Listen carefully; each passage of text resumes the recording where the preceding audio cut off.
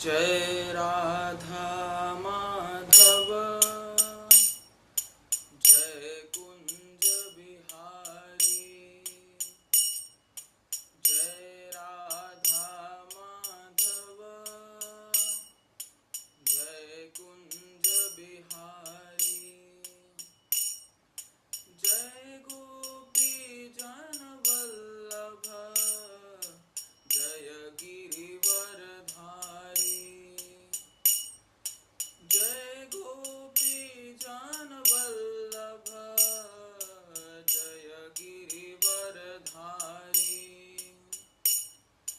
यशोदनंदन ब्रज जन रंजन यशोदनंदन ब्रज जन रंजन यशोदनंदन ब्रज जन रंजन यशोदनंदन ब्रज जन Ranjan.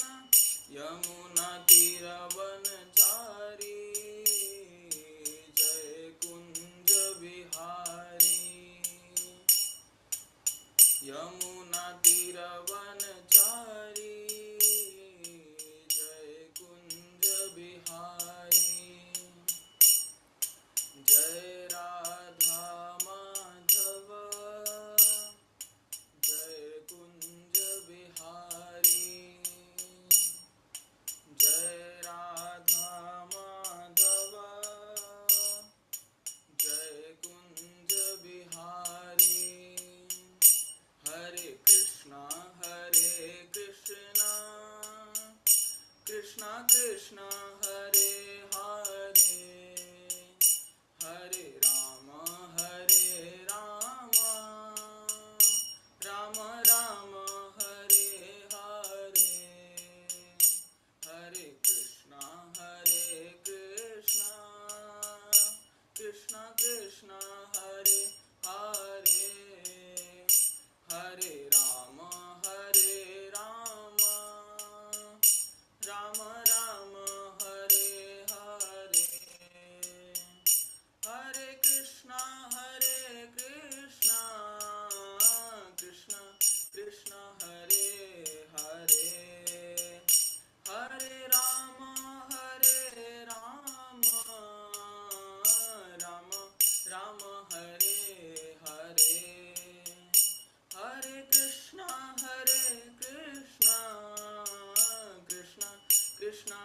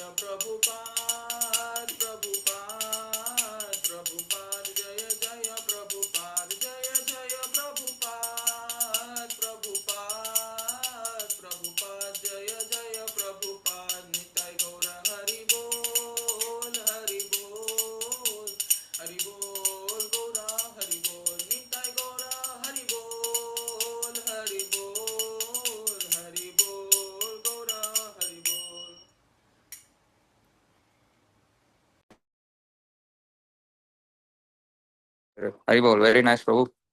Very, very nice Kirtan. Haribol. Oh, Yeah. Welcome, Vivek Prabhu, Harish Prabhu, Dhanar Pranam. Thank you so much for joining, Prabhus. Hare All glories to Prabhupada. Nam Jai Shri Prabhupada. Once again, very, very beautiful Kirtan, Smita Krishna Prabhu. Thank you for performing. Once again, sorry to inform you last minute, but it was a very nice Kirtan. So now we can read the translation. So, Sami Prabhu, you can read the first verse. Krishna is the lover of Radha. He displays many amorous pastimes in the groves of Vrindavan. He is the lover of the cowherd maidens of Raja and the holder of the great hill named Govardhan.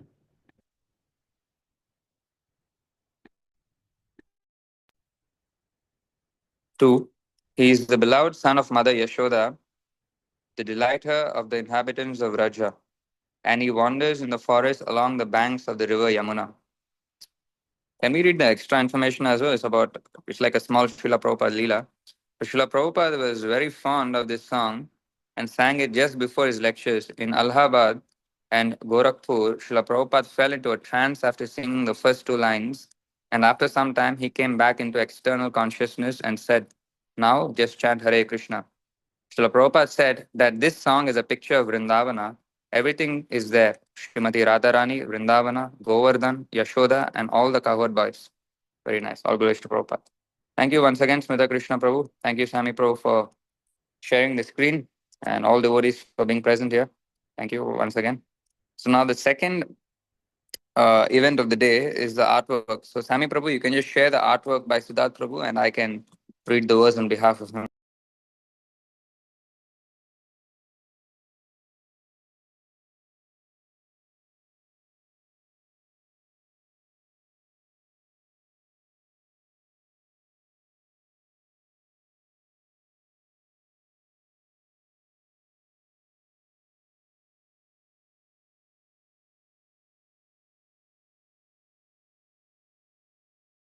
This is actually a wall painting by Siddharth Prabhu. It's very, very beautiful, Wow, very transcendental nice, artist. Prabhu. Haribol. Mm. Yes, Prabhu. Prabhu, This is first class. super Prabhu, very nice. Maybe in the future, Siddharth Prabhu will do the wall paintings in our temple. Who knows? Yes, Prabhu. Yes, Prabhu.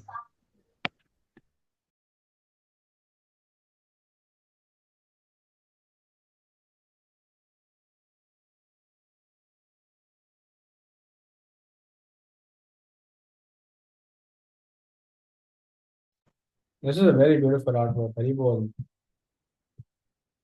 Very nice, Prabhu.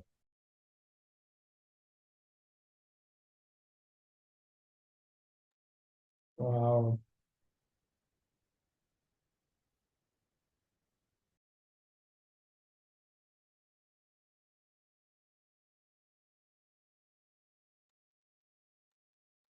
Yay.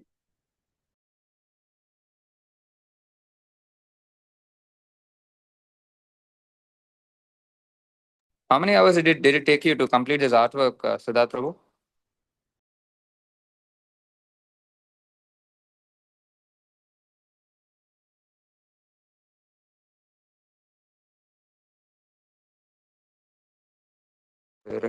I think he's maybe AFK. I don't know. But anyway, very beautiful artwork. No doubt about it. Hope to see more from Siddharth Prabhu in the future.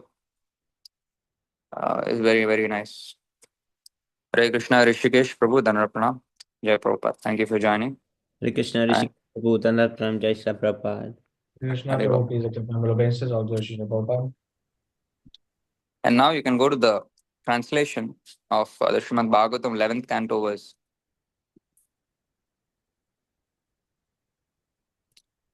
It's a very beautiful Sanskrit also. Perhaps if somebody could read it, it'll be very nice. You can go to the Veda base directly, so somebody could read the translation. I believe Luvesh Prabhu, he can recite it in a melodious way. You know, right? Kaina Vacha, that was. Which one was that? You'll see now anyway. This one. See? Can you read the Yes. translation and also the Sanskrit? Okay, Prabhu. कायेन वाचा मनसेन्द्रियैर्वा बुद्ध्यात्मना वानुसृतस्वभावात् करोति यद्यत् सकलं परस्मै नारायणायेति समर्पयेत् तत्. Translation. In accordance with the particular nature one has acquired in conditioned life, whatever one does with body, words, mind, senses, intelligence, or purified consciousness, one should offer to the Supreme, thinking, this is for the pleasure of Lord Narayana.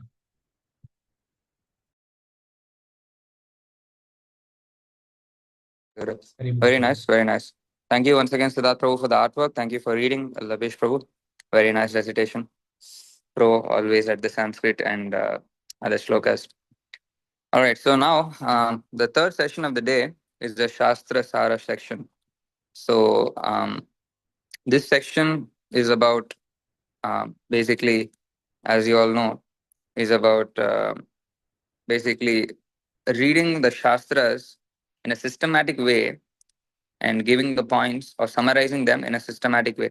So the whole purpose of this is to kind of ask the devotees to read Prabhupada books in a sincere manner, and whatever points they get, keep it, retain it, reflect about it, and speak it out in front of the devotees so that they get more confident in the preaching aspect, and also they retain whatever they've learned in their memory. So this week we are doing the Nectar of Instructions, and before we start, we request Grace Prahlad Prabhu to join. Prabhu will join in a few minutes. So, but before that, so Sami Prabhu, if you could just go to the Nectar of Instruction, at least from verse 1 to 6, if we can read the translations one by one, that will help us, to actually recollect whatever we've learned. After we've read from 1 to 6 at least, if Prabhu joins, then we can go forward. If not, we can read from 1 to 11 the translations. A few devotees can take up. Whoever wants to read can read the translations only, no need of purports. So I can just do the first one, text 1. A sober person who can tolerate the urge to speak, the mind's demands, the actions of anger, and the urges of the tongue, belly, and genitals is qualified to make disciples all over the world. Text 2, someone else can. One's devotional service is spoiled when he becomes too entangled in the following 6 activities. 1. Eating more than necessary or collecting more funds than required. 2. Over-endeavoring for mundane things that are very difficult to obtain. 3. Talking unnecessarily about mundane subject matters. 4. Practicing the scriptural rules and regulations only for the sake of following them and not for the sake of spiritual advancement, or rejecting the rules and regulations of the scriptures and working independently or whimsically. 5. Associating with worldly-minded persons who are not interested in Krishna consciousness. And 6. Being greedy for mundane achievements. Text 3. There are 6 principles favorable to the execution of pure devotional service. Number 1, being enthusiastic. Number 2, endeavoring with confidence. Number 3, being patient. Number 4, acting according to regulative principles such as Shravanam, Kirtanam, Vishnoha, Smaranam, hearing, chanting, and remembering Krishna. Number 5, abandoning the association of non-devotees. And number 6, following in the footsteps of the previous acharyas. These 6 principles undoubtedly assure the complete success of pure devotional service.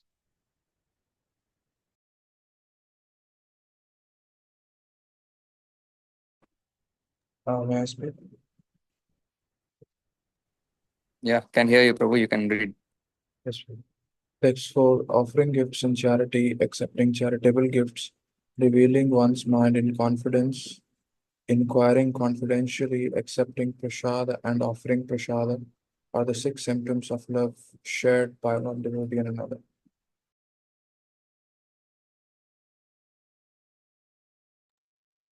One should mentally. Yes, Prabhu, read it. Yes, please go ahead, Smita Krishna Prabhu. One should mentally honor the devotee who chants the holy name of Lord Krishna. One should offer humble obeisances to the devotee who has undergone spiritual initiation Diksha and is engaged in worshipping the deity.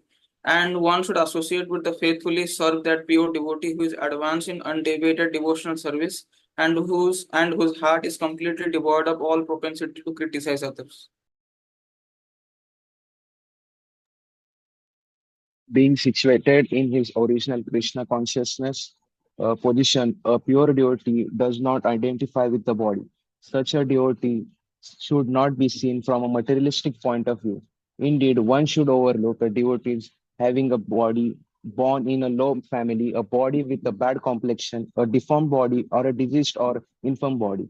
According to ordinary vision, such imperfections may seem prominent in the body of a pure devotee, but despite such seeming defects, the body of a pure devotee cannot be polluted. It is exactly like the water of Ganges, which sometimes during the rainy season are full of bubbles, foam, and mud. The Ganges waters do not become polluted. Those who are advanced in spiritual understanding will bathe in the Ganges without considering the condition of the water.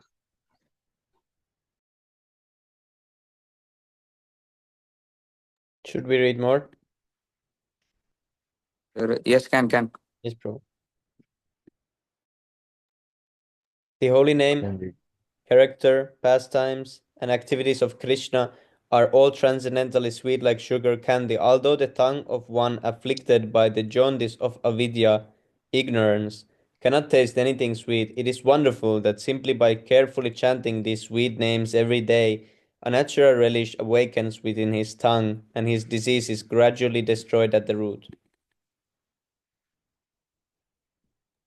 Text 8. The essence of all advice is that one should utilize one's full time for 24 hours a day in nicely chanting and remembering the Lord's divine name, transcendental form, qualities, and eternal pastimes, thereby gradually engaging one's tongue and mind. In this way, one should reside in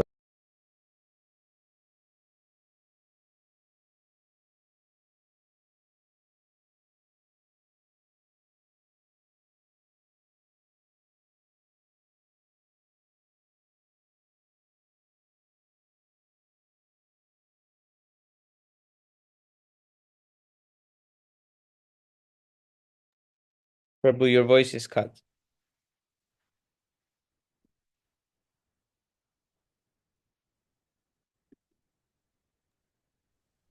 Vivek Prabhu's voice not coming, is it? Yes, Is Prabhu. it okay? I can read. From which verse do you want me to read, Prabhu? He left here. He left here, is it? All Prabhu. right. Yes, Prabhu, I In can this read. way, oh yeah, please continue, Prabhu. Yeah, thank you. Sorry, Prabhu, my network is problem. No problem. In this way, one should reside in Raja, Gokula, Vrindavan Dham and to serve Krishna under the guidance of devotees. One should follow in the footsteps of the Lord's beloved devotees who are deeply attached to his devotion service.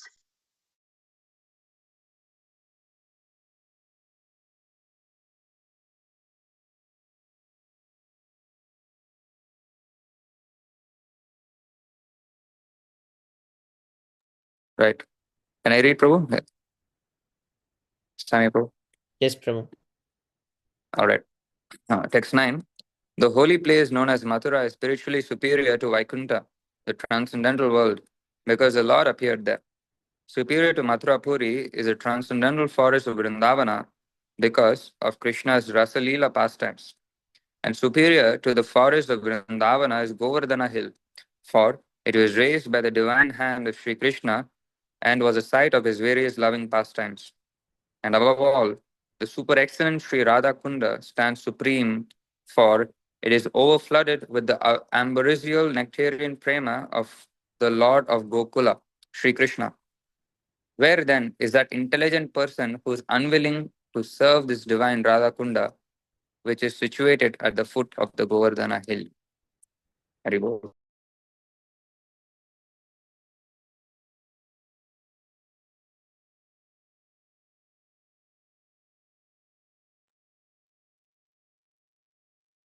In the Shastra, it is said that of all types of fruity workers, he who is advanced in knowledge of the higher values of life is favored by the Supreme Lord Hari. Out of many such people who are advanced in knowledge, Gyanis, one who is practically liberated by virtue of his knowledge may take to devotional service. He is superior to the others. However, one who has actually attained prema, pure love of Krishna, is superior to him. The gopis are exalted above all the advanced devotees because they are always totally dependent upon Sri Krishna, the transcendental coward boy. Among the gopis, Srimati Radharani is the most dear to Krishna.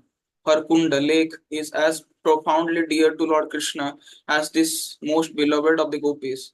Who then will not reside at Radhakund and in a spiritual body surcharged with ecstatic devotional feelings, aprakrita bhava, renders loving service to the divine couple Sri Radha Govind, who perform their Ashtakalya Leela, their eternal eightfold daily pastimes.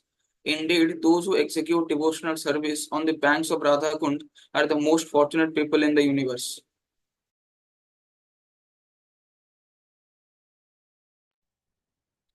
Eleven. Of the many objects of favor delight, and of all the lovable damsels of Rajabhumi, Srimati Radharani is certainly the most treasured object of Krishna's love. And in every respect, her divine Kunda is described by great sages as similarly dear to him. Undoubtedly, Radha Kunda is very rarely attained even by the great devotees. Therefore, it is even more difficult for ordinary devotees to attain. If one simply baths once within those holy waters, one's pure love of Krishna is fully aroused. Very good. Very nice. I mean, I think most of the devotees know from verse 1 to 5 memorized. But after that, I don't think any devotees have read the later part. No? Anyway, so Prabhu, give me about 2 minutes. I will just call Prahlad Prabhu and come back because we need Prahlad Prabhu's presence and association for to start this session. Because the first part of the session is the speech, right? So if you could just share the rules which I shared with you, right, of the Shastra Sara session, and you can read slowly the rules and the uh, important points. It will be nice, Prabhu. I'll just call Prabhu and come back. All right. Is that okay, Sami Prabhu? Thank you. Hare Yes, Prabhu.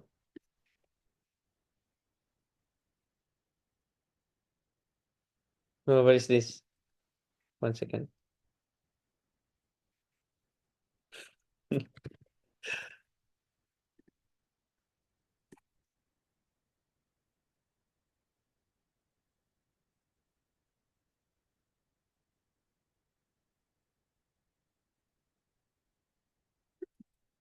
Okay, Haribol, I think here is everything. So we are pleased to introduce a new session in our Istagosthi. This is the Shastra Sara. And the Shastra for this week discussion will be Nectar of Instruction. Hare Krishna, Prahlad Prabhu, please accept my humble obeisances. All glories to Shri Prabhupada. Krishna Prahlad Prabhu, please come humble obeisance, Hare Krishna Prabhu Pranam Jai Shri Hare Prabhupada. Krishna, Prabhu. Dhanava Pranam, Grace to Hare Prabhupada. Krishna Prabhu Krishna Chaitanya Balavishan Sisagla Prabhupada. Hare Krishna, Dharat Pranam, all is Prabhupada. Evil. Evil. How you're all doing? Doing okay, Prabhu. 16 people, Prabhu, in the meeting. 16 people, huh? Good. Or Rishikesh Prabhu also here?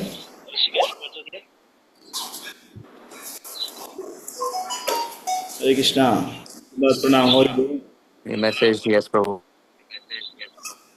Good. My iPhone. Dharangini?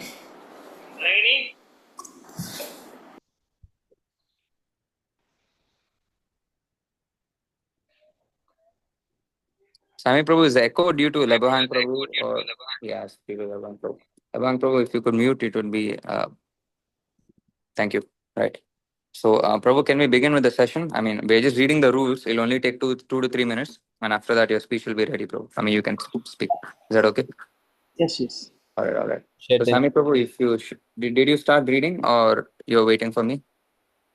Prabhu, you can read, but I shared it in the chat also. We didn't start reading it yet. No, all right, no problem. Right. So the schedule for the session is as follows. Right. So, why is there some forward? Oh. All right, never mind. Okay, so the schedule is as follows. First is Prahlad Prabhu's speech about the nectar of instruction, summarizing all the 11 verses. If possible, 11 verses. If not, Prabhu said he will do the first 6, first 7, right, in 40 minutes, approximately 40 minutes. After that, the devotees have to share, you see. Devotees have to share because the devotees, I hope all of you have come prepared.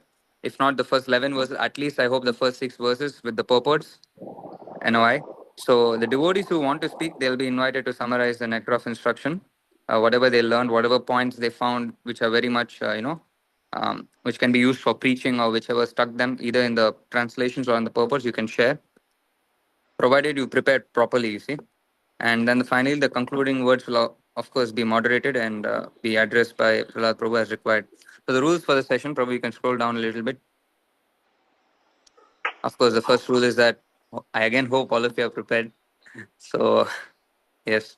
So that overall time limit for the session is about 1 hour, including Prabhu's speech and concluding everything.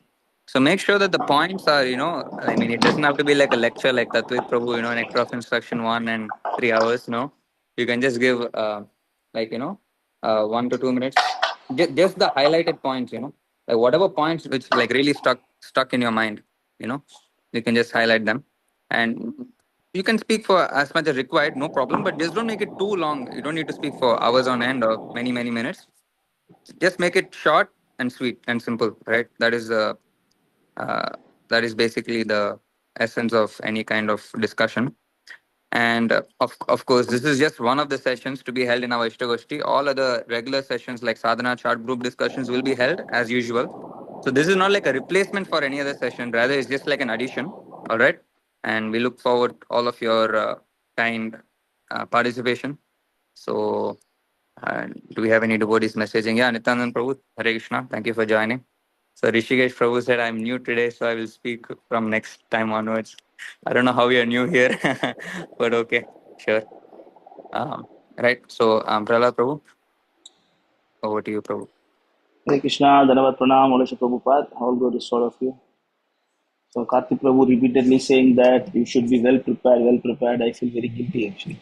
I wanted to I wanted to have one good reading of this book before I come here, but due to different services, and I hope I can deliver something today. Actually, I wanted to go through the whole NOI before, but every day some service was coming. But still, okay. So that's why I'll cover as much as possible.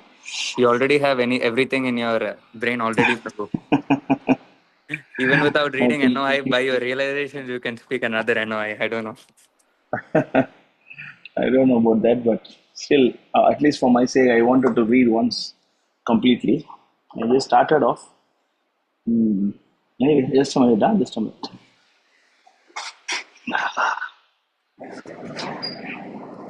Hey, book at the party.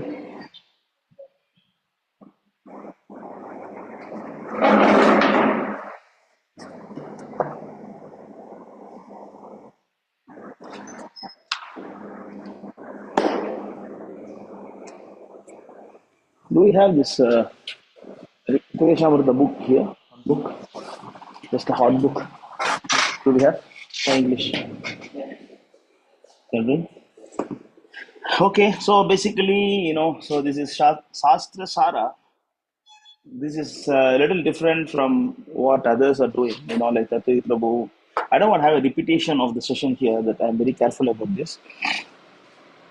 So, my idea is to kind of give a summary study of these books. So, that's how I wanted to do. I don't know, I can do justice for today's session, but in upcoming sessions, I will try to do what I really wanted. But see, I didn't come well, I could not do a proper reading today. But of course, something I read, but not completely. But my idea is actually just to give a sense of that one chapter. So that is actually the idea. So we'll try how it goes. Otherwise, from next week onwards, I will make it much more better way. So first thing, we will go to this. As the first book of this schedule, it may not be the book, but it can be one specific module. For example, if you look at Srimad Bhagavatam first canto, it has so many things. So we'll take one particular subject and then we'll discuss about it. So today we will start with nectar of instruction, because nectar of instruction is the basis for the Gaudiya Vaishnavism. Because this book is giving a clear information about how a devotee is supposed to behave. That's why Nectar of Devotion is a very, very important book. So this is it's titled by Rupa Goswami as Upatesha Amrita. Amrita. So that you have to understand what is Amrita. Amrita means a material consciousness. Amrita. Amrita means something always dying. Amrita. Amrita means the one that doesn't die. So it means it is eternal. That's Amrita. Upatesha Amrita means the instruction that is eternal. So in other words, Upatesha Amrita means the eternal instruction. It means it is completely transcendental. It is not all material. So this is the meaning of this heading of this book, Upadesha Amrita. So if you look at the first part of the book, there is a preface. The preface is given by His Divine Grace A.C. Bhaktivedanta Swami Prabhupada, our beloved spiritual master. So in this, basically, Rupa Goswami is trying, Srila Prabhupada is trying to explain what is Gaudiya Vaishnavism first. So he's kind of giving a basic introduction to Gaudiya Vaishnavism, and like what is Gaudiya Vaishnavism, and who are the different Goswamis, and like all this information um, um, Prabhupada is sharing here. So Gaudiya Vaishnavism, it's basically the Bengal Vaishnavas. So there's Gauda Desh, it's called as Gauda Desh. So people originating from that particular Desh, they are called as Gaudiya Vaishnavas. So in the Gaudiya Vaishnavas, basically, as you know, that we are belonging to Brahma Mattva, Gaudiya Sampradaya. So Chaitanya Mahaprabhu a little bit added Madhurya Rasa in his parampara. That's why it is different from Madhva Sampradaya, even though we belong to the origin of Madhva, but we are different because we don't teach the Madhva teachings, but we propagate the teachings of Madhavendra Puri and Chaitanya Mahaprabhu, Ishwara Puri. So it goes on like that. So in that, basically, Chaitanya Mahaprabhu is the original spiritual master of our Gaudiya Sampradaya. He's Mahaprabhu is the initiator, and from him comes all the Goswamis. Ante Rupa Sanatana Yugo, Sri Jiva Gopalago. So these six Goswamis, they are the prominent disciples of Srila Chaitanya, Sriman Chaitanya Mahaprabhu. Of course, Sriman Chaitanya Mahaprabhu did not give initiation to anybody, but Rupa Goswami, like they are all considered to be his disciples. Rupa Goswami is the prominent of all the Goswamis. This Prabhupada is explaining in the preface. Rupa Goswami is the leader of all the Goswamis. So that's why we are called as Rupanugas. So some often we wonder why we are called as Rupanugas, even though there are there are other Goswamis, but we are called as Rupanugas. But Rupa himself is the leader of all other Goswamis. He is considered to be the senior most person. So we are called as Rupa Goswami. So and again, Prabhupada is saying that the followers of the Gaudiya Sampradaya or devotees, the ideal is to become Goswami. What is the use of following actually this Rupa letter of instruction and then the teachings of the Rupa Goswami or the other Goswamis is that Prabhupada is saying that we should become Goswamis. Goswami means the one who is able to control all the senses. That will be explained a little bit later. So in the preface, basically, Prabhupada is trying to summarize few things. What is Gaudiya Vaishnavism? And then he is trying to talk about the six Goswamis. And then he is saying that Rupa Goswami is a leader of all the Goswamis. In that, we all become the followers of the Goswamis. And an ideal duty of the followers of Rupa Goswami is that we all has to become Goswami. And Prabhupada concludes saying that this Upateshamrita book, Nectar of Instruction, is helping one to become Goswami. So this Nectar of Instruction, this book is helping us to become Goswami. So this is what Prabhupada is giving in this preface. So this is how I want to take this module. Every chapter what Prabhupada is explaining, a kind of summary study of all the books, so that what is there in this book. And next chapter, I mean, next actually it's a kind of chapter we can say, because there is only few verses in this whole book. So text one, you can show the verse. Text one of nectar of instruction. So vacho vegam manasa krodho vegam jihva vegam udaropastha vegam etan veganyo vishaheta dira sarvamapi ma prativirsa sishyat. So this particular verse explains about the qualification of the Goswami, because Prabhupada really explained that the role, the duty, what this book is trying to do. This book is trying to make us all Goswamis. So that is the idea of this book. How to become the master of the senses. So in this first verse itself, Rupa Goswami explains what is our goal, because unless you know your goal, we cannot go further. So in the first verse, Rupa Goswami explains what is the goal of his followers. What must be the goal of a Krishna conscious person? So here, Rupa Goswami says, a sober person who can tolerate the urge to speak, the mind's demand, the actions of anger, the urges of the tongue, belly, and genital, is qualified to make disciples all over the world. So this is the first verse of Nectar of Instruction. So Prabhupada is explaining all these elaborately in the very long purport. He is beautifully explaining. Prabhupada in the first of all, Prabhupada is explaining about the two class of people. Prabhupada says that less intelligent and more intelligent. So Prabhupada says that the less intelligent man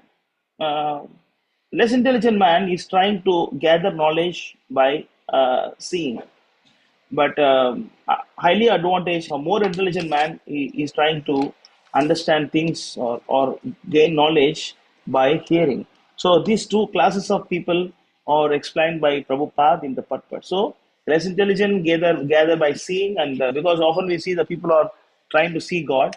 So what's the plan today? All the devotees?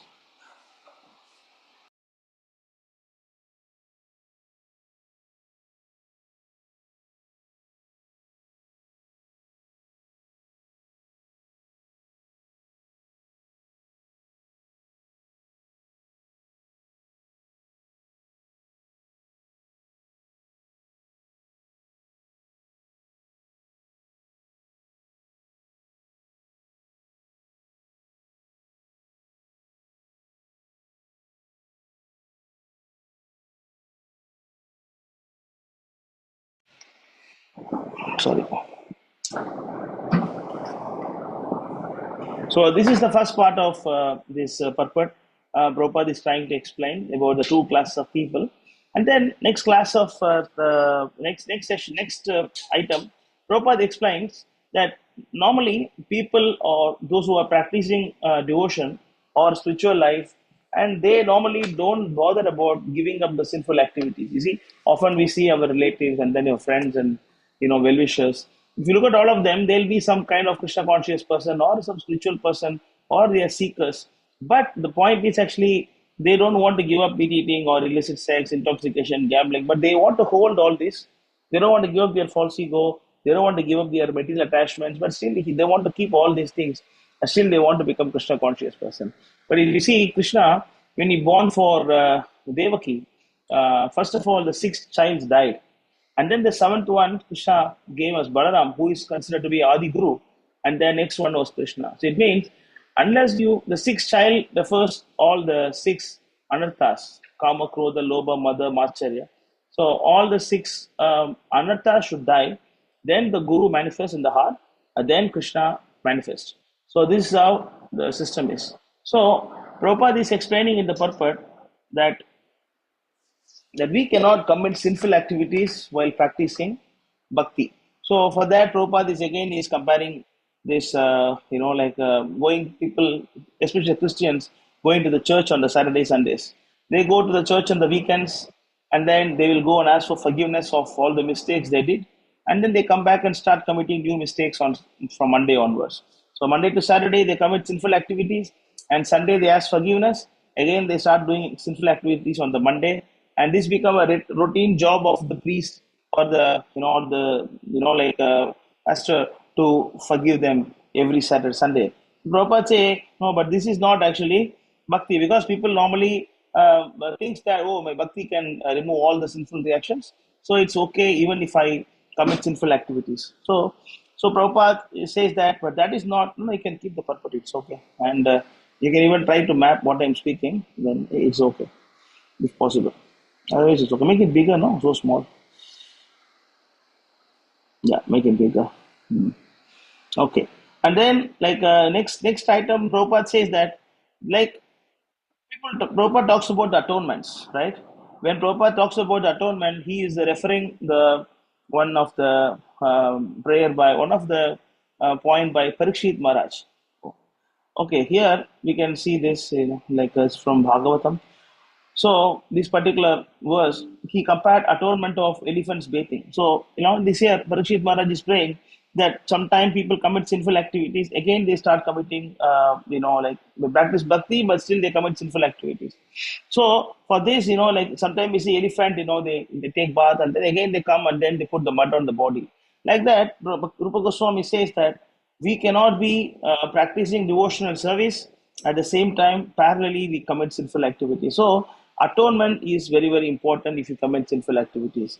Then Rupa Goswami talks about different types of atonement that's available, right? Prabhupada, Rupa Goswami emphasis, of course Prabhupada is emphasis in this purport that the real atonement for all our sinful activities is to awakening the love for Krishna. That is actually the most important thing. That's the real prayaschitta, atonement is awakening our dormant love for Krishna consciousness. So that is the most important point that we find from this purport. So that's very important thing. And then Prabhupada goes further. He start talking about different kind of urges, right? Different kind of urges. He talks about, we see this Acho Vekam, Manasakrodo Vekam, Jihva Vekam, Udaropasta Vekam. He speaks about all these things. So first, Prabhupada talks about Vacho Vekam. Vacho Vekam means, the control of the speaking power. So when you talk about the speaking power, speech is an urge that we always have. We always like to talk. That's why if you look at the kids, the children like to talk a lot. But as you grow further, you don't talk much, right? So because the children, they don't care whether they talk sense or they talk nonsense, they don't care. They just go on talking. But the adult, they just very cautious that they should talk only that makes sense. That's why, normally we understand that foolish man, he likes to talk a lot. Foolish man, he try to talk a lot. So Prabhupada is comparing the talk of such people as croaking of the frogs. So, what are the frogs? And the Prabhupada is explaining the speech of the materialistic men and Mayavadis. So, the speech of the Mayavadis and the materialistic men, these are compared to the croaking of the frogs. Normally, when the frog croaks, it invites the snake and then it is going to die. So Prabhupada is explaining, similarly, the Mayavadis and the materialistic man, just by talking some nonsense or sense enjoyment or trying to merge with Krishna, they are actually they are doomed actually. So that's why it is very dangerous. Then Prabhupada again says that, in that case, silence is better rather than talking nonsense. It's better to practice monovrata. You can be silent, but that is also not ultimate. It's not going to produce much result, because we often see that people, they cover the mouth and then still they talk nonsense. They talk nonsense by the mind and then by expressions but still that is also not good. So Prabhupada says the proper way of controlling the tongue is not by monovrata, but by engaging in talking about Krishna. So the best way to avoid the croaking tendency is to speak about Krishna. Okay. In other parts, if you go down in the purport, Prabhupada speaks about 1, 5, 10, 11, 12, recording this. Go down, then go down, yeah, go down. Okay, here, Prabhupada is talking about this particular verse. Nayat vachachit prapadam haregesho jagat pavitram pragdhatha kargyachit tat vayasam tirtam ushanti manasa न यत्र हमसा निरमन्ति उषिक्षयाः. So those words which do not describe the glories of the Lord, who alone can sanctify the atmosphere of the whole universe, are considered by saintly person to like the places of pilgrimage for crows. Sin all perfect persons or inhabitants of the true transcendental abode, they do not derive any pleasure there. So Prabhupada is explaining here, of course, it's from Bhagavatam. He is actually comparing the speech of this, like a materialistic men or Mayavadis to be something like that, which is simply a pilgrimage for crows. Because they are not describing about the activities of the Supreme Personal Godhead, but they are just talking some nonsense.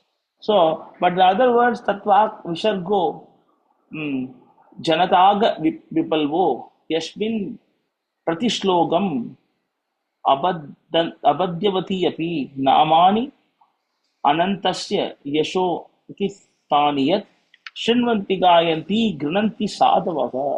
The other hand, literature which is full of descriptions of the transcendental glories of name, fame, forms, etc., pastimes, etc., of the unlimited Supreme Lord was a different creation full of transcendental words directed towards bringing about revolution in the impious lives of world's misdirected civilization. Such transcendental literatures, even though imperfectly composed and heard, sung and accepted by purified men who are thoroughly honest. In other words, even if there is a mistake, by speaking about Krishna, one is getting purified. Okay, go up. Go up. Yeah. Go back. Yeah. Up, more up. More. Okay. So, here, after he speaks about the speech, yeah, come down. Yeah. So, Prabhupada, after he explained about control of this speaking power, then Prabhupada speaks about control of Krodha. Right, Vacho Vegam, Manasa we'll see later. So Prabhupada directly goes to this, Prabhupada talks about the mind also here, and then he goes to anger. When the mind, Prabhupada speaks further in later part of the purport. So the mana is to be controlled, but that we see later. Prabhupada explains much more later. But next point is actually the control of the anger. So Prabhupada is explaining that the anger is not wrong because the devotee doesn't need to give up the anger, but he has to store it well for the people who are against the Lord and his devotees.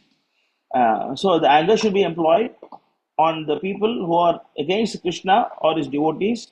And Prabhupada is explaining in the purport, giving the explanation of our, very same, Mahaprabhu, that, Mahaprabhu teaches us to be Tanadapi Sunichena, Taroreva Saishnuna, Amanina Manadena, Kirtanaya Sadakari. So he says that if you want to be, practicing Krishna consciousness, you have to be really humble and submissive and then tolerant. Amanina Manadena. Amanina Manadena means you should not have any mana. You should not have any, ego, or you should not, no. So, but still, Chaitanya Mahaprabhu, he exhibited his anger by bringing Sudarshana Chakra when Nityananda Prabhu got hurted by Jagai. So, the Krodha is to be engaged in the service of the Lord and his devotees. Again, Prabhupada is also giving an example of Hanuman, how he used his anger towards the Asuras in the service of the Lord. And again, Prabhupada also talks about Arjuna, how Arjuna engaged his anger in the service of the Lord. In short, the Krodha is also to be exhibited. How to control the Krodha Vegam? So, if you want to get anger, you please go outside and preach. Go outside and preach, and then you'll be different kind of people, and then you speak the philosophy. By talking to them, your Krodha will go away. You have to engage your anger in the service of the Lord and his devotees. And next thing, Prabhupada speaks about control of the tongue and belly. The tongue and belly can be controlled only by prasadam. So by taking prasadam, the urge for the tongue and belly will go away. Because we like to eat so many palatable dishes, but that will go only by eating prasadam, because there are six kind of taste is there, so there are different kind of taste is there, four kind of taste, but still, like we have to be very careful. Prabhupada especially Prabhupada explains in the purport that one should have a very good control over the tongue by eating the chili and tamarind intoxicants in a very moderate quantity. Of course, intoxicants we cannot take at all, but the chili and tamarind is concerned, Prabhupada says we have to take very less, as minimum as possible, because the chili will induce that mode of passion, and tamarind will give the mode of ignorance. So chili and tamarind to be as little as possible, and intoxicants to be given up. And Prabhupada encourages that we should eat foods in mode of goodness, that's milk, grains, in all those things. We have to give up. So you go further down. We can come back to this later. You go further down, and it's a very beautiful. Actually, no, go down, go down. So actually here, Chaitanya Mahaprabhu also says in Adhyalila, is here, yeah, here, go, yeah, here. Chaitanya Charitamrita Adhyalila 6227, and then the Chaitanya Mahaprabhu, Jihvaralaya se iti utidaya nishnodhara prayana krishna nahipaya. So the person who runs here and there seeking to gratify his palate, and who is always attached to desires of his stomach and genital, is unable to attain Krishna. So if you cannot control your palate, you cannot attain Krishna, because these three are in a straight line: your mouth, and then your belly and genital. All these are in a very straight line, because once you like to eat and satisfy the belly, and then the genital is getting agitated. So this is the straight line.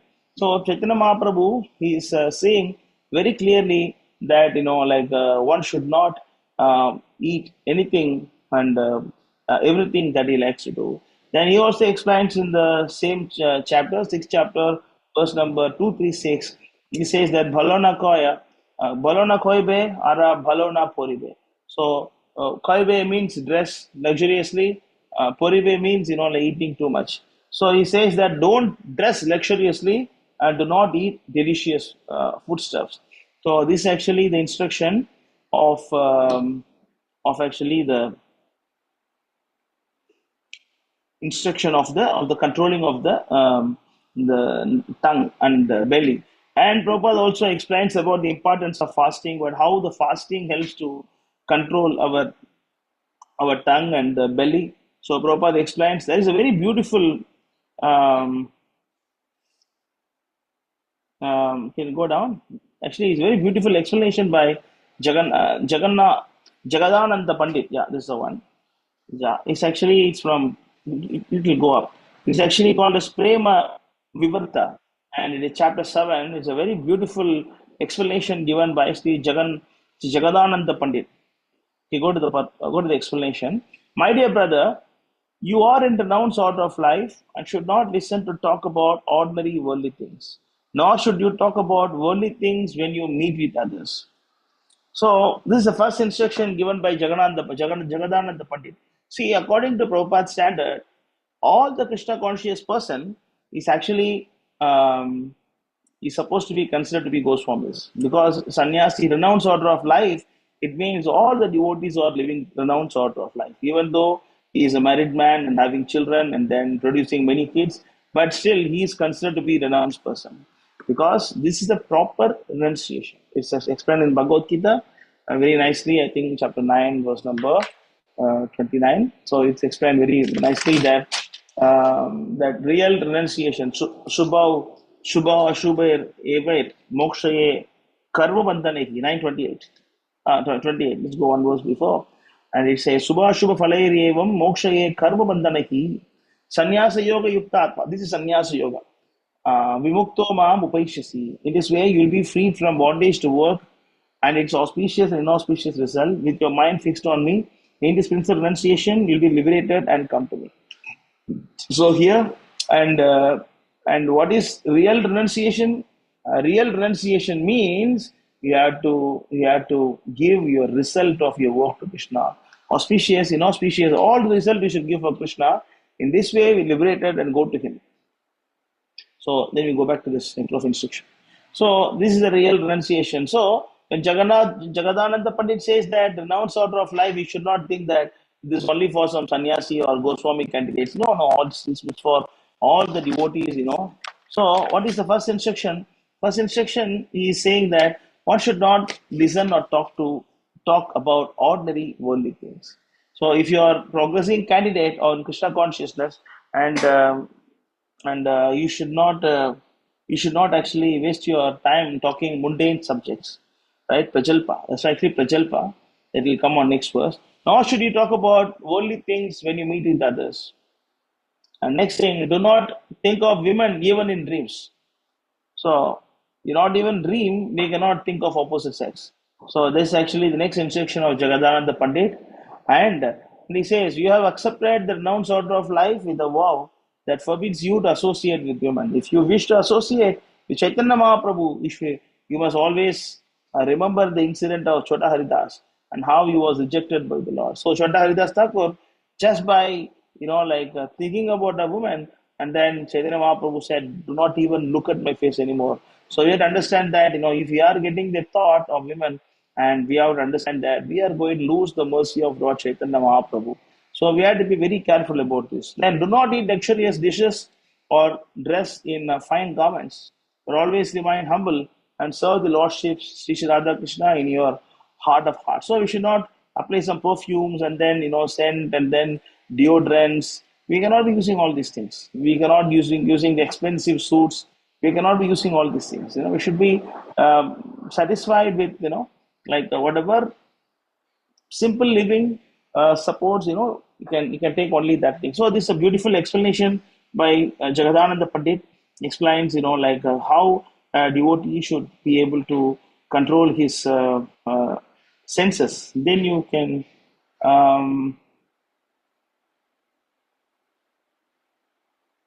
then actually Prabhupada, he talks about the definition of Swami. What is Swami? So Prabhupada explains. So the Swami means the one who can control his senses. And then then Prabhupada says master of senses. See, becoming master of senses is higher than becoming master of community, family, etc. So the one who is trying to become the master of community and family, etc., and Prabhupada called them as Godasas. The one who is trying to master his senses is called as Goswami. So Prabhupada explains the difference, and Prabhupada also comparing to the prayers of Prahlad Maharaj in Srimad Bhagavatam 7.5.30. Matirna Krishne Parato Svatova. No, it's there. It is there. The same place. Same page it is there. Same page. No. Network of instruction. Matirna Krishne Parato Svatova. Mitho Bipadyate Grahavratanam. Antanta Gopi Vishatam Tamishram Punas Charvita Charvanana. So this Goswami, the same thing is explained by Prahlad Maharaj as Adhanta Gopi. Adhanta Gopi means uncontrolled senses. Vishatam Tamishram means uncontrolled senses takes you to mode of ignorance. Puna Charvita Charvanana. So for those who have decided to continue their existence in material world for the gratification of their senses, there is no chance of becoming Krishna consciousness. Not by personal endeavor, by personal instruction by others, or joint conferences, they are dragged down by the unbridled senses of the darkest region of ignorance, and thus they madly engage in what is called chewing the truth. So this is what Prabhupada is explaining in the first verse of this Upadeshamrita. He basically explained about how to control the speech, and then vacho vegam, manasa krodho vegam, jihva vegam, utaro pasta vegam. It's explained. But actually, there is a beautiful explanation by actually Bhakti Siddhanta Saraswati Thakur. Bhakti Siddhanta Saraswati Thakur, and the same verse.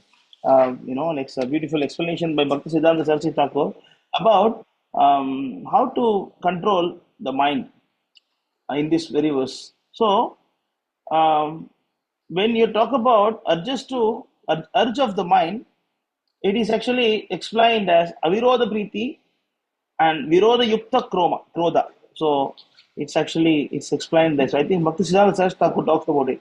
Avirodha priti and virodha yukta krodha. So avirodha priti means unrestricted attachment. That is avirodha priti. Avirodha priti means, like we are trying to enjoy things unrestricted way. There is no control. That's why Antanta Gopi Vishatam Vishram. Same thing he says, Prahlad Maharaj. So when you are engaging in Avirodha Priti, Prabhupada says Avirodha Priti means that unrestricted attachment, that is by materialistic people and karmavadis and mayavadis. So the materialistic people, they are having unrestricted enjoyment by like enjoying the senses, and karmavadis by enjoying the fruitive activities, and mayavadis by their like intellectual prostitution, by thinking about so many unnecessary things. So this is called as avirodha priti. And then when you are engaging in avirodha priti, and since it is not going to give any satisfaction to you because it is material, then that creates a frustration in the heart that is producing anger. Virodha yukta krodha. So when you are practicing this, then that is creating a frustration in your heart. So this actually explained by Bhakti Siddhanta Saraswati Thakur about this urge to control the mind. So this is basically explained in the first verse of this nectar of instruction. I think I'll just stop for today, because next class I'll make it short and complete the whole nectar of instruction, because I could not I just want to do justice for this session. I just don't want to talk something. I just want to summarize what Prabhupada said in the purport. I can make it more short also in next session. Uh, I think today we'll stop only with the first sloka, and other sessions we'll try to cover whole, or we can make it into two sections. Right. So if you want to share anything about this particular verse, you can go ahead now. Hare Krishna, Karthi is Keshu bro. upset.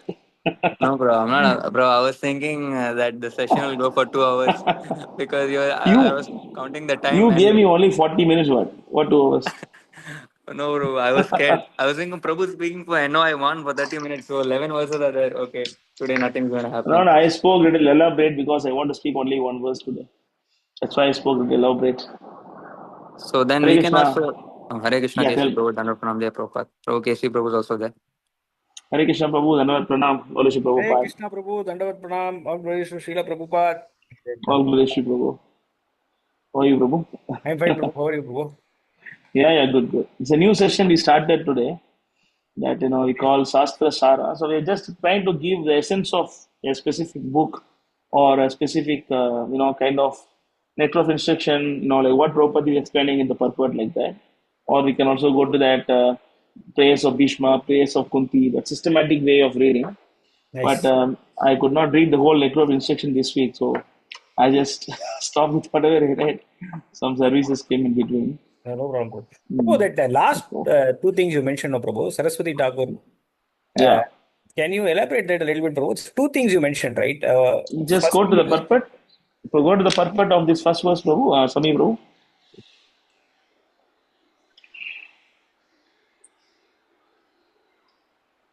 you can go to the paragraph starts with Srila Bhakti Siddhanta Saraswati Thakur. There is one paragraph starts with Srila Bhakti Siddhanta Saraswati Thakur. Yeah, that one.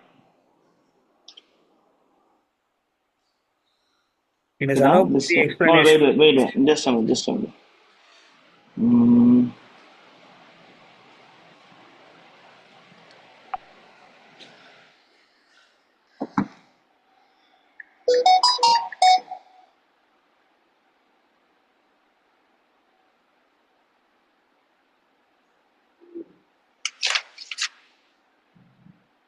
I'll just get the exact paragraph.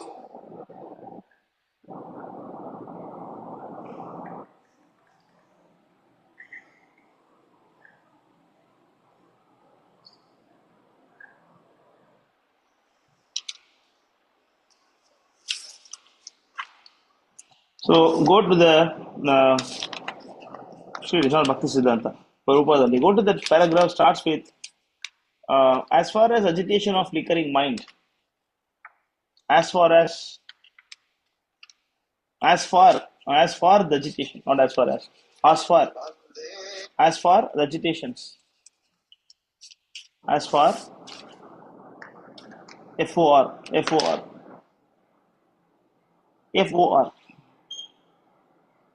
FOR. starts like that. FOR, yeah. FOR, Prabhu. Yeah. No. As for the agitations of the. Where do you type FOR? Yeah. Ah. Yes. Here's here, Prabhu. As for the agitations of the flickering mind, they are divided into two divisions. The first is called Avirodha Priti or unrestricted attention. The other is called Virodha Yukta Krodha, anger arising from frustration. Adherence to the philosophy of the Mayavadis, belief in the fruitive results of the Karmavadis, and belief in plans based on materialistic desires are called Avirodha Priti. Jnanis, karmis, and materialistic plan people generally attract the attention of conditioned souls. But when the materialists cannot fulfill their plans and when their devices are frustrated, they become angry. Frustration of material desires produce anger. Okay. So here he is saying, Prabhu, that this Avirodha Priti leads to Virodha Yukta Correct. Krodha. Is that the way to understand, Virgo? Correct. Because when the result hopes are not satisfied, then it kind of give a frustration. That is Virodha Yukta Krodha. Krodha means anger. So the anger arising from frustration. So the first one leads to the second one. That's what this is actually about. That's why Prabhupada says about you have to be controlled about the mind. You should not be, going on the mental plane, trying to control the mind by thinking about Krishna.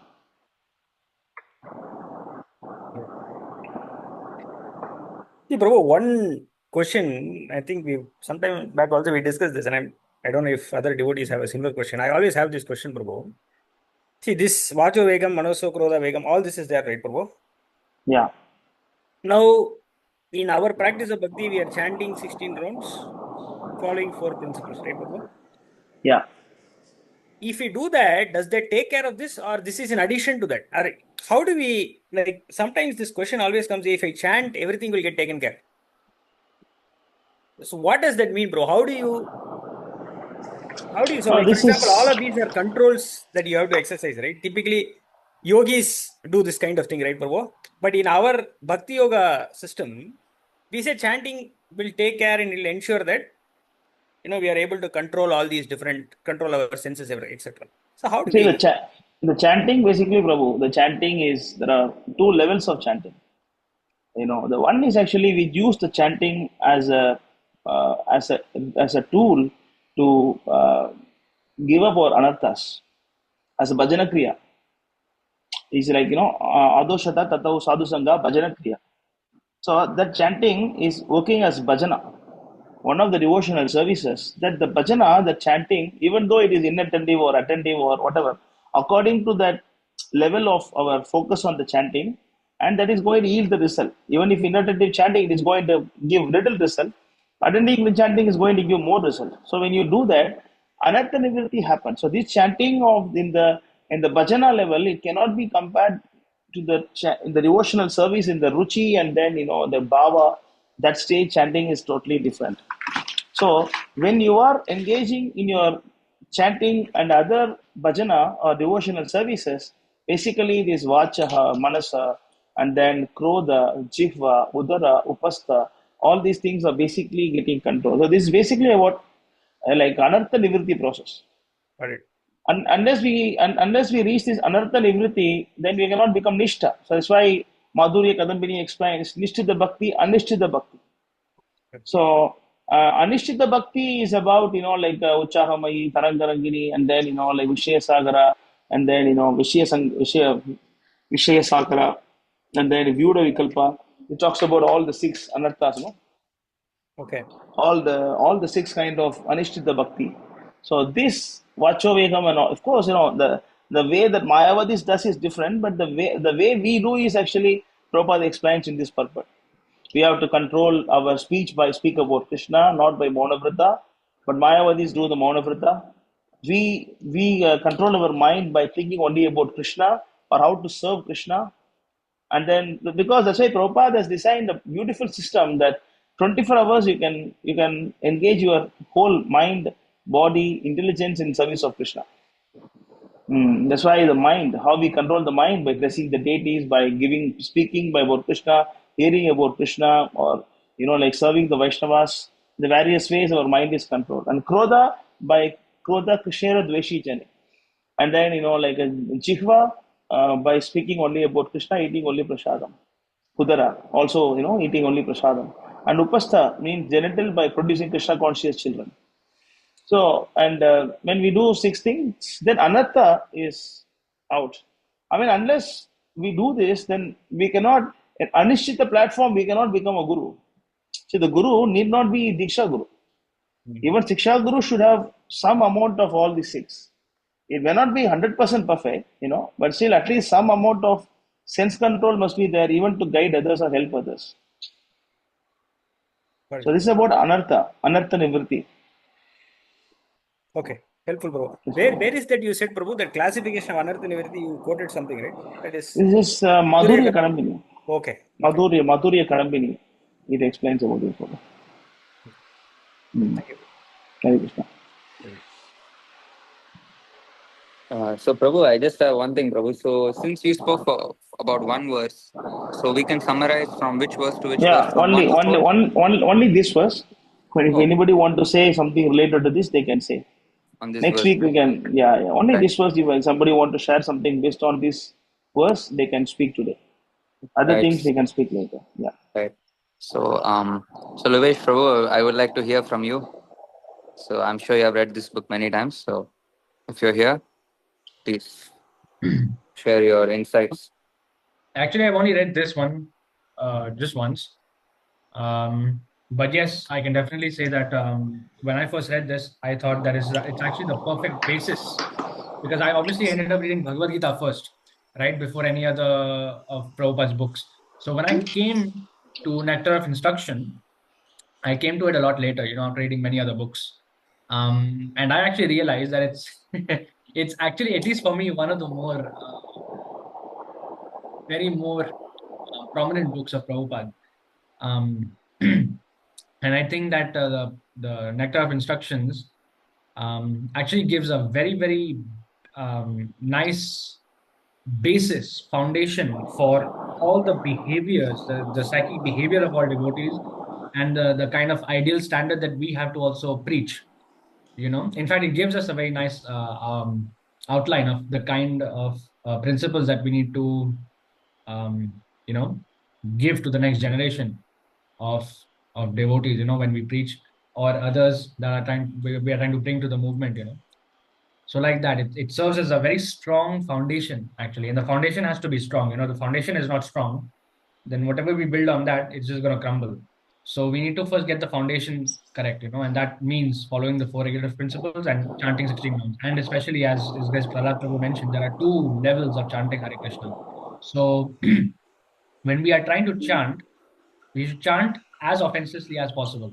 We should try our best, because that chanting can also serve as a tool to help us get rid of our anarthas. That is the bhajana kriya, right?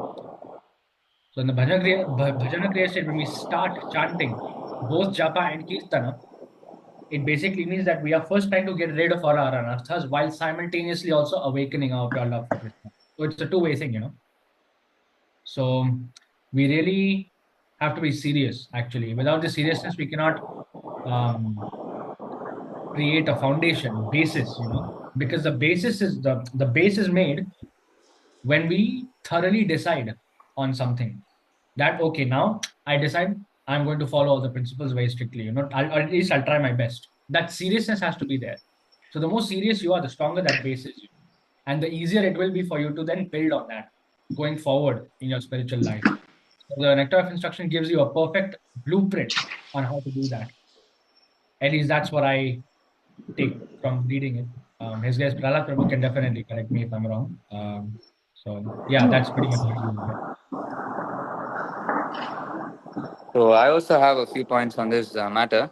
So first of all, before going about the verse, Nectar of Instruction 1, so the importance of this book, I mean, the future we'll be seeing, as Prabhu said, we'll be summarizing the more later parts of the verses, NOI 2, 3, 4, 5, so on and so forth. But this NOI book is a kind of a handbook for how to behave with devotees, how to identify and serve the advanced devotees, how to respect and how to form friendship with those devotees who are on your same platform, and what are the things that you should be careful about, which can actually destroy your bhakti. What are the things you must be enthusiastic about to implement so that your bhakti can improve. Everything is there in this Nectar of Instruction book in these 11 verses. And even if you see the way Srila Prabhupada wrote this purport, for example, right, like if we are distributing Prabhupada books to a newcomer, we would never give them Nectar of Devotion or Srila Bhakti Siddhanta Saraswati Thakur's commentary on Brahma Samhita. We would never give them because we know it's not practical for them to read. Or of course, if worst case scenario, nothing is there, yeah, we give them Prabhupada books, even NOD or Brahma Samhita, no problem. But ideally, we don't prefer it. But if you see the NOI, even though it's from Srila Rupa Goswami, the way Prabhupada wrote the purports, even a completely new beginner who's a completely new beginner, just by reading the purports, he can understand the basis of this Krishna consciousness philosophy, the basis of association, the basis of our, especially in the later verses, right? What is superior? Like, for example, Mathura is superior to Vaikuntha, and then Vrindavan is superior to that, and then finally Radha Kund. All of this he'll be able to understand it through Srila Prabhupada's purport in a very systematic way. So the purports are very long in NOI, even though it's only 11 verses, but the purports are very long and very much insightful. So all the devotees who want to read it, they should read the purports in a very, very detailed and structured manner. Because as Prahlad Prabhu mentioned, see, in every paragraph, Prabhu was making a point. So like that, if we could read every paragraph and kind of get the points down, and kind of study like we're uh, studying a law book, it will be very, very nice. And now regarding, of course, Vacho Vegam, Manasa Krodha Vegam, Jitva Vegam, Madhuro Pashta Vegam, the NOI number one verse. So the translation is as follows. I'll just read it one more time. I have it in my phone. A sober person who can tolerate the urge to speak, the mind's demands, the actions of anger, the urges of the tongue, belly, and genitals is qualified to make disciples all over the world. Now, of course, if you see the last part of the translation is qualified to make disciples all over the world. Now, of course, this is not for just the Diksha Guru or the Shiksha Guru, but this verse is applicable even for the perfect disciple. You see, it's not only about the Guru, the disciple must also have the qualifications of a Goswami. So, therefore, we all must actually control our senses and keep our minds focused on Krishna. And that way, we can please Prabhupada because Prabhupada wants all of his disciples to be preachers. And in order to be a preacher, you must have purity. And the purity comes from following the regulative principles, right? Because Krishna is Param Brahma, Param Dhamma, Pavitram, Parimam. So we should also be very pure in this aspect. And regarding some points here, urge to speak. The urge to speak, yeah, we can speak about Krishna, chant Hare Krishna, right? Or do Kirtan. The mind's demands. The mind's demands can be controlled by thinking of Krishna. And the easiest way to think of Krishna is actually not artificially. We cannot artificially try to think of Krishna. It's not going to be possible. But if we try to chant attentively and sincerely try to chant attentively, okay, I cannot be attentive in the initial stage, but even if I try sincerely, then we can see that we can observe that if we're actually trying to be more focused in our chanting, day by day we can see that our mind becomes more and more stable. It's a slow process, but we can make the observation. And similarly, the actions of anger can be used against the non-devotees or those envious of Krishna and Prabhupada and the devotees. And the urges of the tongue, yeah, again, you have to only take Krishna prasadam, and even amongst prasadam, you should only basically eat what is how much ever is required. If you overeat even on prasadam, then even then, actually, the urges of the tongue are not being controlled. So even overeating on prasadam is a point which we must keep in mind. And of course, if you control the tongue, then the belly and genitals slowly also become controlled. So these are some of the points which I just I'm just able to recollect as of now. Maybe other devotees would can add more. For example, maybe Vivek Prabhu, if you would like, or Aditya Prabhu, Smita Krishna Prabhu, Nityanand Prabhu, if you would like, you can share. Shakti Prabhu also.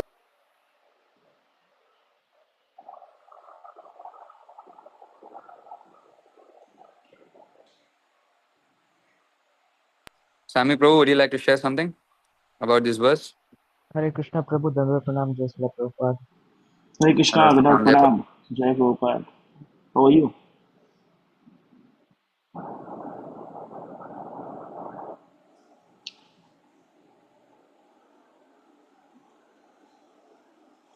Hare Krishna Prabhu. Yeah. Tell me, how are you doing?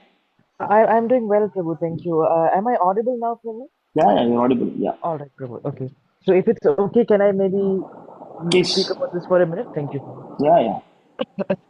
So I was thinking about this Prahlad Prabhu was speaking, and one thing that really struck out for me was that there's a mention of eating, there's a mention of sex, there's a mention of all other very humane tendencies, right?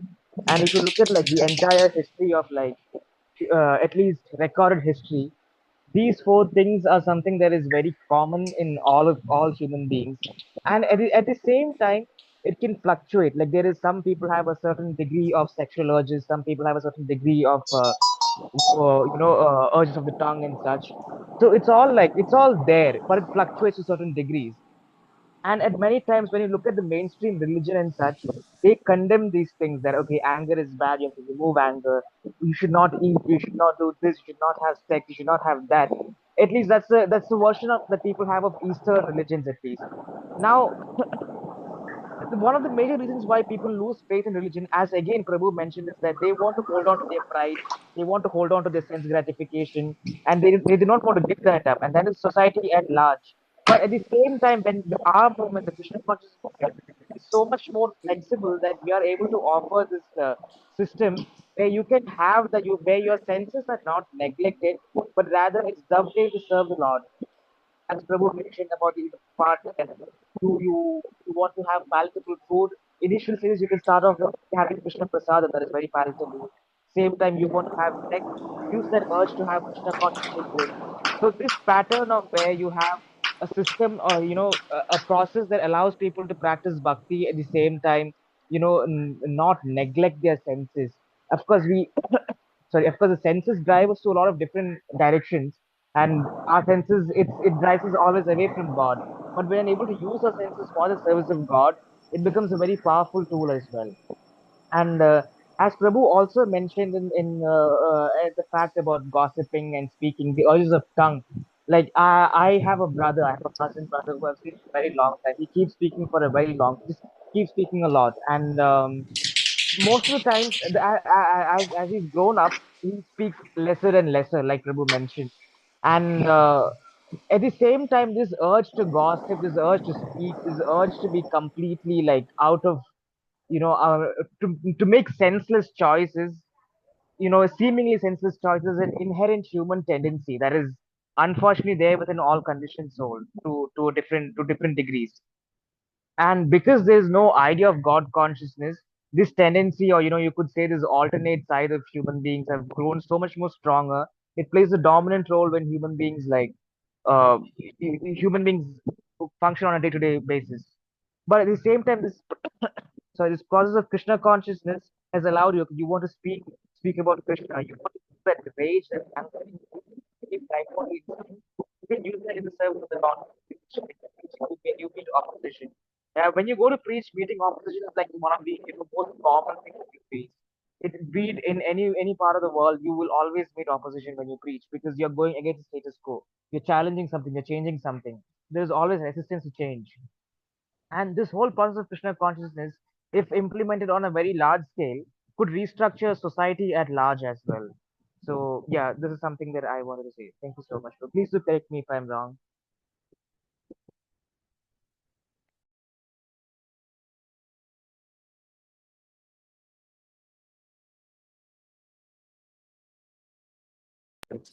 Smita Krishna Prabhu, would you like to share something? Hare Krishna Prabhu, Dandava Pranam, Jai Srila Prabhupada. Dandavat Pranam, Jai Prabhu. Yes, Prabhu. Prabhu, actually, what I have understood from this verse, I will share only these points. So please forgive me if I am wrong. So in this verse, it is said by Srila Rupa Goswami that there are demands of our bodies, that is tongue, belly, and genitals, which is very difficult to control. But if one practices for controlling them, so we have to follow the proper Krishna consciousness methods. So if we'll practice Krishna conscious methods, so that so we can make someone dhira, or we can control all the senses and like tongue, belly, and genitals, and we can become dhira, self-controlled person, sober person. So how we can control the tongue's demand is that tongue's demand is for palatable dishes. So as Prahlad Prabhu told, that if we want to control the tongue's demand, then we have to make our tongue to taste only Krishna Prasad, not anything else. If we want to control our tongue's demand, then in order to control the belly's demands, so we have to follow something. As soon as tongue desires palatable things, the belly also demands that they are filled with them. So by Krishna by Krishna prasadam, we can control tongue as well as the belly and as well as the genitals also, because as Prahlad Prabhu told, it's situated in one line, that is that is tongue and belly and genitals. So in order to control them, we have to eat only Krishna prasadam, not anything else. So thus the urges of tongue and belly and genitals are connected. So we have to control by tongue only, by tasting Krishna prasad. If someone can control the tongue by only accepting Krishna prasad, so he can also control the, as I've told, with eating and eating, we can control belly and genitals and tongue. So by Srila Bhaktivinoda Thakur also stresses that we can control this uncontrolled speech leads to useless discussions. We can avoid them, and we can control mind, leads to unnecessary thinking about sense gratification. The mind we can control by thinking of Krishna only, and that leads to unnecessary thinking about sense gratification, and also anger. So we have to leads to offense against the devotees of Krishna. Those who are doing those who are doing the offenses towards the devotees, we can only use our anger for them only, not anything else. So by that we can control our anger, and we can control our mind by thinking of Krishna always, almost 24 hours. But this is not possible in this age.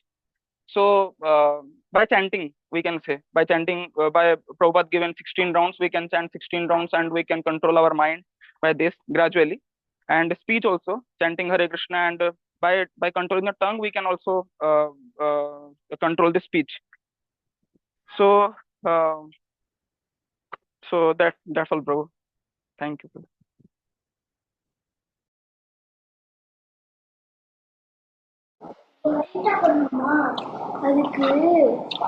Everybody talking about prasadam. I feel hungry. Start taking prasadam now. I also want Prabhu. Sunday I'm feast taking my prasad. lunch. Yes.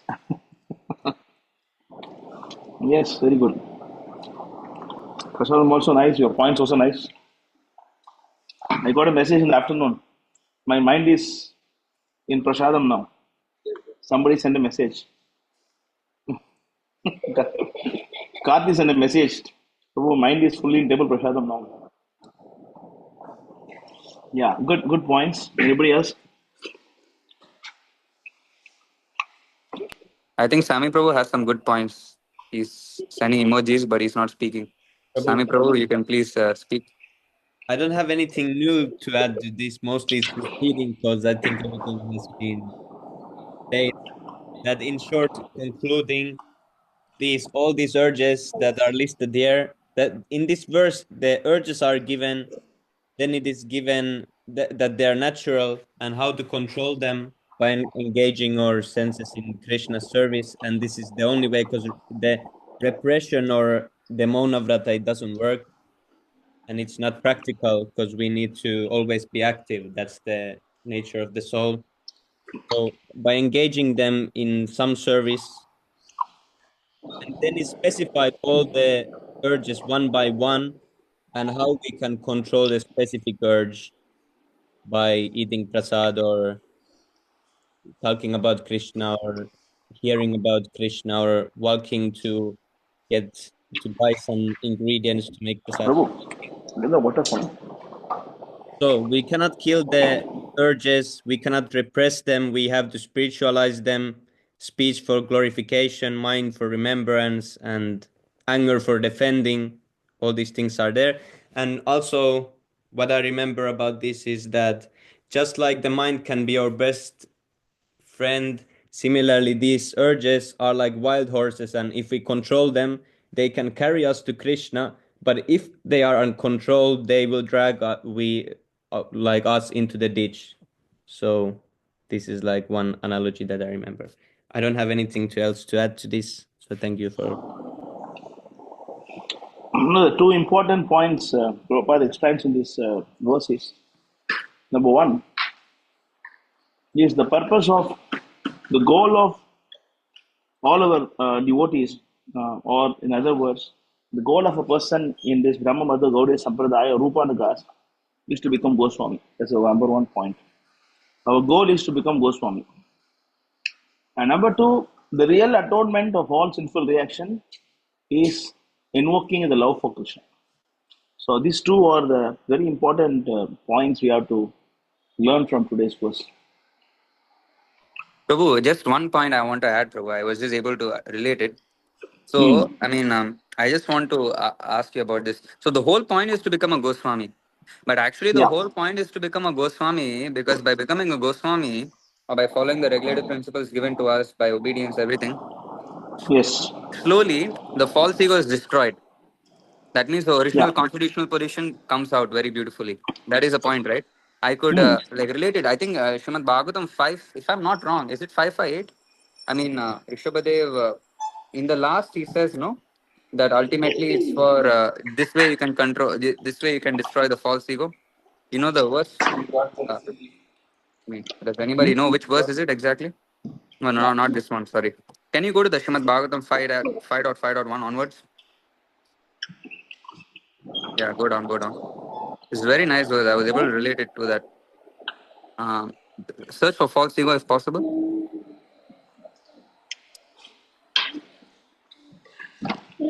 Hmm. Yes, sir. Yes. 10:13, huh? Yeah. All right. Yes, Prabhu. You can just click on the verse. Hmm. Okay. Um, Oh, my sons, you should accept a highly elevated Paramahamsa, a spiritually advanced spiritual master. In this way, you should place your faith and love in me, the Supreme Personality of Godhead. You should detest sense gratification and tolerate the dualities of pleasure and pain, which are like the seasonal changes of summer and winter. Try to realize the miserable condition of living entities, who are miserable even in the higher planetary systems. Philosophically inquire about the truth and undergo all kinds of austerities and penances for the sake of devotional service. Give up the endeavor for sense enjoyment and engage in the service of the Lord. Listen to discussions about the Supreme Personality of Godhead and always associate with the devotees. Chant about and glorify the Supreme Lord and look upon everyone equally on the spiritual platform. Give up enmity and subdue anger and lamentation. Abandon identifying the self with the body and the home and practice reading the revealed scriptures. Live in a secluded place and practice a process by which you can completely control your life, air, mind, and senses. Have full faith in the revealed scriptures, the Vedic literatures, and always observe celibacy. Perform your prescribed duties and avoid unnecessary talks. Always thinking of the Supreme Personality of Godhead, acquire knowledge from the right source. Thus, practicing Bhakti Yoga, you will patiently and enthusiastically be elevated in knowledge and will be able to give up the false ego.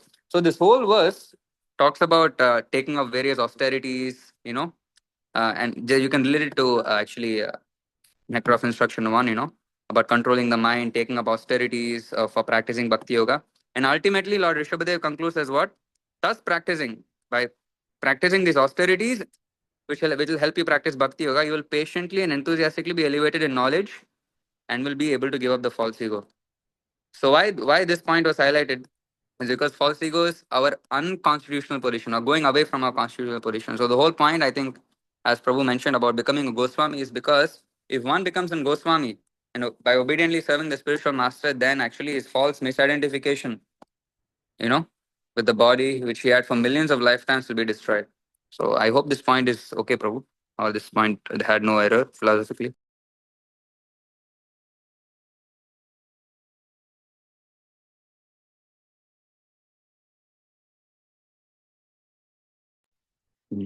All right. I think maybe Prabhu is a little bit busy right now. So I just hope the point is okay. I mean, if the devotees can. Oh, Prabhu's here. Yes, Prabhu. Prabhu, you're muted, Prabhu, actually. No, I got a call. I did not hear what you were saying. Anyway, I'll go through the verse later. Yes, Prabhu. Right, Prabhu. Yes. Yeah. Anybody else, Prabhu, would like to share their points? Anyone?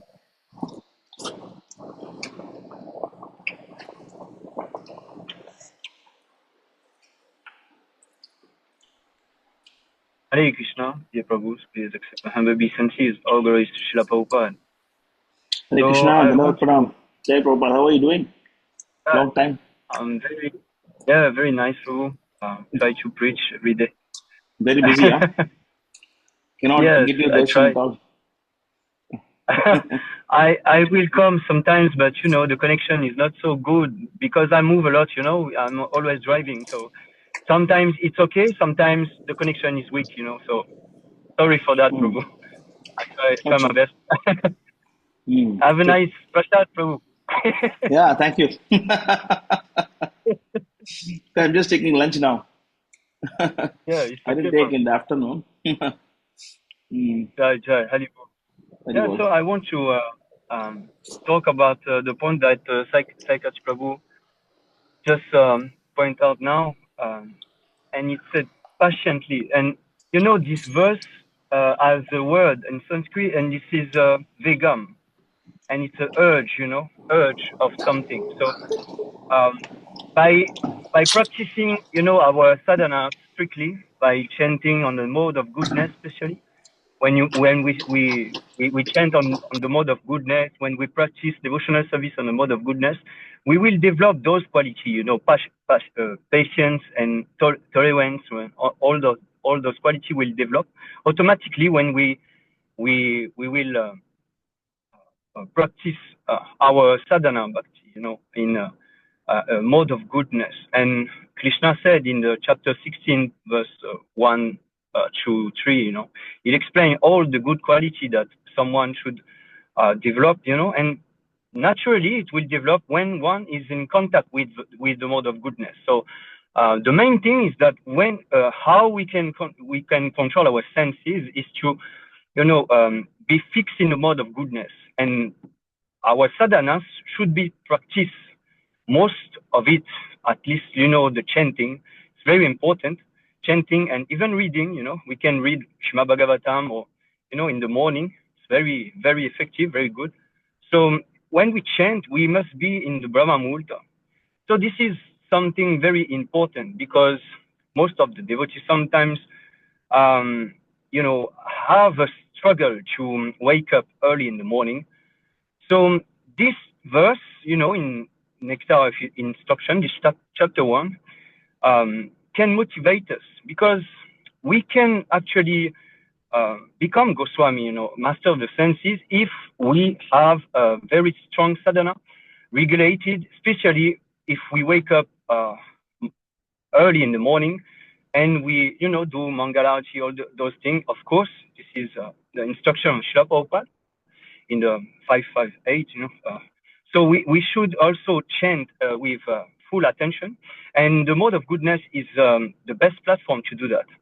So I just want to point that because this is very important, because the moment that you don't take this opportunity to wake up early in the morning and to chant your round in this very auspicious time that is Brahma Muhurta, then it could be very difficult to achieve this, this mastering of the senses, actually, because we must be fixed on the mode of goodness to actually progress in our spiritual life. And even after being fixed in that mode of goodness, we can be elevated to Shuddha Sattva if we are serving, with faith and devotion our spiritual master. Just like it is said in Canto 7, verse, I think it's verse 15, chapter 15, verse 25. It is said that when we are fixed in the mode of goodness and we serve with faith and devotion our spiritual master, then we can be elevated to the transcendental goodness, the Shuddha Sattva. So this is something that should, we should contemplate on that, so that we can have a chance actually to master the senses. If we are not in a mode of goodness, we cannot develop the good quality. Just like I said before, Krishna said in the chapter 16, verse 1, in Bhagavad Gita, that he explained, Prabhupada explained the purport, very clearly, that we cannot develop good quality when we associate in the mode of mode of passion and ignorance. We have to be fixed in the mode of goodness in order to develop good quality, not demonic quality, but divine quality. So this was my point, actually, because this first chapter of Nectar of Instruction, first verse, it has the word vegam, and Psychiatric Prabhu just share a verse, and at the end it was said patiently and enthusiastically. And this is the main thing. We have to remain enthusiastic, because otherwise we will not do anything. We will not be interested to even wake up in the morning and to chant this our round. We will not be motivated. So of course we have to be enthusiastic, and of course we have also to be patient. We cannot rush. This is not like overnight transformation. We have been, we have been conditioned billions, trillions, innumerable, life. So now we have to be very patient and strict in our sadhana, so that we can, have a chance actually to mastering those, senses. Otherwise, it would take so long. So I just want to add this point, that we should be serious in waking up early in the morning, especially in Brahma Muhurta, and associate with devotee and chant the Mahamantra, Hare Krishna, so that we can get rid of our anattas, stage by stage, gradually. But yeah, it will be more easy in that way, because it is the word of the word of Krishna, the word of Srila Prabhupada, the word of Shastra. So we have to follow that. So thank you very much for listening to me to those points, and thank you for this opportunity to talk. And if I made any mistake, please correct me. And I want also to say, Vancha Kalpatarubhyascha Kripa Sindhu Bhavacha Patitanam Bhavanibhyo Vaishnavibhyo Namo Namaha.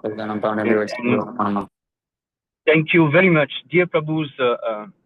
I'm very happy to be in your association. I try to be more active, and I stay, always in the group to discuss with you, and to, as much as possible to associate with you, because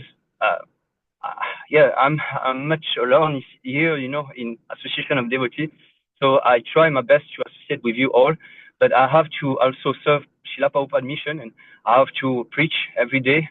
And this is my best control of the senses, because when I'm doing Harinam Sankirtan every day, I can see that I only think about Krishna, only think about the devotee, or only think about what is related to Krishna, because this is the best welfare activity that we can do, actually, to preach this message to all over us, all around us. So I try to do that as sincerely as I can do it. I'm not qualified. I'm not qualified at all.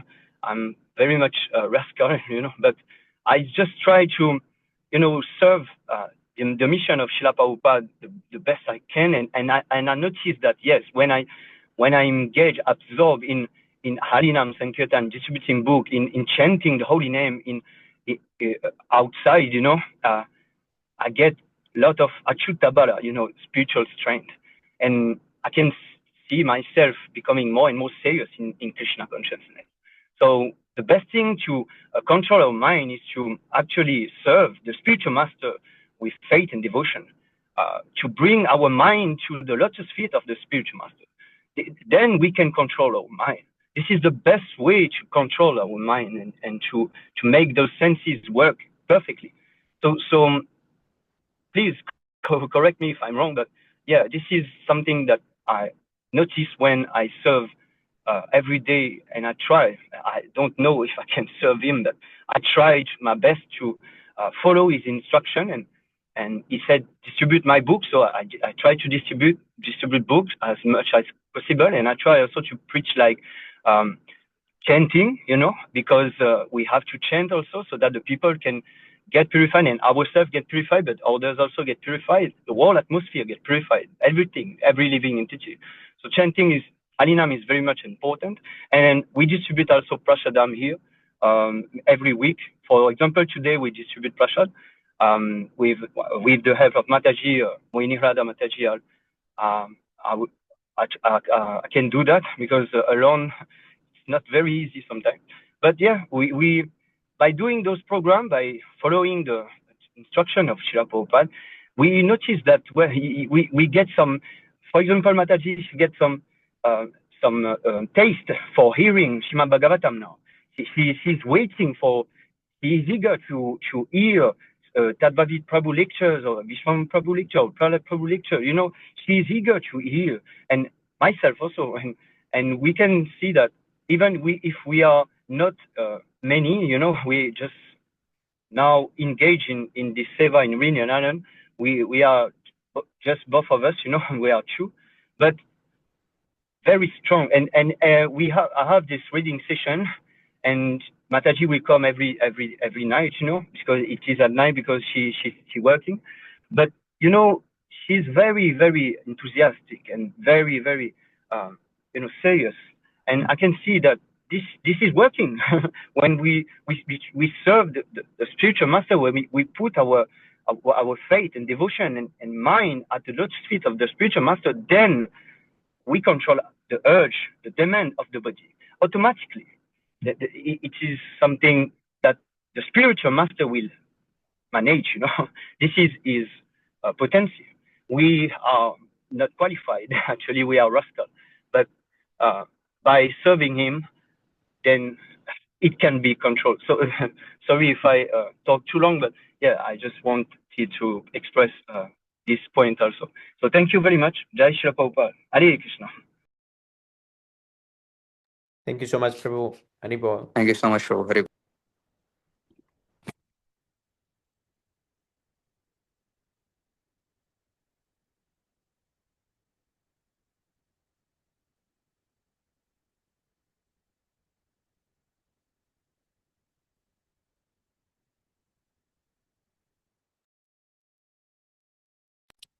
So, Prahlad Prabhu, actually, according to the session now, we have to conclude, Prabhu. If you can just add a few words.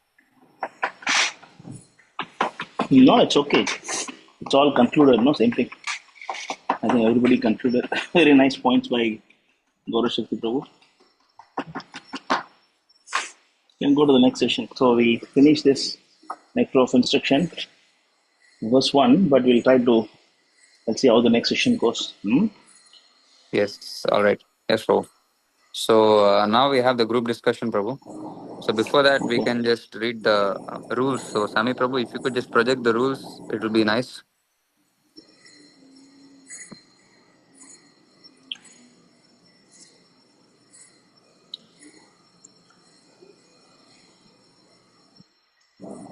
Okay. Now be careful, huh?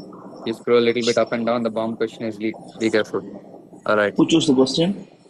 Who chose the question? You right. I mean, Luvesh Prabhu. Okay. Why, Prabhu, you're always asking me, huh? No, Prabhu, not me. I suspected this Karthi Prabhu. No, not me. Alright, so the rules for the group discussion. So, dear devotees, kindly please be attentive in this because we have a time limit to follow and we have to speak in a structured way. Okay. So, rules for group discussion. Hmm? First, the maximum time allotted for the group discussion is 20 minutes. Okay. So, each devotee should be mindful of this and limit their individual speaking time to no more than 2 minutes per turn. So it's only 20 minutes. So whoever is speaking, they can speak, add their points, but please make it concise and don't speak for more than 2 minutes. Don't speak for a very long time. Because we have to give turn to other devotees as well to speak. The discussion will be conducted in an informal setting, right? So therefore, there is no need to raise your hand or ask permission to speak, or every time, you unmute, you don't need to say Dandavat Pranam, all goes to Prabhupada and all. You can just come to your point and speak. Just like in a friend group, how you'd interject others and speak. Same way, you have to just find the appropriate moment in the flow and you can share your viewpoint. Third thing is, see, you don't only have to agree on the points, right? You can even disagree on the points or you can add on to the points. Like you can add on to the point, like for example, we were trying to add on to the point of His Grace Prahlad Prabhu, right? Similarly, you can even add on to the points or disagree, or you may agree and just give your points. So you can try to be creative in your way of speaking. All right, but you must make sure that you share the shastric evidence. Basically, of course, this time we don't need to project all the shastra, but at least try to quote, like in the 9th chapter, Krishna is saying, okay, you can offer flower, fruit, water with love, like that, for prasadam to offer. Like that, you can just share verbally, right? So references from shastra means from Srila Prabhupada's books, conversations, lectures, or even if you heard anything from ISKM senior devotees, also you can share. One thing is that devotees are not advised to quote from, sometimes we had this, sometimes devotees were quoting from ISKCON lectures and what this Prabhu said in ISKCON, that Prabhu said. That is not required. So I'm so sorry, but if the rules are clear, then we can go on for the. So if the rules are clear, we can go on for the discussion. So are the devotees clear with the rules? Siddharth Prabhu, is that okay? Nityanand Prabhu, is that fine? Aditya Prabhu, Devang Prabhu, Rishikesh Prabhu, is that okay? Abhay Prabhu. Right. So we request all the devotees to participate. So we hope all the devotees can participate, not just few devotees. So yeah. So Luvish Prabhu, just keep a timer for about 10 minutes. And once you're into 10 minutes, you can release the bomb question. And once again, all the devotees participate, all right? Abhay Prabhu, you can also speak. Vivek Prabhu, you can speak. Aditya Prabhu, please share your nice points. Rishikesh Prabhu, if you want, you can speak. Lebang Prabhu, please do. Drona Prabhu, all right. Okay, so the topic is this. I'll just read the topic twice, right? For what purpose must we apply the Vaishnav Tilak? One more time. For what purpose must we apply the Vaishnav Tilak? So we'll start the discussion. So Sami Prabhu, you can start as the first speaker. Hare Krishna. So I think we must apply the Vaishnav Tilak so the persons who see us will see the Vaishnav Tilak. And first of all, of course, it is because it's ordered by the spiritual master. That's the main point. But so others get the possibility. It's a preaching tool. So does anyone have other points? I'll give 1 point. Yes, Prabhu. So, according to one conversation with Srila Prabhupada, he says, just like we have got tilaka, we have to follow. If you say, why this tilaka, there is no question of why. Mahajano yena gataha sapantha, Madhyalila 17186. We have been instructed by the acharyas. We have to follow that. That is surrender. You cannot say why. Is that clear? As soon as there is why, there is no surrender. So this should be the basis actually of this discussion.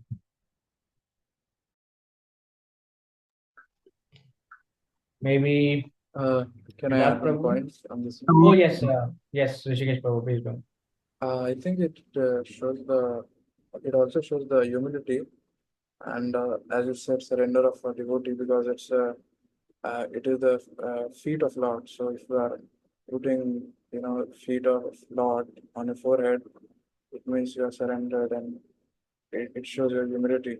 So yeah.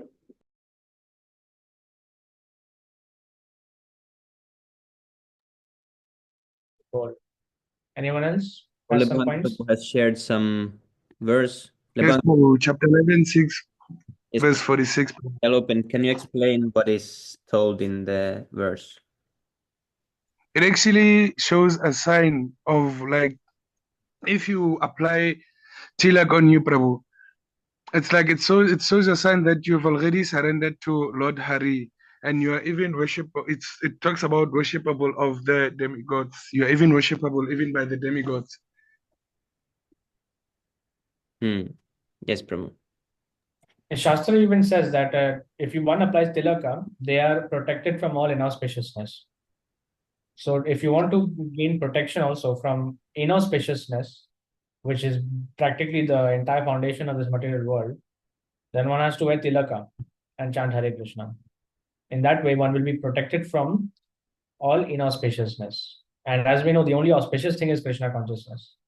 So as soon as we connect with Krishna consciousness, we become protected.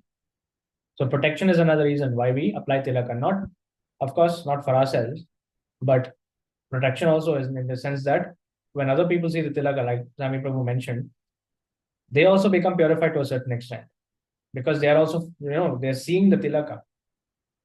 So they are also purified to a certain extent. And any degree of purification, even very small, is also a form of protection, actually. It's for our own benefit. You see, so applying tilaka is actually something that is all auspicious. It's an all auspicious thing. Tilaka, Vaishnava tilaka. And I'd just like to add on one point as well. So regarding this point of others getting purified, Prabhu, yeah, of course, I agree with all your points.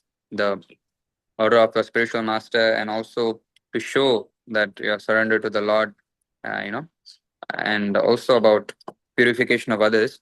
But especially, I've noticed this, at least maybe others in India might have also noticed this. But for example, in my hostel, whenever I'll be chanting Hare Krishna, or in the morning I'll be wearing tilak and chanting, then some people naturally they come and they ask me, "Hey, what are you doing? Are you from ISKCON?" Because in India they know, right? So they sometimes they say Hare Krishna, and then they sometimes are inquisitive, and though inquisitive kind of persons, then you can preach to them and you can give them books like that. So I've actually made quite a few contacts. Of course, sometimes I chant in the evening. That time I don't have my tilak because the day is gone and then it's like all sweat and it's erased. But then when I'm chanting Hare Krishna just by seeing, because I chant around the block and then I always walk and chant. So that time when I'm chanting, just by seeing the bead bag and Hare Krishna, the mala, everything, they come and ask me. They take our temple cards, and sometimes I get to distribute books to them as well. So it's a very good thing to preach also. If you're wearing tilak and dressed like a devotee and you're chanting Hare Krishna, naturally those who are pious will be attracted to you, and naturally, on the other hand, those who are impious will be going to run away from you. Like for example, can you imagine wearing tilak and chanting Hare Krishna with a bead bag and then going, and then if you see some attractive girl, you think she's going to come to you and talk, or she's going to run away? Going to run away, right? So both way you win. You see, win-win situation. You win. Number one, you can preach, right? Number two, assess sangatyag. Naturally, they run away from you. So I think this is a nice point to add as well. Maybe other devotees can add. Yes. Of course, I can share experience, many experience that I have here when I preach. When you wear tilak and even dhoti, there is a time, some a day that I was preaching and I was wearing dhoti and tilak, and one Mataji, old Mataji, she approached me and she said, are you related to Ali Krishna movement? You see how potent it is to just, because Prabhupada said that, and actually His Grace Nagopal Prabhu also shared this with me. He said that actually this is like, a policeman, he will have a uniform, everyone, who have, just like those who, policemen or other fire, I don't know how to say that, this will, they will wear a uniform. So we have also to wear our uniform and Vaishnav uniform. So just like Sai Kach Prabhu said, those who are pious will be attracted naturally, so that we can preach much more efficiently. So also it is to show that we are surrendered to the Lord Hari, to Krishna, because when we put tilak, then everyone know that we are not the same anymore. So it is a protection also, like Luvish Prabhu said. We can be protected. And I can feel it when I'm doing Ahlinam for hours sometimes here. Some drunk people, sometimes person, they will, approach me. But because I'm wearing tilak and sometimes in dhoti, and so they will be much more respectful, So that I don't, I didn't have any problem till now.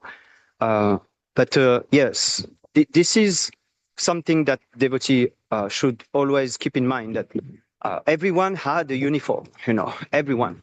So we have to put our uniform.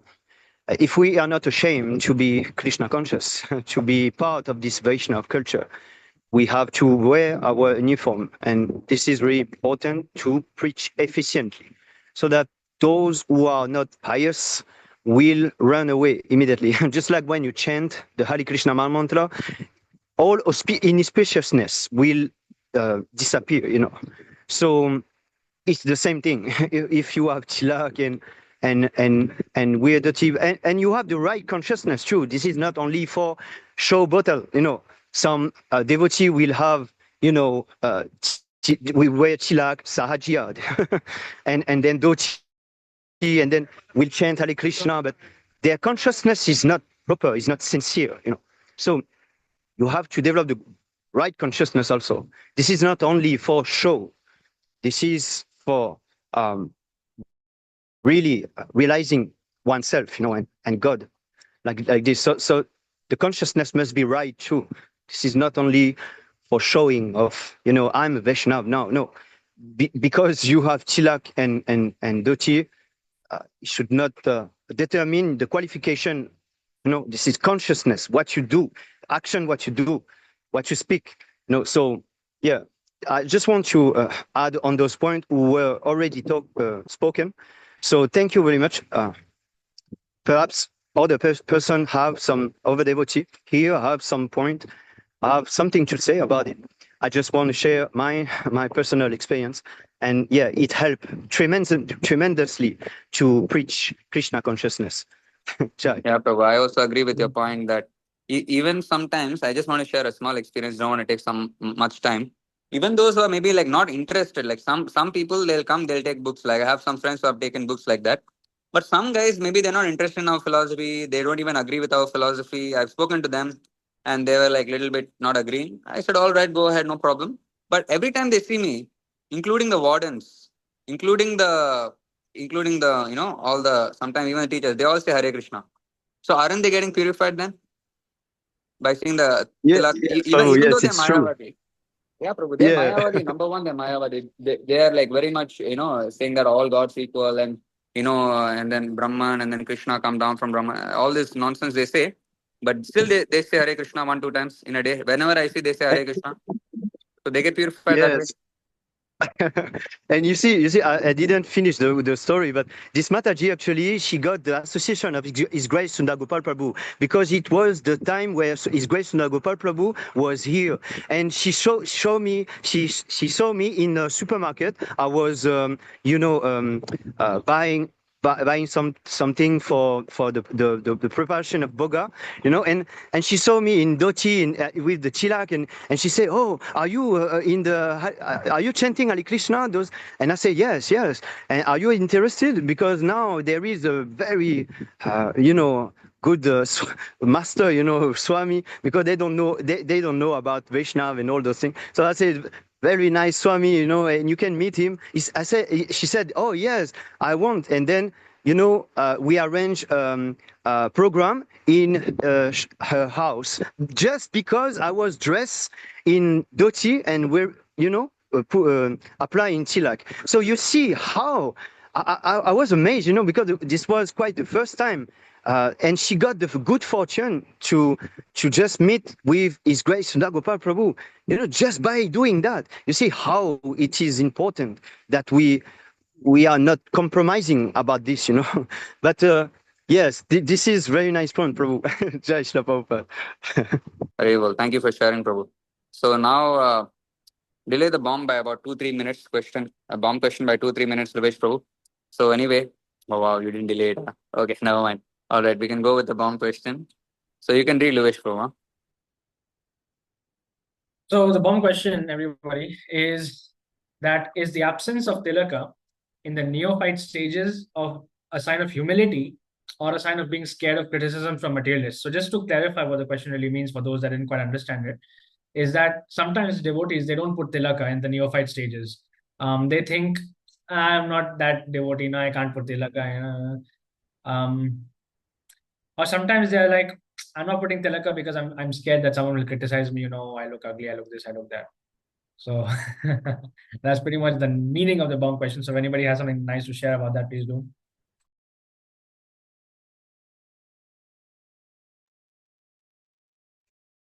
So is the absence of tilaka in your neophyte stages a sign of being humble? Oh, I'm not a big devotee, so I can't put tilaka, like that. Anybody has anything to say?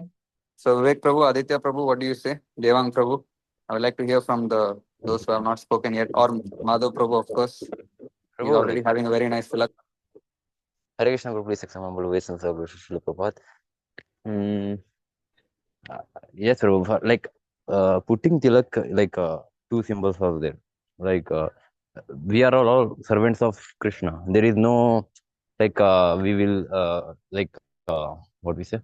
Mm, people will see if I put tilak, they will criticize me, they will say something for me. Why should we be like that, Prabhu? Because we are the servants of Krishna. What is wrong with putting tilaks? Tilak is an what purpose we will put tilak? Because we will put tilak there is two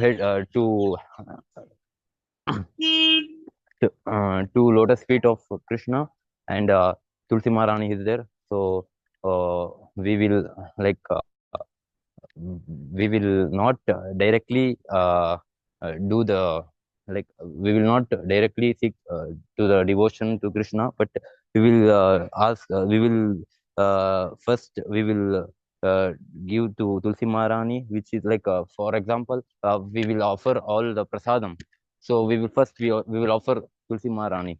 So that seems that our devotion is not much more than Tulsi Maharani or Radharani, like that. So we will put tilak of Tulsi Maharani, so we can be merciful, and we can do devotion with the mercy of the Tulsi Maharani.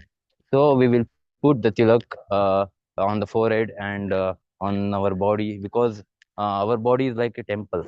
So there is not wrong with putting tilak and being thinking about who will people will criticize me, and they will tell something for me. There is no like that, Prabhu, because we are the servants of Krishna. We have to be proud. So our body is like temple. So we have to always glorify to the Lord. So we will put the tilaks forehead in belly, and like this 12 sides. There is we should not think like that. Why should we think they will criticize me, like that? Because Krishna is there. What is wrong with that, Prabhu, for putting tilak? So I am giving this. Thank you. Hare Krishna, So Prabhu. So, uh, yeah, I think I can speak now, right? I'm so sorry, just to clarify. sorry, Prabhu, for any I did. Please forgive me. Hare Krishna, Kasi Prabhu, can I just continue?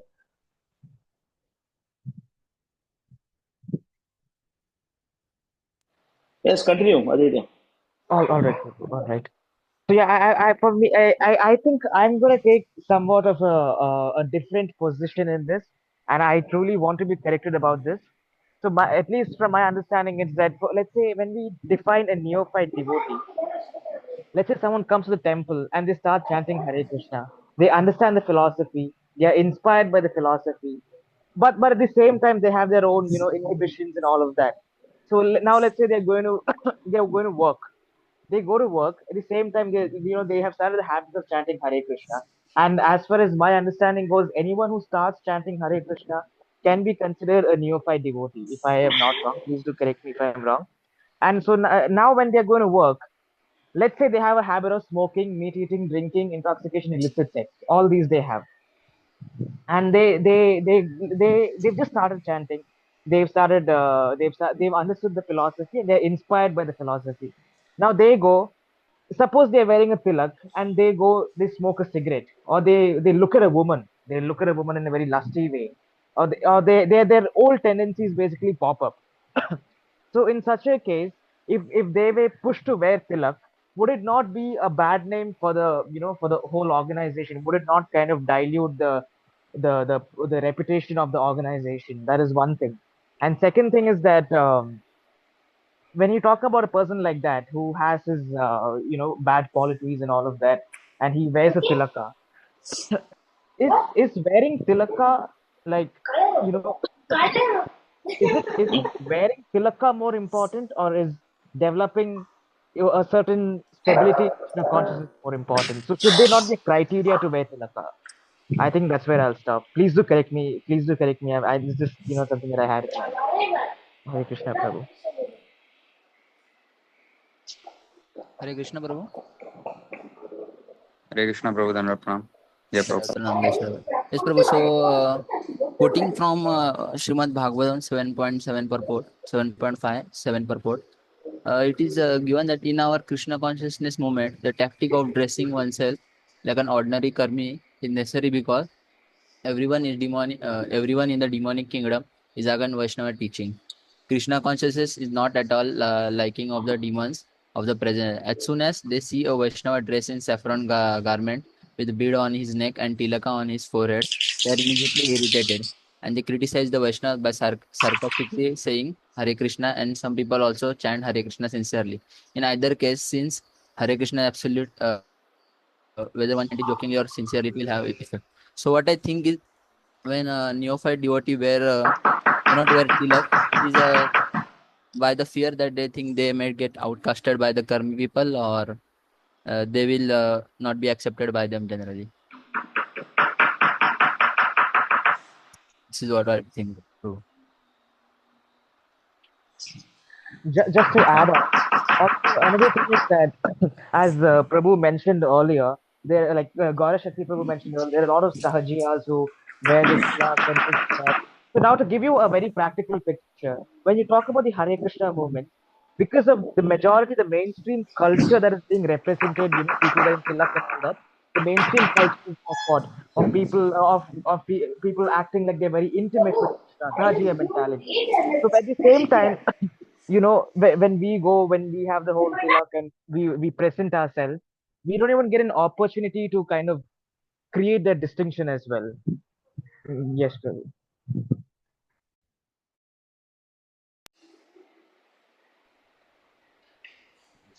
Hare Krishna Prabhu, please accept my humble obeisance to all Guru Srila Prabhu. Yes, Prabhu. So my opinion on this question is, if you wear the tilak, knowingly you won't commit sinful activities. In my opinion, it helped me a lot because whenever I wore the tilak, I was very conscious. So knowingly you won't commit sinful activities. And whoever approaches you, they'll know you're a part of this organization and they'll ask you about Krishna indefinitely. So it's better if you wear the tilak and go everywhere because you're representing Krishna and they'll remember Krishna. That's all, Prabhu. Hare Krishna. No, but his point was, Nityanand Prabhu, his point was that, like, okay, one person, he's new to this whole process and he's wearing tilak. But then because to not commit not break the regulative principles requires some strength, right? So suppose somehow or other, due to the overpowerment of his senses, if he goes and smokes a cigarette with somebody, or he lustfully looks at a woman, won't that damage the reputation of the organization? In that case, what to do? Not wear tilak, nor wear kantimala, just chant Hare Krishna and try to come to the standard first, or what? Yes, Prabhu, that was the point. Thank you for summarizing. I don't know what's to be done, Prabhu. I don't have that much knowledge So I currently. was thinking that because the person already has some faith and conviction and he's already putting the tilak on, won't he feel ashamed that he's doing something? Of course he will feel ashamed. Even I did when I was in the beginning putting tilak. So you will immediately change because the you will feel like self-conscious that okay, now I'm representing someone. Same as if you are working for some karmi, you're working for the police station. You have the police uniform. Will you on the police uniform act like a crazy person, go drinking in the bar? Never. You only do that without the police uniform. So you will self-consciously think that okay, now I'm representing someone. I need to act accordingly. So I think that person, even if he does in the beginning one time, he will feel so bad that he will really fast change. If he's serious, because of course there is other cheaters. In every camp there is like if you see the Buddhist, there is always some fake monks that put the dress, full dress, and they go ask donations. There will always be cheaters, but if someone is serious, he will not put the tilak on and go smoke outside in front of everyone and do crazy things. Nice point, Sami Prabhu. So now we can have a devotee conclude the we can have a devotee conclude the entire meeting. I mean, not meeting, sorry, the session for 3 to 4 minutes. Anybody who would like to conclude with all the points? Basically, summarize all the points for about 2 to 3 minutes. Is it possible? Anybody?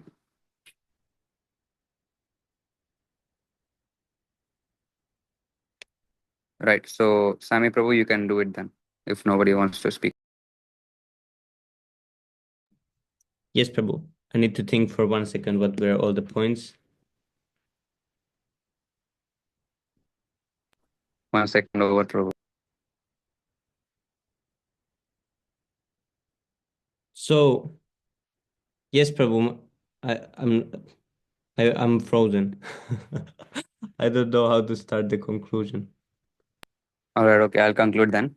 So the point is that first of all, the question was why we are applying the tilaka. What is the purpose of applying the tilaka? So the points that was raised is that first of all, our spiritual master asked us to wear it, therefore we must wear it. Okay. Second thing is that for preaching purpose, it can help very, very much, as shared by Gaurav Shakti Prabhu about how Mataji actually came to associate with Sundar Prabhu just by seeing the tilak devotee attire of Gaurav Shakti Prabhu, right? Third point which was raised is that it can also, it's not that it can also, it will protect the devotee from all kind of inauspiciousness. So in this Kali Yuga, everything is inauspicious, everything is upside down, everything is unclean. You see the standards of cleanliness, standards of behavior, everything is low class of this society. So when we're wearing tilak, then it actually protects us from all this inauspiciousness and actually keeps us our devotion as well protected. Mhm. So this is the first section. Now regarding the bomb question, the bomb question was, just go through it again, just a minute. The bomb question is the absence of tilak in the neophyte stage a sign of humility, or is it a sign of being scared of criticism from the karmis? So then the general point was that no, it is actually because one is scared of being criticized by the karmis, or he's not strong enough to express his views. He doesn't have the spiritual strength yet due to a lack of proper association. He or she is not wearing tilak in the karmi association.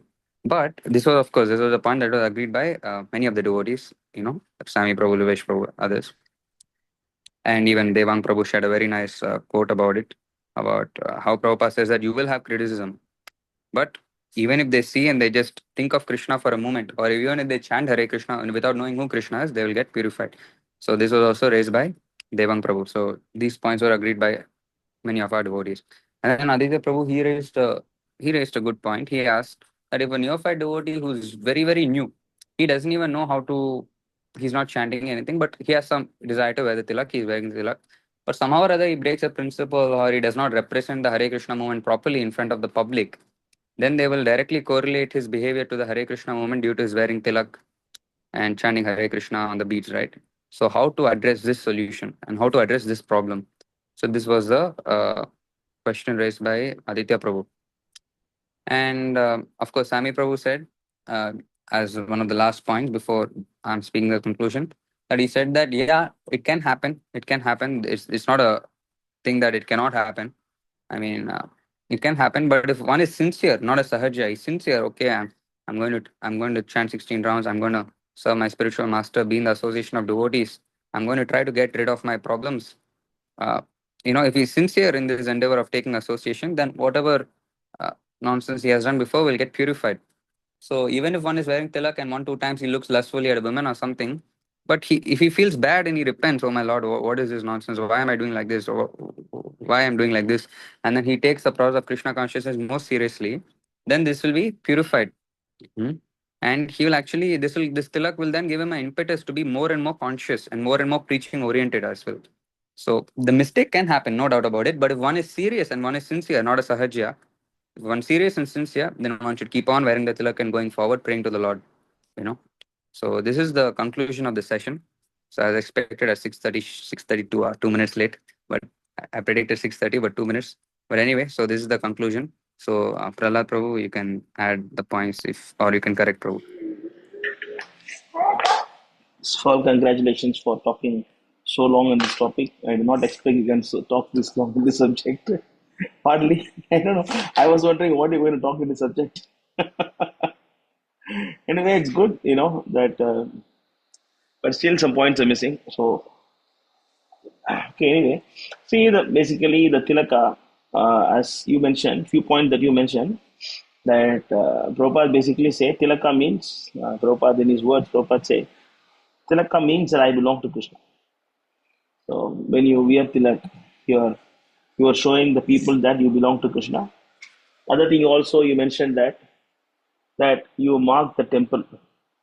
You make the body as a temple by putting tilaka, and then it's a Vaishnava's ornament. It's a way Vaishnava put jewels, right? Just like Karmis put jewels, and devotees put ornaments throughout the body. And other thing is actually, as Ravish Prabhu mentioned and few others mentioned, it's to bring auspiciousness and eradicate inauspiciousness. And of course, another thing is actually to remind people about Krishna, right? So these are all things you discussed. So apart from this, what I want to also point out is that Tilaka, if you look at, there are two vertical lines. It's called as Urdhva Pundra. The two lines, right? What does the two lines refers to? Any idea? Anybody knows? I hope you all know. Huh? I think Vivek Prabhu raised this point. Vivek Prabhu raised this point, I think. Vivek Prabhu told the point? About Krishna's lotus feet and Tulsi. Yeah, I think Oh, most probably told the he point. mentioned that? Okay, good. I did not. Okay. Then it's fine. So that represents the 2 feet of Krishna. And also other thing of the tilak, the importance of tilaka is that was the ancient way of also communicating your address to people. It's actually, that also explains who are you. Who are you? I am a Brahma Matva Gaudiya Sampradaya Vaishnava, following Bhakti Siddhanta Saraswati Thakur tradition. Okay. Actually, who are you? I am actually Nityananda once. Who are you? I am Advaita once. Who are you? Actually, I am, following Ramanujacharya. That I have Vadakalai, Tinkalai. So that is also a way of people giving their address to people. Whoever see you, they can also identify that which sampradaya I belong to. Who is your parampara, who is your guru. That is also one of the one of the reason that they were showing differences in the tilak. Otherwise, why they have different kind of tilaks, right? If the 2 feet are Krishna's feet, no doubt about that. But why every sampradaya has different kind of tilak? Because they used it to show, like your connection with Krishna, how you're connected to Krishna, to which school, or you CBSE, or like IGIS, or which syllabus you are following. Like that, like which sampradaya. Oh, you are from Brahma, or Lakshmi. Like that, they have different sampradaya. So that is actually the one of the reason that we put tilaka.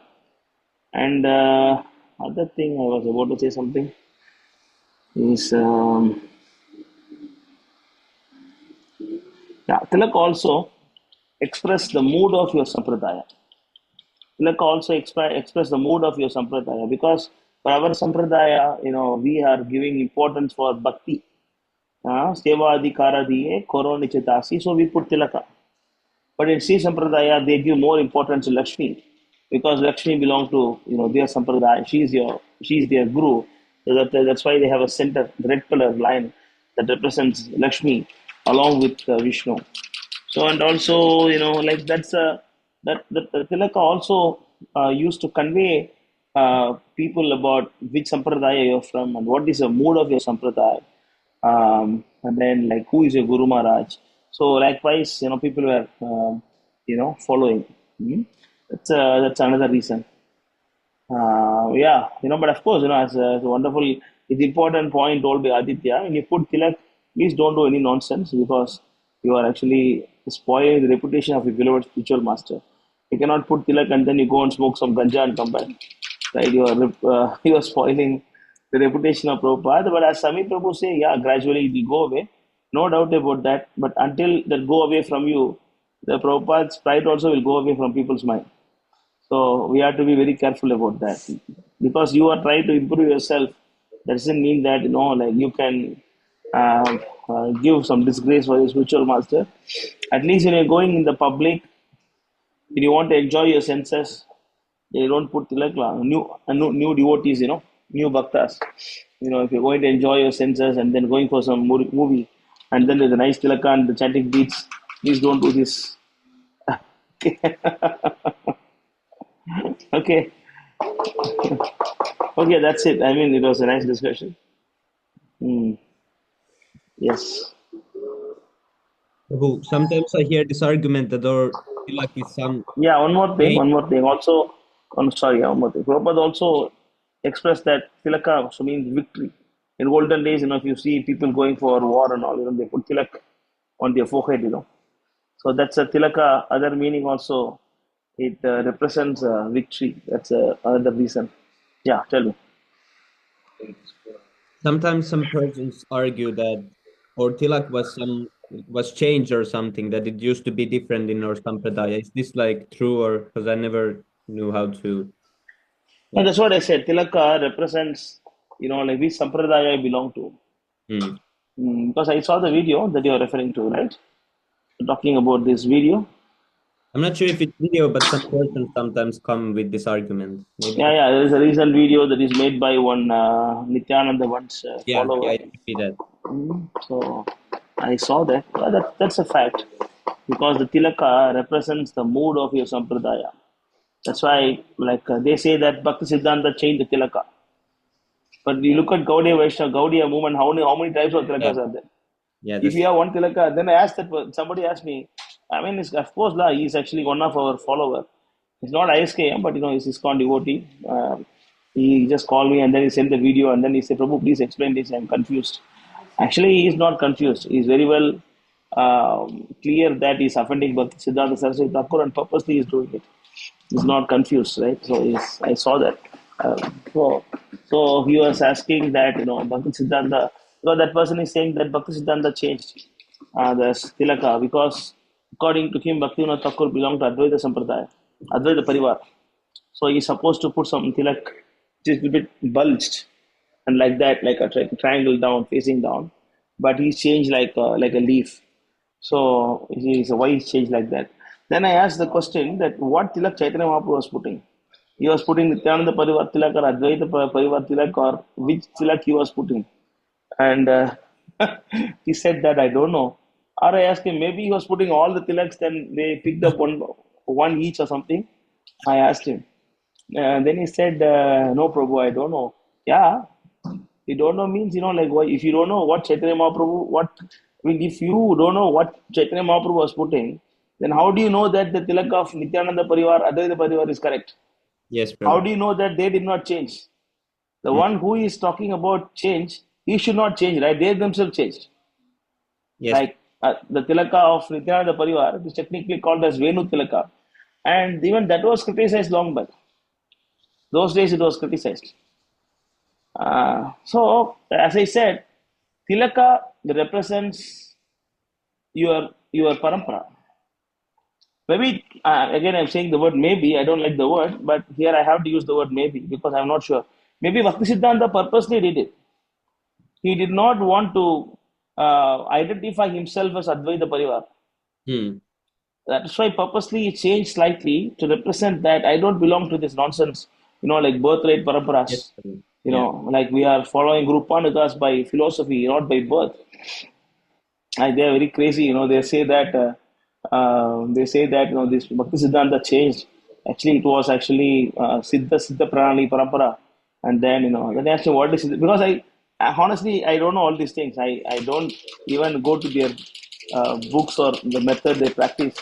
They say that Siddha Pranali means your guru will reveal your position in Goloka Vrindavan. What is your position? Oh, then I asked him, okay, suppose your guru say that you are a pig in Goloka Vrindavan, and how do you confirm it? How do you know that he is not telling lie? Huh? He said that no, I cannot confirm that. Then why you want to believe in emotion? Why you want to Prabhupada want us to be intellectual devotees, and why you want to go to this emotion? Do you think this in this age there is someone who can tell who are you in your spiritual world?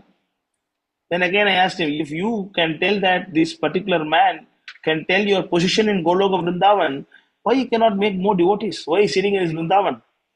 Why sitting in Vrindavan and just putting chawara to the deities? Why don't you come outside and then tell everybody Swarup and then take them all back to Krishna? I said, no, Prabhu, they are all, maybe they are all, like Bhajananandi devotees. I said, come on, all of them are Bhajananandi except Prabhupada? Huh? He has no answer. But still, he was trying to blaspheme Bhakti Siddhanta, saying that no, Bhakti Siddhanta changed, and then like this shouldn't be. Babaji initiation was the system. Because I was trying to give some logical answers to him, but then I said, never mind, Prabhu. If you want to, like offend Prabhu Bhakti Siddhanta, you go ahead. I have no doubts on my spiritual master. I mean, Bhakti Siddhanta Saraswati Thakur, also my spiritual master, because he is a Parama Guru.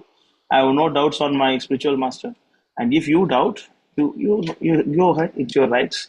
And everybody has rights to do whatever they like to do. Nobody can change, go ahead. So that's why by looking at the Tilaka, by this Tilaka, we can easily say that it is called devotee. Or he is Gaudiya, he's a Gaudiya devotee. So that's what I said, that explains your address. That explains your address. Where are you coming from? Yes, you are so foolish. I saw the video of these two people talking. It was so crazy, it was so foolish the way they present the philosophy. If they are these all got defeated with Bhakti Siddhanta. Come on, you tell me. I gave an example also to him. See, now ISKCON philosophy is bogus. Our philosophy is correct. But still, why we cannot take over them? Because they have power, they have money, they have properties, everything they have. We don't have anything except the mercy of Prabhupada. So that's why it takes time. But during Bhakti Siddhanta time, so-called this Nityananda ones, so-called this Advaita ones, all these people having properties, having the temple, having the money, they got everything. They got the fame, they got followers, everything. But how come Bhakti Siddhanta defeated all of them? Huh? Come on, I asked this question to him. How come Bhakti Siddhanta defeated all of them without having money, without having the properties, without having the temple, without having anything? They are all passing stool on their dhotis by hearing the name of Bhakti Siddhanta Saraswati Thakur. Huh? So, and despite of all these challenges, he established Gaudiya Math, 64 Gaudiya Math throughout India. And after all this gone, Prabhupada is gone, and all these clowns are sitting in ISKCON. And now all these jokers are coming one by one saying that no, we are all belong to Advaita once, Oh, actually Bhakti Siddhanta changed. Come on, your great grandfathers all got cheated through and through by Bhakti Siddhanta Saraswati Thakur. Shamelessly, they are coming now to steal the efforts of Prabhupada. Yes. I think one must be a fool to go and listen to all these clowns.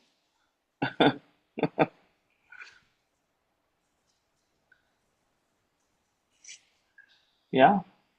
Yes, Prabhu, clear. Mm. But these same persons, now I remember them, they have many crazy arguments like this. Like, we didn't come from the Goloka and other things like this, I've heard. Sorry? That I've seen their like titles in the videos. I've never watched them, but they had other crazy arguments like we didn't come from Goloka. They also say this always. We came from Brahmajyoti, right? They Yes. say that, right? Yeah. We came from Brahman. And that was defeated by Sundargopal Prabhu, no? He showed the verse from fourth canto. The two, 1 minute, Hare Krishna. Solunga Prabhu. Solunga.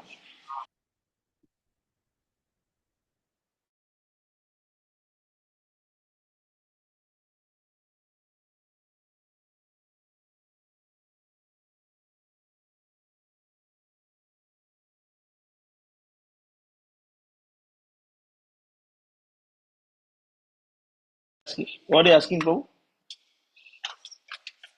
Yeah, that Brahmajyoti. That was actually explained by Isle Sundar Gopal Prabhu, right? You all know the verse in fourth canto? You want me to show the verse to you? Is it That Vaidarbi, the Brahmana talking with Vaidarbi, fourth canto, 21? chapter 21, 12. 28, Oh, chapter 28,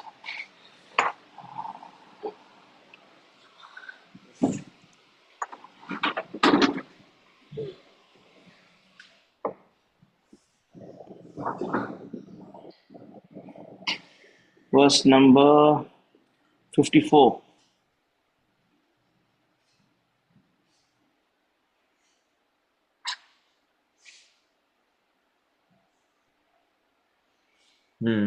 yes, Prabhu. Go to 23 first, and then you go to 24. Oh, your screen is not clear. Oh, yeah. Sorry, 53 and 54.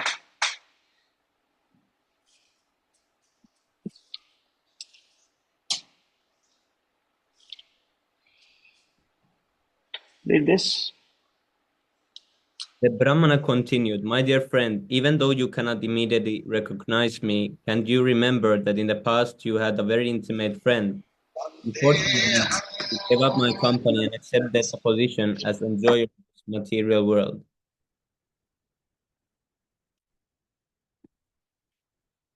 My dear gentle friend, both you and I are exactly like two swans. We live together in the same heart, which is like the Manasa lake. Although we have been living together for many thousands of years, we are still far away from our original home. Purport.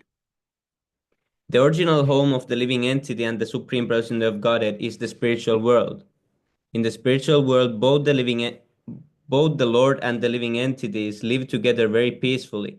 Since the living entity remains engaged in the service of the Lord, they both share a blissful life in the spiritual world. However, when the living entity wants to enjoy himself, he falls down into the material world. Even while he is in that position, the Lord alone with him as the super soul, his intimate friend. Because of his forgetfulness, the living entity does not know that the Supreme Lord is accompanying him as the super soul. And this is why the living entity remains conditioned to meet in every millennium. Although the Lord follows him as friend, the living entity, because of his forgetful material existence, does not recognize him.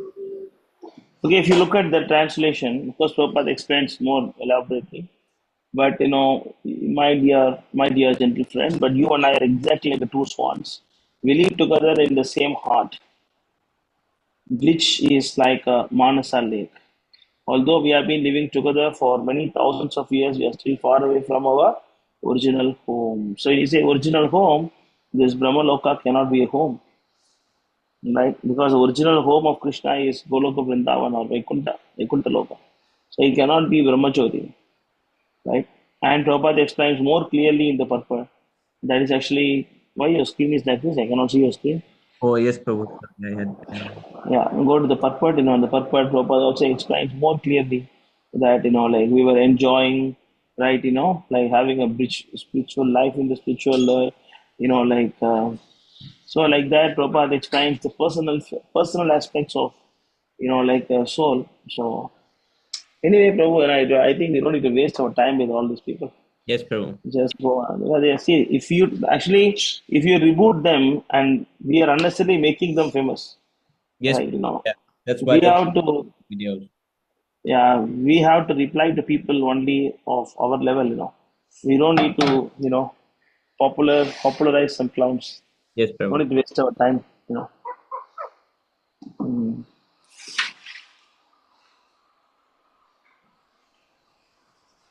Anything else? Anybody has? Chaitanya Prabhu, you are there? Yes, Prabhu.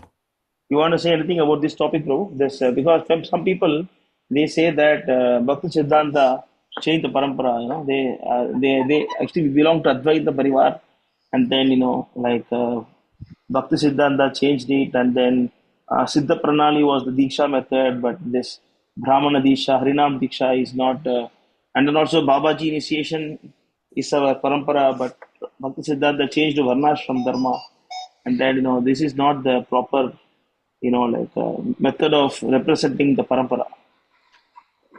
Yeah. So So they, honestly, I haven't heard on that particular topic, Prabhu, in the sense I've not seen that video. All that I know is even within the Gaudiya Vaishnava parampara, there are different tilakas. Like, for example, Shamananda Prabhu, when I was reading about Shamananda Prabhu last week. So, Shamananda Prabhu, his tilak was slightly different because he was blessed by the anklet of Srimati Radharani, right? And when he applied that, when he took the anklet and applied to his forehead, there was a certain yeah, impression that was fixed on his forehead, right? And that became the tilak for the followers of Shamananda Prabhu, right? Though Shamananda Prabhu, Srinivas Acharya, Das Thakur, they all come in the same disciplic succession. The followers of Shamananda Prabhu, they're sometimes called Shamanandis, right? And they have a certain tilak which is slightly different from how we follow it today, right? So I think these differences exist, but as you rightly said, Prabhu, I think what we have to do is just follow the parampara instead of trying to understand, decode, right? Obviously, we know by Saraswati Thakur's preaching, right, and his power, right, in terms of how he spread this movement, his authority is established, right? So there's no question of us even trying to, you know, go against what he has concluded, right?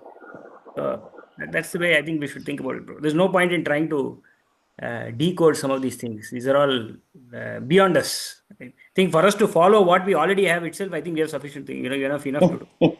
What should we even go to? Trying to decode what Siddhanta Saraswati Thakur did. I mean, everything he did was perfect, right? We Vrindavan manifested before him. What more do you need? yeah. So, that's my viewpoint. Actually, I was hearing that when Shamananda Prabhu got the tilak, and he tried to rub it off with a stone. He Yeah. thought that I made some offense. I'm trying to change something, so he was trying to rub with the stone, but still it was not going. Then actually, if I'm not wrong, that is called as Venu Tilaka. Oh, Some is it? name is there. I don't know. I'm not sure. I remember. I need to check. Okay. So, yeah, sure. Not sure. But of this Tilaka, there's an interesting story that Prabhupada narrated. Right? Prabhupada said, so I think in one company, I think some of you would have heard the story. So in a company, there was a manufacturing company, and in that company, they were all Hindus. Right? Everybody used to come to that company wearing the Vaishnava Tilak. One fine day, what happened? The management changed. So it went in the hand of the Muslims. The owner became a Muslim owner. So this Muslim owner said, anybody who comes to this office or this factory from here on wearing tilak, I will dismiss him. Right? So he will not be permitted to come to the factory any longer if he wears tilak. So obviously, employees were scared. And so they all decided they will not wear tilak. But there was one employee who daringly decided that he will continue wearing tilak, right, irrespective of what this new owner does. So when this Muslim owner saw this particular person, he said, this person is very courageous. So, in spite of all of you not wearing tilak, he's still wearing tilak. So, for his courage, I will retain him as an employee. Right? Prabhupada quotes this, when in the discussion with Swarup Das Goswami, right, in terms of how wearing tilak sometimes, how though it might sound that things are not favorable, but actually, if we stick to that principle, Krishna will protect us. It is the moral of that particular story that Prabhupada narrated. And there, Prabhupada then goes to also mention that in a separate conversation that if sometimes devotees are mentioning, right, if you are doing some nefarious activities or if you feel that you're a little uncomfortable wearing tilak, Prabhupada said you can wear water tilak. Right? Water tilak is something that we can still wear if for some reason, if you're like Prabhu mentioned, you're going to a cinema theater, right? You're in the neophyte stage, you're going to a cinema theater, or you're going to a place where material activities are being carried out. You may not want to wear the Vaishnav tilak the way it is wear in the Gopi Chandan way, but at least you can wear water tilak. So Prabhupada says at least you wear water tilak, that way you're protected. Right. So that's an alternate that we can think of, at least where we are at the neophyte stage and we are still addicted to some sense gratificatory activities. Yeah, so those are the 2 points that I wanted to add, Prabhu. But you cannot wear water tilak whole life, huh, Prabhu? No, that's only when Some of the devotees will take it. Okay, I got an option now. I can I can have water tilak whole life now. Yeah, there is only in those situations where We are looking for opportunities, looking for some loopholes, loopholes. These are all loopholes, but given with a specific purpose. Because I think the Hari Bhakti Vilas, right, written by Sanatan Goswami, it explains all of the different aspects in relation to parenting. Sanatan Goswami gives a very detailed explanation of what are the benefits one will derive by wearing tilakam. So, if somebody can do a quick find, Hari Bhakti Vilas, Vaishnava Tilak, there are at least 10 to 11 rules that are prescribed, and I think Faster. No. Why? Yeah, I think I was able to find it. Give me a second. I'll just put this in a document and project it. So this one is part of, yeah. Okay, I'll just share. How do I do this? Can I share my screen, Prabhu? No, you can share, bro. Okay. You can share your screen. So this is what the Hari Bhakti Vilas mentions, right? In terms of importance of wearing tilak. So it quotes from various Puranas, especially 2 Puranas, the Padma Puran and the Brahmanda Puran, and the Skanda Puran also. 3 Puranas it quotes. So I think if somebody wants to read, you can read. But this point addresses the point that one devotee was making, right? The Brahmanda Purana says that whether one is impure, devoid of proper etiquette, or committing sinful activities in his mind, if he wears tilak, he always remains pure. Of course, the intent should be that he should become purified. So sometimes somebody is addicted to committing some sinful activities. The Brahmanda Puran says he can still wear tilak. Doesn't matter. Because by wearing tilak, he will remain pure. Right? So that's one. So this is another interesting thing. When a person wearing tilak eats in somebody's house, I deliver 20 generations of the host from hell. So such is the power of wearing tilak. And then Yamaraj is one, I think one. Yeah, somebody can read all the points. It is interesting. Maybe somebody can read. Somebody can read all the points. Want to read? Can I read too? Yes, please. Hari Bhakti Vilas on the importance of tilaka. Number 1, the Padma Puran states, O Brahmana, for the sake of my pleasure, my devotee will put on tilak with a steady mind every morning and evening, and during my worship and fire sacrifice. Tilaka brings auspiciousness, protects one from danger, and destroys fear. Therefore, one should always wear tilak.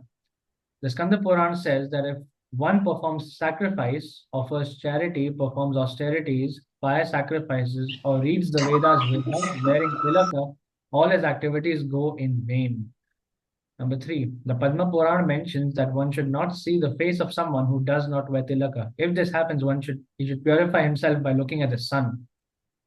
Number 4, he who wears tilaka marked with clay, even a chandala, low-class person, is a pure soul and is worshipable. There is no doubt about that. Lord Narayana, along with Lakshmi Devi, is seated in the beautiful space inside the tilaka.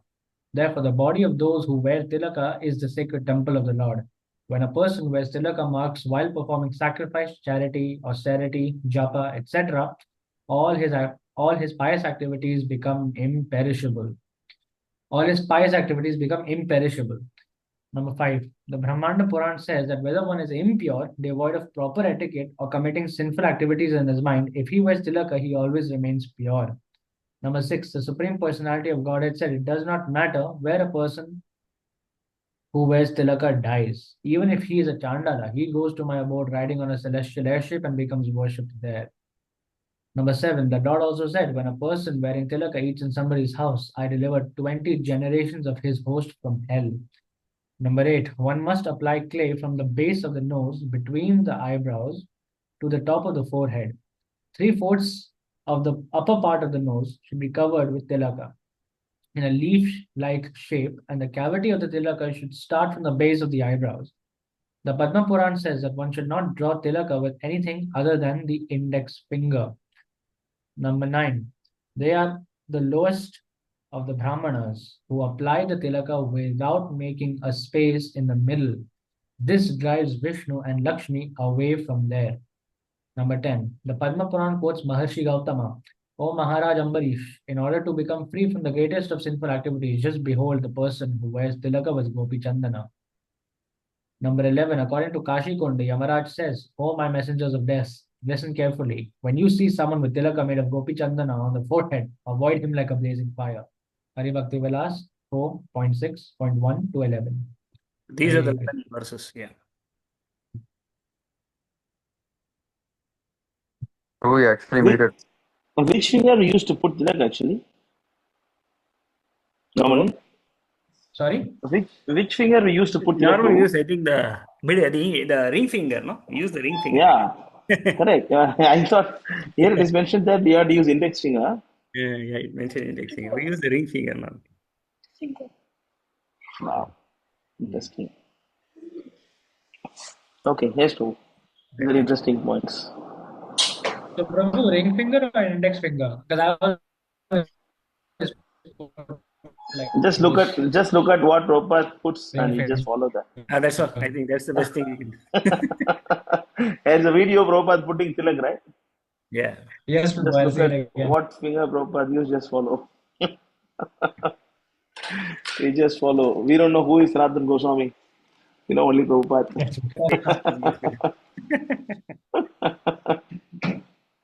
Oh, got edited.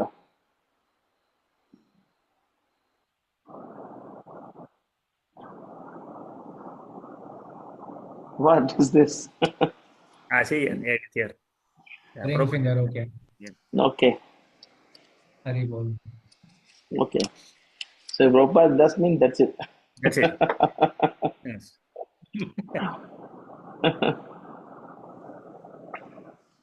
Okay. What's next? Hare Krishna, Prabhu. Yes, Prabhu. Thank you for the group discussion. So, Prabhu, the next is the sadhana chart, followed by the Q&A. Okay. Did you put that groups, Prabhu? No, Prabhu, Did you? just give me some time. I will do that. I'm working on that. Just give me some few days, 2-3 days at least. Yeah, no problem.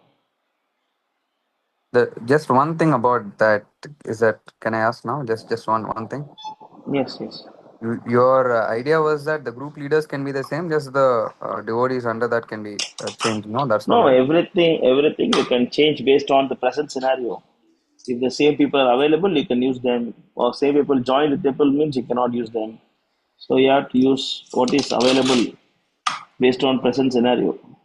So, like for example, Lugish Prabhu, Gaurav Shakti Prabhu, they are already Sami Prabhu, they are already available. Maybe the previously someone was there, like Devadatta Prabhu joined the temple, something like that. So you can feel free. Whoever can guide you, make them leaders. That's it. Okay. Yes, so I'll just keep you updated. Ribol, okay, here is this is sadhana chart top 10. So there It's is insult for with insult for Bharat Mata. No Indians there. All Indians got defeated. All foreigners. Wow. What all our devotees doing? Full points, huh? West Prabhu is considered an Indian, I think. But he's there. Yes, he has also max points, but now 4 has full points. So- Don't waste, Tarangini. Don't waste. Just பண்ணாத. so Okay, we will Sita Krishna. all the best to Dina Krishna Prabhu, Gaura Shakti Prabhu, and Sami Prabhu. Hari bol. Also Luvesh Prabhu. Ravish Prabhu also. Okay.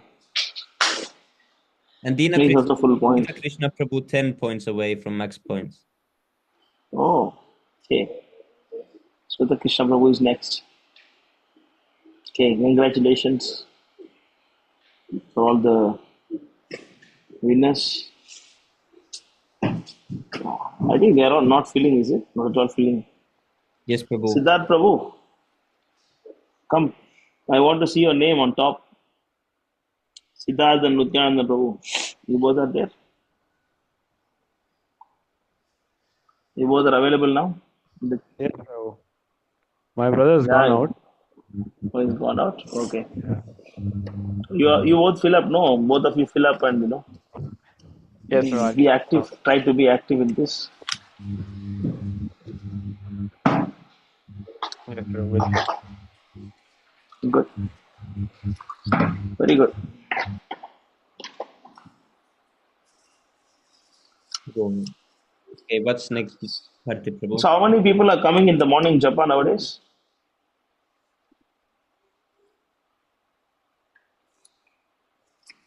Anybody knows? Eight people. 8 people now. Siddharth Prabhu knows. I mean, he is We very regular. have Gaura Shakti Prabhu, Dina Krishna Prabhu, Smita Krishna Prabhu, Bhakta Devang, and Abhay. Oh, Devang Prabhu is coming nowadays. Oh, that's very nice. Yes, Prabhu, I'm almost tagging him on a regular basis. That's nice. That's nice. Very good. Very happy to hear that. Pranjal Prabhu also comes every day. Oh, yes, Pradhan Prabhu is almost there before 4:30. Okay, very good. Very good. Good. So I want to see your name on the top list, Siddharth Prabhu. Yes, Prabhu, I just started Yes. book distribution, so it'll help now.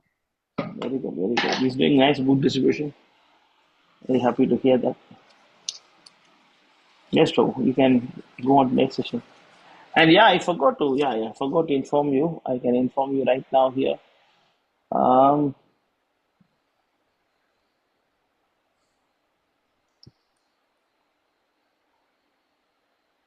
There is a news for that. This news can give pleasure to especially Siddharth Prabhu.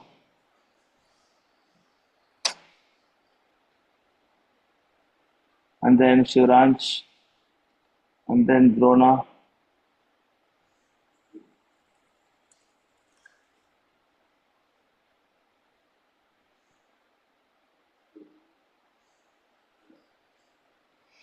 Okay, I'm just pasting in the chat here. Well, it's too long to paste.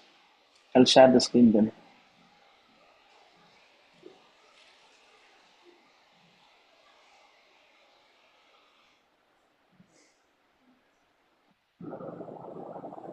So you can read Siddharth Prabhu in the chat. There's nothing yet posted, Prabhu. You don't see my screen? Not on the chat. I'm sharing my screen. I'm not able to paste it. Can see my screen? Yes, Prabhu. Siddharth Prabhu, you can see? Yes, Prabhu, I can. Read this poster. Rath Yatra 2025, invitation to all devotee artists, serve the Lord with your paintings. Hari Bol. Invitation to all devotee artists, serve the Lord with your paintings. Hare Krishna, dear devotee artists, we are blessed with yet another beautiful opportunity to serve the Supreme Lord through your creativity and devotion. This Rath Yatra, like the previous years, we are organizing a special Jagannath painting seva where your paintings will be offered for sale and all proceeds will go towards the temple funds. We invite all artist devotees to come forward and offer their artistic service to Lord Jagannath, Lord Baladev, and Ma Subhadra. Let us together make this a divine celebration of devotion and creativity.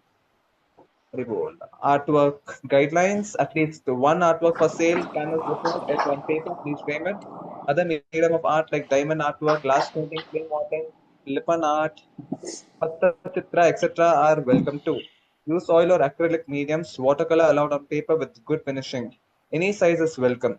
Innovative designs are appreciated.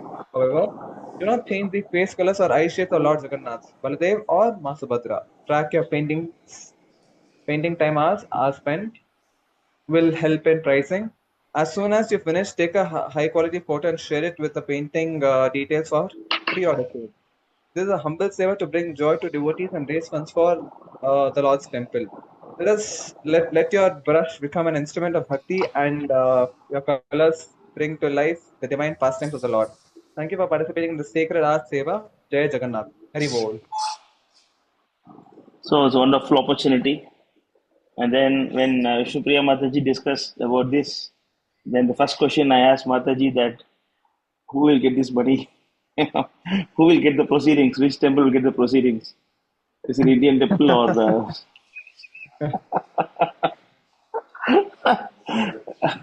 Then I said that Mataji, the devotees from India they can draw, but once they draw, and then we'll keep it in Singapore temple and we can sell it, and then like if the drawing got sold, then the proceedings should go to the temple where the artist prefer to go. For example, if you draw the drawing and if you want to give it for Pondicherry, then the proceedings should go to Pondicherry temple. Then Okay, bro. and I told Mataji, then I said, you talk to Prabhu. Then she spoke to Prabhu, and then Prabhu agreed. So my request is to you draw, and then whoever goes from here to Singapore Rath Yatra, they can take along with them. You draw the drawing and then send to Pondicherry temple. We can take it.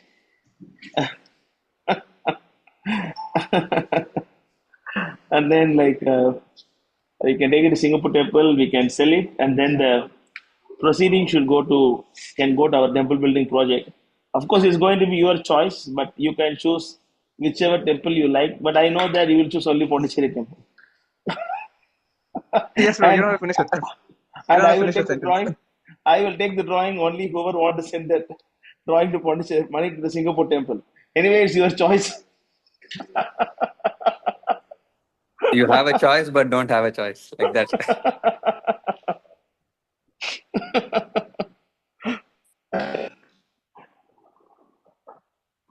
So I request, of course, I was just joking. You can send the money to whichever temple you like. Maybe you want to send to Amlapuram or, but of course, my request you to send to our temple. Anyway, let's later. But you try to draw. Whoever can draw nicely, you can draw, and then you can send to. As basically, they prefer the canvas painting, and other things. Mataji says she will validate the quality of the painting. People will buy the canvas painting nicely. Mhm. So, Karthi Prabhu, I'll send this WhatsApp message to you. I think right now I'll send you. I'll forget otherwise. Yes, bro. So you can send it to the respective teams and devotees. But how the Shivaransh Prabhu can send it to Singapore? Is he coming to India any chance recently? What time June, right? No, I don't think so. He'll come. So it's difficult, no? Yeah, it's difficult for him. Maybe Drona Prabhu can do if he wants to. Yeah, so Drona Prabhu, Siddharth, and Nityanand Prabhu also can do. Who else can do? You can think about even the Mataji also. You send it to Rasarani Mataji, Right. and then Okay. you can tell how they can choose their temple Yes, bro. as they wish. The Yes, same bro. way I told you, tell her that they can Yes, choose the bro. temple. Yes, bro. Yeah, surely. Okay, so we can use it for constructions. Your money will go to the temple construction project. Okay, so let us know whoever is interested, but that should come at least on 20th of May to Pondicherry Temple, so that if anybody goes to say Rath Yatra, they can take along with them.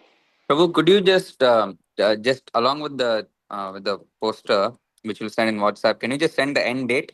I don't want to forget this. 20th May. Can you just send that as well?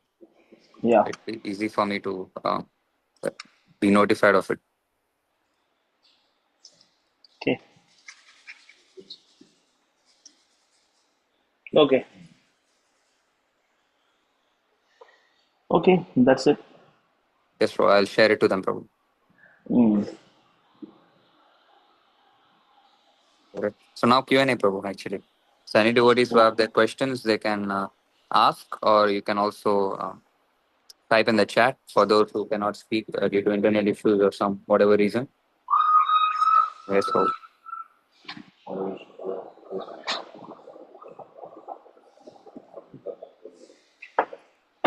Prabhu, I have a question, Prabhu. So how was this session? It was okay, is it? Like as you planned, it was okay? It's okay. See, feedbacks I'll give you privately. Oh, okay. Yes.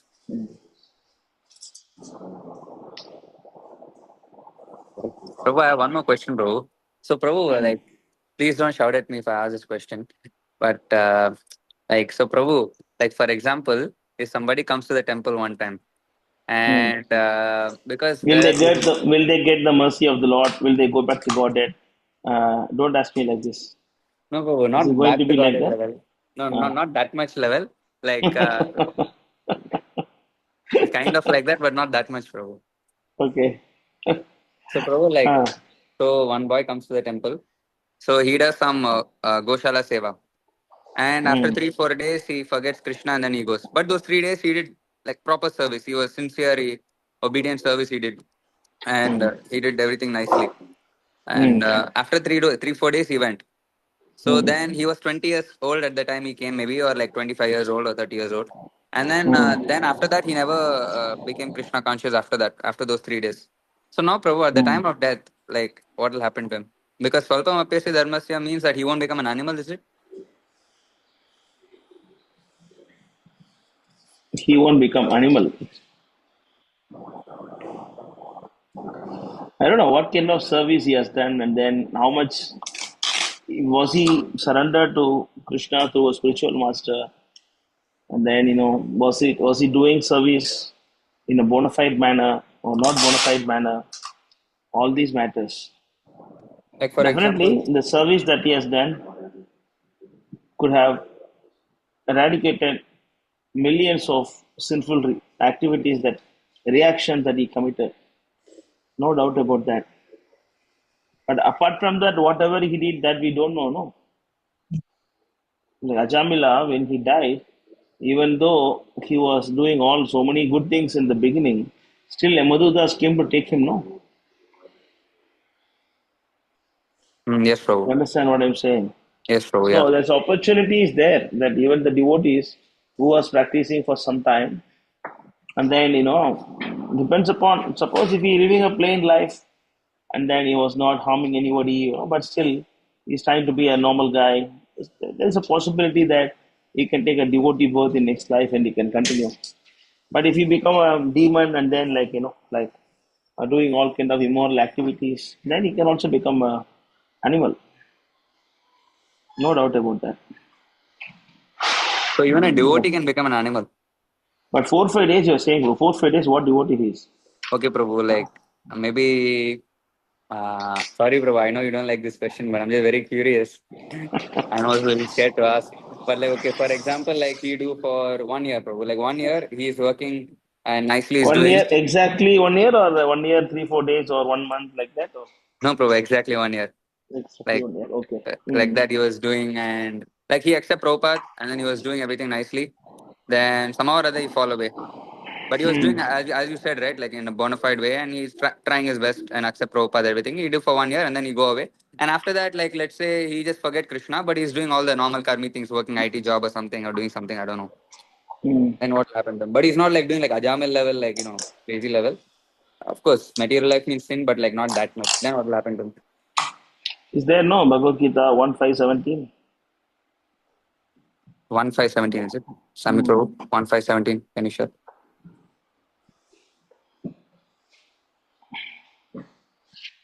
See, there is a verse from Swami Prabhu, Hari Bhakti Vilas. Unless one is initiated by a bona fide spiritual master, all his devotional activities are useless. A person who not properly initiated can discern against advanced process. Okay. Read this purport. Read the translation. Yes, bro. Karthi. Yes, bro. Translation: One who has forsaken his material occupation to engage in the devotional service of the Lord may sometimes fall down while in an immature stage. Yet there is no danger of his being unsuccessful. On the other hand, a non-devotee, though fully engaged in occupational duties, does not gain anything. So Prabhupada say no danger means no danger. Because here it's about devotional service means under a bona fide spiritual master. Otherwise, it is not devotional service. But still, due to that influence of material nature, but if he fell down, but still Krishna give opportunity, he will start from where he stopped. That's a question asked by Arjuna, right? To Arjuna, to Krishna, Yes, bro. in the ninth chapter of Bhagavad Gita, right? What is this?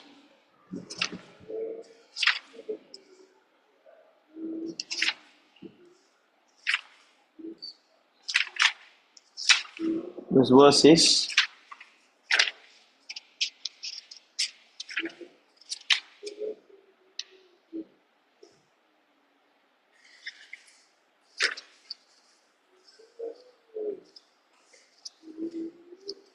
that yogis, right? Two type of yogis. One who is practicing short time, one who is practicing long term. Yes, bro.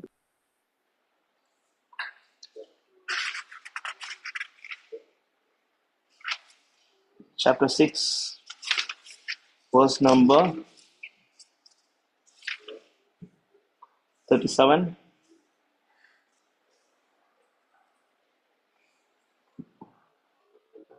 Read this. Yes, bro. Translation: Arjuna said, "O Krishna, what is the destination of the unsuccessful transcendentalist who in the beginning takes the process of self-realization with faith, but later desists due to worldly mindedness and thus does not attain perfection in mysticism?" Yeah, is the next one.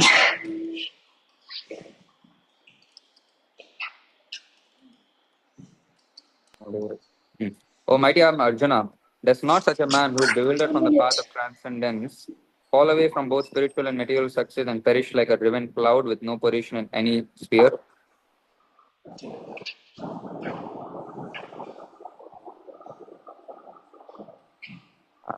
Okay. This is my doubt, O Krishna, and I ask you to dispel it completely. Okay. But for you, no one is to be found who can destroy this doubt. Read this. Yes, Prabhu. The Supreme Personality of Godhead said, O son of Pritha, a transcendentalist engaged in auspicious activities does not meet with destruction either in this world or in the spiritual world. One who does good, my friend, is never overcome by evil. Next, Prabhupada is quoting the same verse in the purport. Yes, Prabhu. The unsuccessful yogi, after many, many years of enjoyment on the planets of the pious living entities, is born into a family of righteous people or into a family of rich aristocracy. So, read the purport. Yes, Prabhu. The unsuccessful yogis are divided into two classes. One is fallen after very little progress. One is fallen after a long practice of yoga. The yogi who falls after a short period of practice goes to the higher planets, where pious living entities are allowed to enter. After prolonged life there, one is sent back again to this planet to take birth in a family of righteous Brahmana, Vaishnava, or aristocratic merchants. The real purpose of yoga practice is to achieve the highest perfection of Krishna consciousness, as I explained in the last verse of this chapter. But those who do not persevere to such an extent and who fail because of material allurements are allowed, by the grace of the Lord, to make full utilization of their material propensities, and after that they are given opportunities to live a prosperous life in righteous or aristocratic family. Those who are born in such families may take advantage of facilities and try to elevate themselves into full Krishna consciousness. You got it? Yes, Prabhu. So, no loss. Yes, Prabhu. And always back to spiritual life, no problem. Everybody is welcome after giving up the full-time life or spiritual life. Yes, Prabhu. Prabhu, now my real question, Prabhu. Suppose if I fall down now, Prabhu, then will I become animal or like what, Prabhu? I don't know, you are a short-time yogi or long-time yogi or First of all, you're a yogi or not, away in all these things. Yes, so That only you will know. You have to answer the question. how am I supposed to answer, Prabhu? Hmm. Let's Right. chant Hare Krishna, Prabhu. Don't worry. Yes, so Just have faith in Harinam and then just go ahead. Don't waste your time on thinking about all these things. yes, so This is called manasovekam. It is active, the agitation of mind. mm. The agitation of mind. So we have to conquer that. Actually, whether I am qualified, whether I am not qualified, I have to enter service. Yes, so Whether I go to hell, jivane marane gati aro nahi mora. Right? Radha Krishna prana mora, jugula kishora, jivane marane gati aro nahi mora. Whether living or dead, whether sinful or pious, whether animal kingdom or human being, whatever. Bharat Maharaj, even though he become animal, right? See, when Bharat Maharaj can become animal, Prabhu, what to speak about you and me? yes, so Yeah, he has become animal also when Bharat Maharaj. So, but he was fortunate that he was remembering his past. Prabhu, did Mm. Bharat Maharaj have to go through hellish planets, or did he go straight to the body of deer? There, straight to deer. Yes, He Prabhu. didn't go to hellish Sometimes planets and all. I've heard that the hellish planets are sort of preparation for the animal body, but he didn't go through that. No, we don't find any information like that. Directly become animal. Why he has to go to animal? I mean, even you don't need to go through animal life, but still, because you are thinking of a deer, he forced Krishna to give a birth. But still, Krishna was merciful to give him memory of last life. Mhm. He did not go through hellish planets. Hmm. But still, even animal life is considered to be a hellish Yes. life only. Yeah, see, because I've seen this reference that in this conversation, Prabhupada says like this that some Indian man asked, when our soul gets out from our body, it goes to the hell or Prabhupada says hellish planet. Indian man asks, hemisphere or it takes birth immediately afterward. Prabhupada explains, yes, those who are sinful, they do not take immediately birth. They first of all trained up in the hellish planet how to suffer to become accustomed, and then they are taken birth, then suffer. Just like you pass IAS, then you become an assistant to the magistrate. You learn, then you are posted as magistrate. Even if you are fit for going back to home, back to Godhead, you are first of all transferred to the universe where Krishna. Yeah. So here it is said that the hellish planet is like training for the animal body. Yes. yes, so thank you, Prabhu. Okay. Hare Krishna.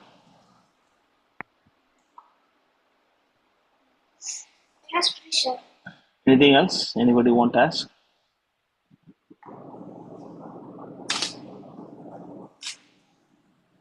Jordan is messaging.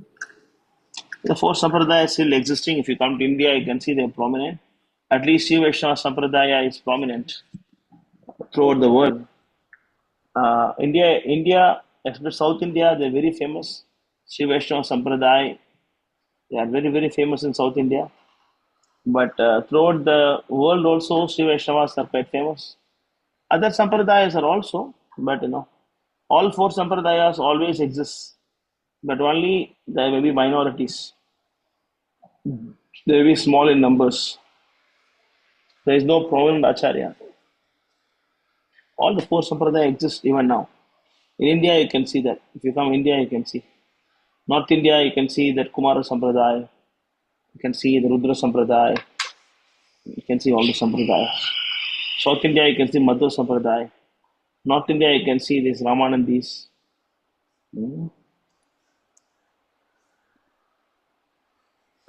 So, Prabhu, actually, when we meet some Sri Vaishnava person, and suppose in the course of preaching we meet some Sri Vaishnava person, then is it required, like for example, I'm doing book distribution, is it required to give them our books or Yeah, give. Our books are meant for everybody. Why not? Our books should be given to everybody. Even if they want to understand Ramanuja, they can understand without Prabhupada. But Prabhu, they have their Latest gurus, Acharya. no? I don't know what they're doing. Or even all the gurus are drinking coffee tea. Oh, is it? Yeah, some of them, yeah, stick. Some of them are not stick. So the prominent acharya is there, na Prabhu. Even the prominent, even they are reading Prabhupada books. Where actually once I wanted to read about Ramanujacharya, I was searching for the book and I asked him. I asked one Sri Vaishnava, and then I need a book about Ramanuja. I want to read, and he said that actually there's a wonderful book printed by Ramakrishna Math. I said I don't want that. Ramakrishna Math. They want me to read Ramanujacharya from a book printed by Ramakrishna Math. So they have gone, Of course, still some are there, but mostly they lost the preaching spirit. They are just fall down to the platform of brahmanas.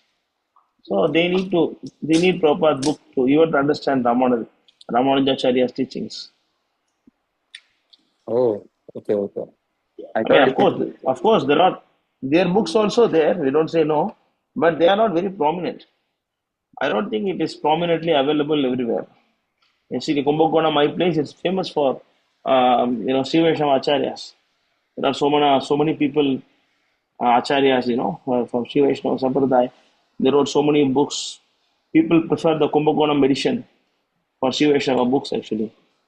But I don't know because I just came to know about this recently. But they are not very prominent. They fall down to the platform of brahmanas. Most of them. that's true. So if we meet them also, we should try to give them the books. Yeah. Yes. What is Chaitanya Mahaprabhu instruction? Yare dekha tare kaha Krishna Upadesh. Yes. So wherever you meet, you give Krishna consciousness. That's true. Yes. Any other questions? No, Prabhu, I don't have questions. May everybody want to share something?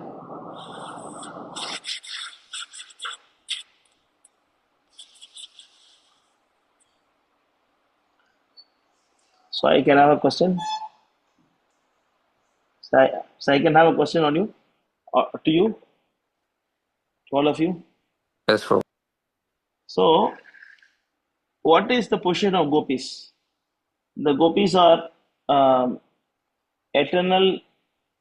I mean, like personalities coming down directly from Goloka Vrindavan. Because we also hear that in the sages of Dandakarunya, they wanted to become, like wife of Rama, and then they born as gopis, right? So where are the gopis? Gopis are from the sages of Dandakarunya, or they all came along with Krishna, or what do you think about it?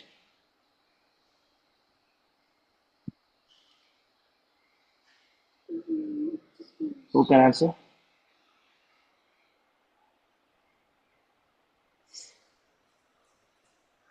Bomb question, huh? It's a bomb question reached to Yes, Prabhu.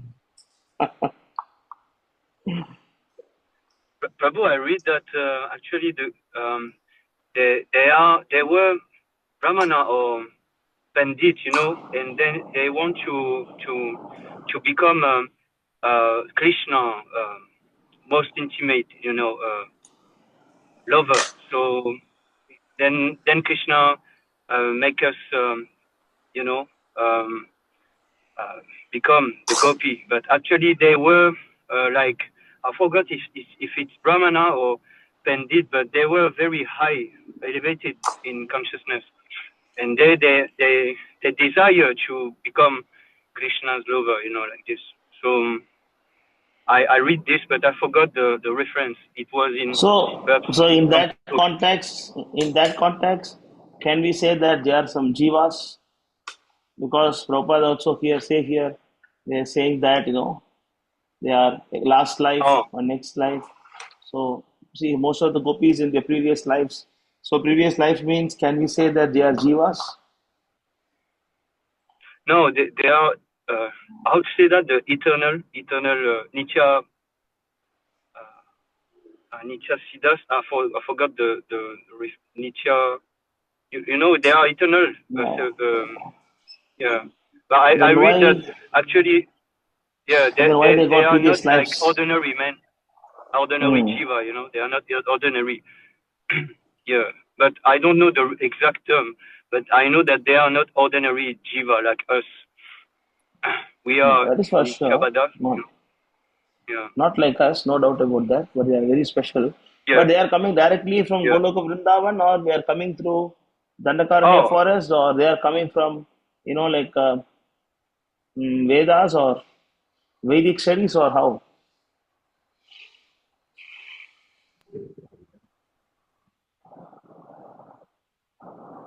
Anybody else? Prabhu, I don't think that they're. Gaurashakti Prabhu, are you saying something? If you're saying, you can go ahead, Prabhu. You can conclude your point, then I can say. no, you can, you can say, I already talk, you know. Okay.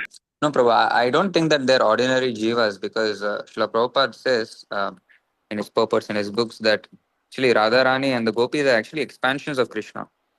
So expansions of Krishna cannot be called a jiva. Of course, the jiva is also an expansion of Krishna in a sense, but the gopis, they are in a different position. So we cannot say that they're jivas. So of course, it's just my understanding. Correct, but And in that case, if they are directly expansion of Krishna, mm, then why what they are doing with the Vedic studies and what they are doing in Dandakaranya forest as the rishis? okay, so they were basically I don't know about this past time, but they were doing some big austerity in the over there, right? That's what you're Yeah, saying. No, maybe. Dandakaranya forest. They Mm, wanted to marry Ram. They saw the mm, beauty of Ramachandra. They wanted to marry him. right.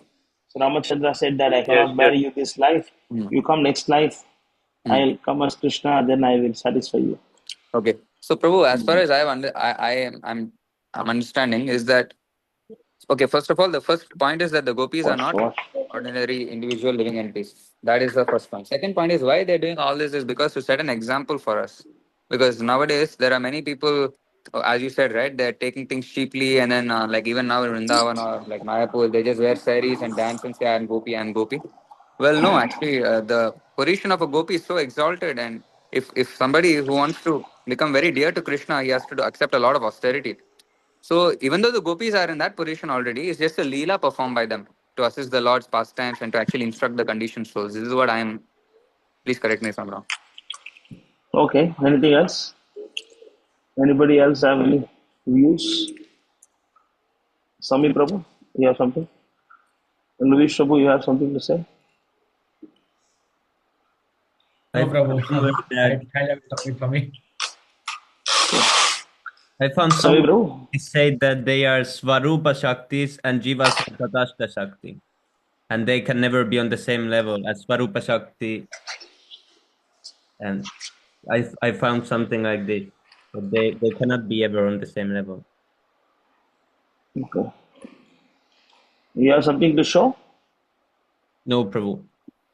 I don't Let's think. just go to. Hmm. Prabhu, you're muted, Prabhu. Actually. Sorry, you can hear me now? Yes. Yes, Prabhu.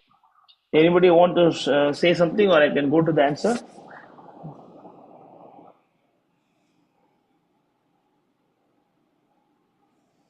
Anybody has anything to say? Just go to 10th canto, 29th chapter, verse number 9. Because it was very interesting. I was listening to purport that day. That's what I wanted to share this. 10:29 9. Okay, just read the purport. From the beginning, you read the purport. It's a little long purport. Maybe you can take turns also. Yeah, see, first of all, these purports are not given by Prabhupada, no doubt about that. But this purport is having only the um, quotation by Veeraraghavacharya and Puranas. So that's why we can read this. Huh? We can read the purport. Yeah. So, throughout the 10th canto, Srila Vishwanath Chakravarti Thakur gives elaborate poetic commentaries on Lord Krishna's pastimes. It is not always possible to include these extensive descriptions. It is important in its entirely his comments on this verse. It is our sincere recommendation to the learned Vaishnava community that a qualified devotee of the Lord present the entire commentary of Srila Vishwanath Chakravarti on the 10th canto as a separate book, which will undoubtedly be appreciated by devotees and non-devotees alike. The Acharya's comments on this verse are as follows. In this context, we will make... This is actually a quotation by Veera Raghavacharya. Okay. Carry on. Okay. Yes, bro. In this context, we will make our analysis according to the method described in Srila Rupa Goswami's Ujjvala Nilamani. There are two categories of gopis: the eternally perfect Nitya Siddhas, and those who have become perfect by practicing Bhakti Yoga, Sadhana Siddhas. If Sadhana Siddhas are of two categories: those who belong to special groups and those who do not. And there are also two classes of gopis belonging to the special groups, namely the Charis, who come from the group of personified Vedas, and the Rishi Charis, who come from the group of sages who saw Lord Ramachandra in the Dandakaranya forest. So this is actually this is what I'm trying to explain. The two kind of gopis are Nitya Siddhas. That's what Gaura Shakti Prabhu was trying to say. So Nitya Siddhas. Nitya Siddhas means eternally they are perfect. So they don't need to go through any austerity, tapasya, nothing. They directly come from Goloka Vrindavan to assist the Leela of Krishna. Like Yashoda Maya, all of them, they're directly coming from Nanda Maharaj, they're directly coming from this Goloka Vrindavan. But there are other category called as Sadhana Siddha. Sadhana Siddha means by practice they become pure devotees. The Sadhana Siddhas are categorized in two categories. One is special, one is not special. The special categories are again divided into two categories: Shuddhicharis and Rishicharis. Shuddhicharis means the Prabhupada say Vedic studies. So they are followers of Veda Parakas. By sincerely studying the Vedas or expansions of Vedas, sometimes they become gopis, right? And the other thing is, the sages of Dandakaranya forest, right? There are different types of gopis in Goloka Vrindavan. Not all of them are same. There are different types of gopis available there. And this is furthermore explained in Padma Purana as follows. Somebody else can take turn, read.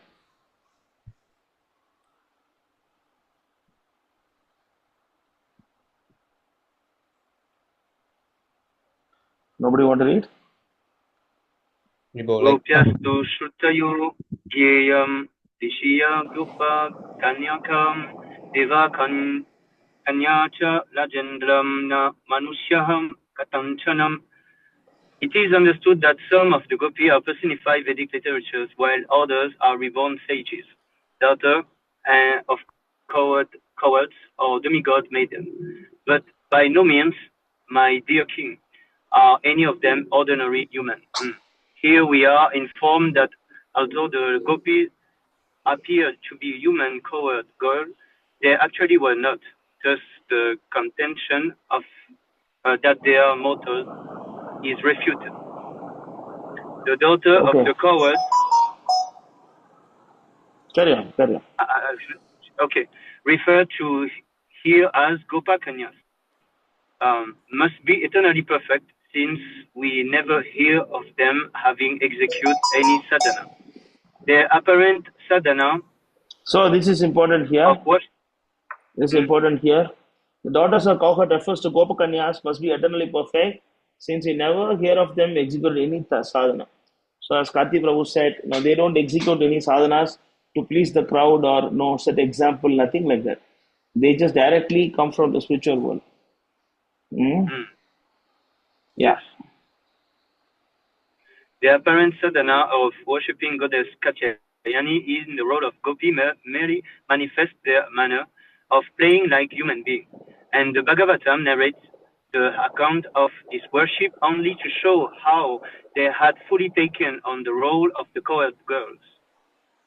That the Gopakanya Gopi are actually Nitya Siddhas, eternally perfect devotees of the Lord, is established by a statement in Brahma Samhita 5:37. Ananda Chinmaya Rasa Prachi Bhavitavihi, which proves that they are the Lord's spiritual pleasure potency. Similarly, we have the word of Gautamiya Tantra, Radiniya Mahashakti. Further corroboration of their eternal perfection in that these gopi being co-eternal with the Lord Krishna, their lover, are mentioned along with him in the 18-syllable mantra, the 10-syllable mantra, and others. And also that the worship of this mantra and also the shrutis that present them has been in existence since beginningless time. The Devakanya, daughter of the demigod, who are mentioned in the verse beginning Sambhavas Malam Striya, are explained in the Sri Ujvala Nilamani as partial expansion of the gopis who are eternally perfect, that the Shruti gopis, the personified Veda, are sadhana siddha, is understood from the following words of their quoted in the Brihad Vamana Purana. Kandalpa Kuchila Vanyam Vayidriste Manam Shinam Kamini Bhavam Asadyam Smara Shudanyam Samsayam Yatadva Lokam Vashinyam Kamatat Gopikam Vajanti Ramanam Madvash Chikilsa Janina Tatam. Since we have seen your face, which possesses the beauty of millions of cupids, our minds have become lusty after you, like those of young girls, and we have forgotten all our allurement. We have developed the desire to act toward you as do the gopi who dwell on your transcendental planet, and who manifest the nature of Cupid by worshipping you with the idea that you are their paramour. The Rishi Chari gopis are also sadhana siddha, as stated in Ujvala Nilamani, Gopalo Shakaha Purvam Apratapishta Siddhayaha. Previously, there were all Maharish living in the Dandaka forest. We find evidence that this is in Padma Purana, Uttara Khanda. Drisvalamam Harim Tatram Bhaktum Aicham Suvigraham Te Salvestrivam Apanaham Samuduttascha Gokule Harim Samplapya Kaminam Tato Mukta Navat. This verse says that upon seeing the Lord Ramachandra, the sages in the Dandaka forest desire to enjoy Lord Hari Krishna. In other words, the sight of Lord Rama's beauty reminds them of Lord Hari Gopala, their personal object of worship, and they then wanted to enjoy it with him. But out of embarrassment, they did not act on that desire. Whereupon Lord Sri Rama, who is like a desire tree, gave his mercy to them, even though they had no voice their request.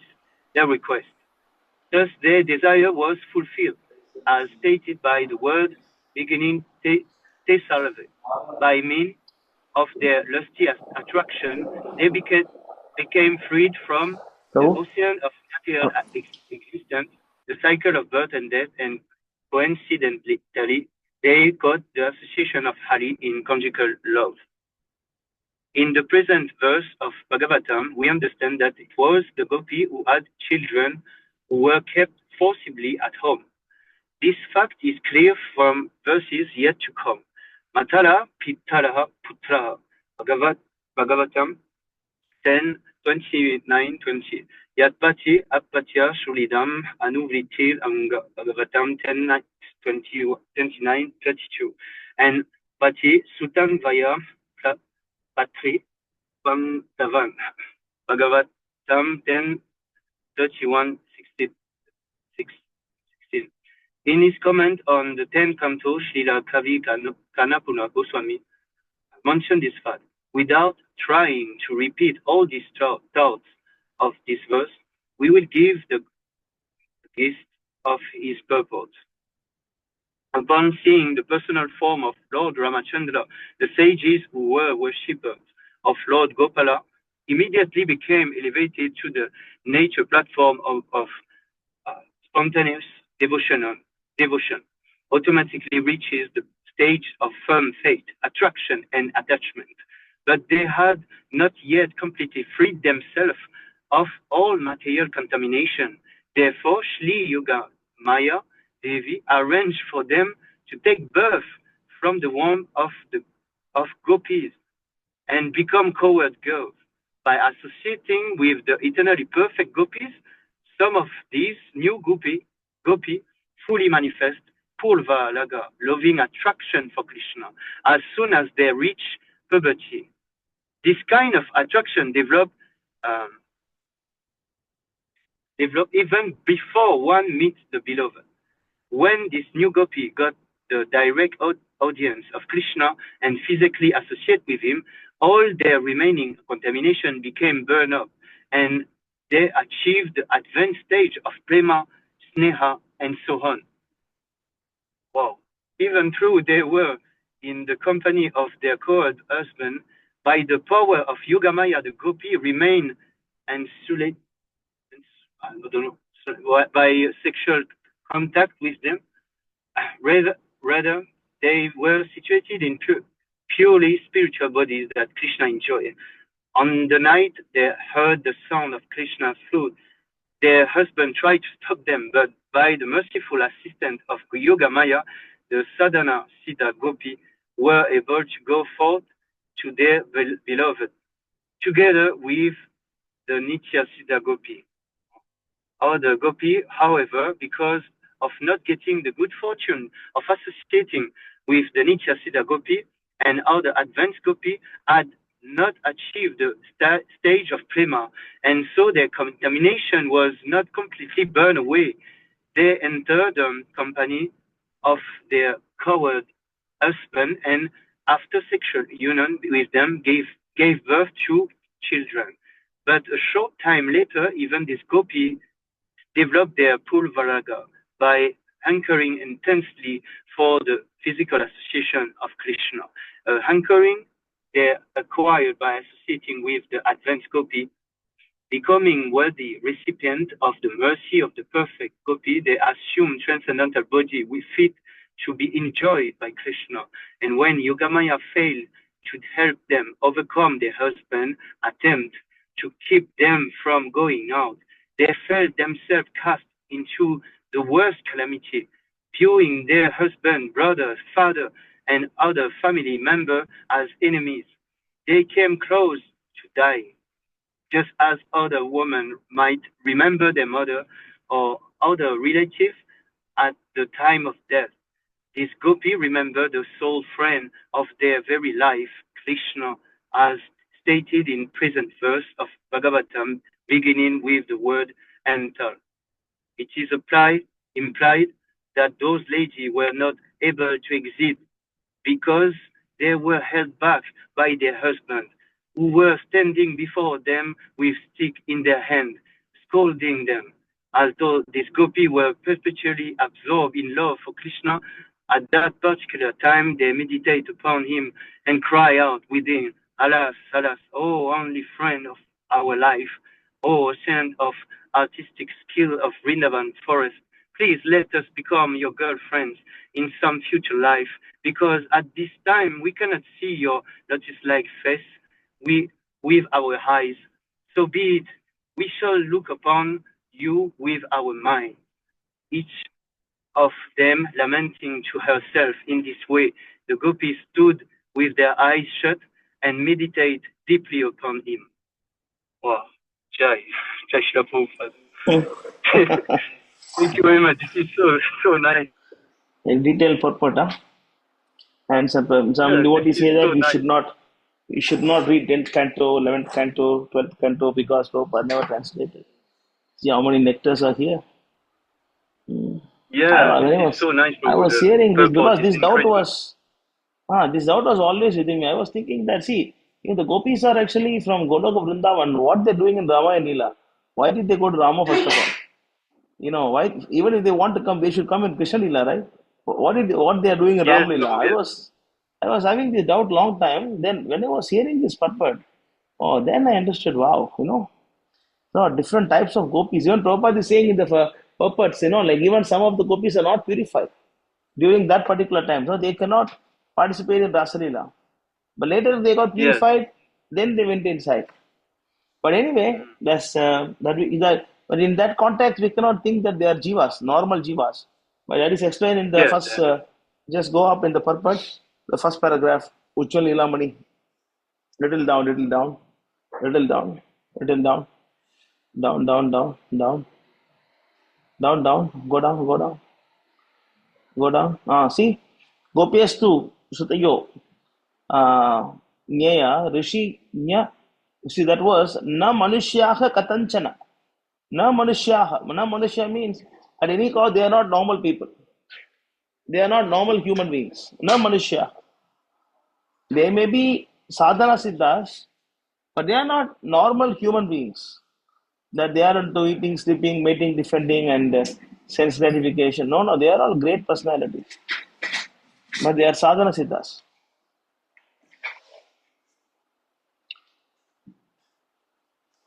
A very deep explanation, the purport.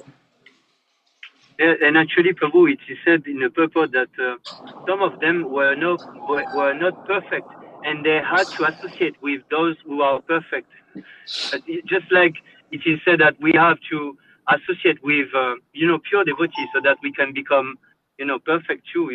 So Yes. this is very nice purport because it's it give us some more deepness in the in this regard, that we have to associate with pure devotee, advanced devotee, to in order to perfect ourselves. Yes. True, true.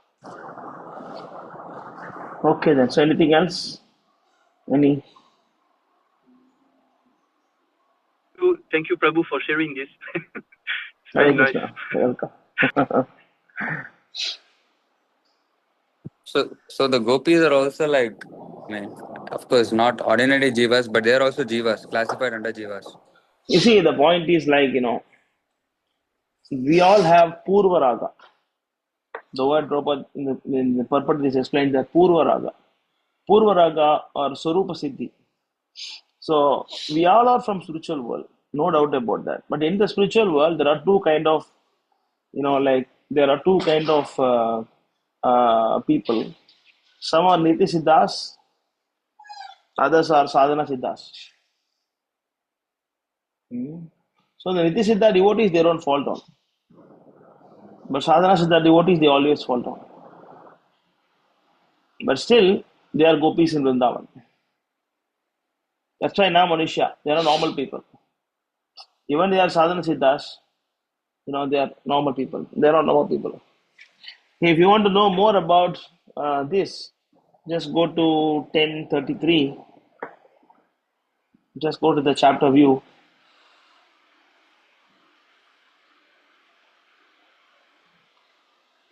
Just a minute now. Let me confirm that.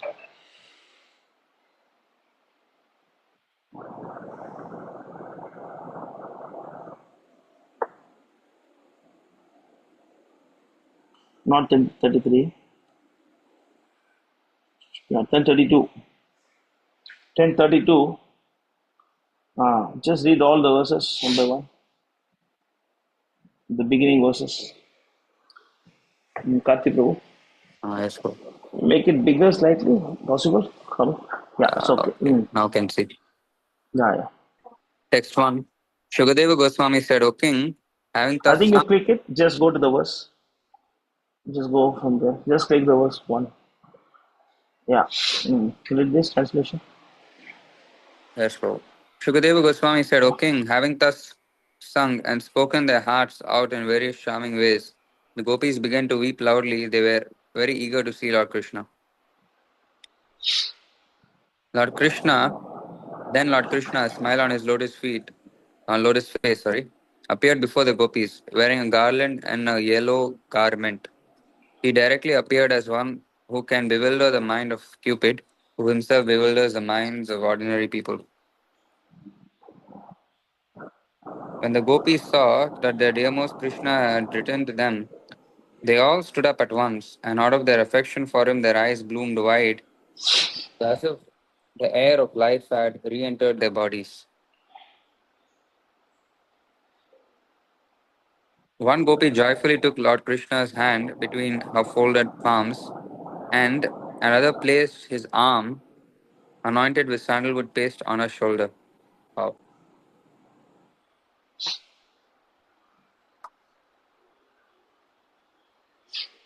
A slender gopi respectfully took in her joined hands the betel nut he had chewed, and another gopi, burning with desire, put his lotus feet on her breasts. One gopi, besides herself with loving anger, bit her lips and stared at him with frowning eyebrows, as if to wound him with her harsh glances. Oh. Another gopi looked with unblinking eyes upon his lotus face.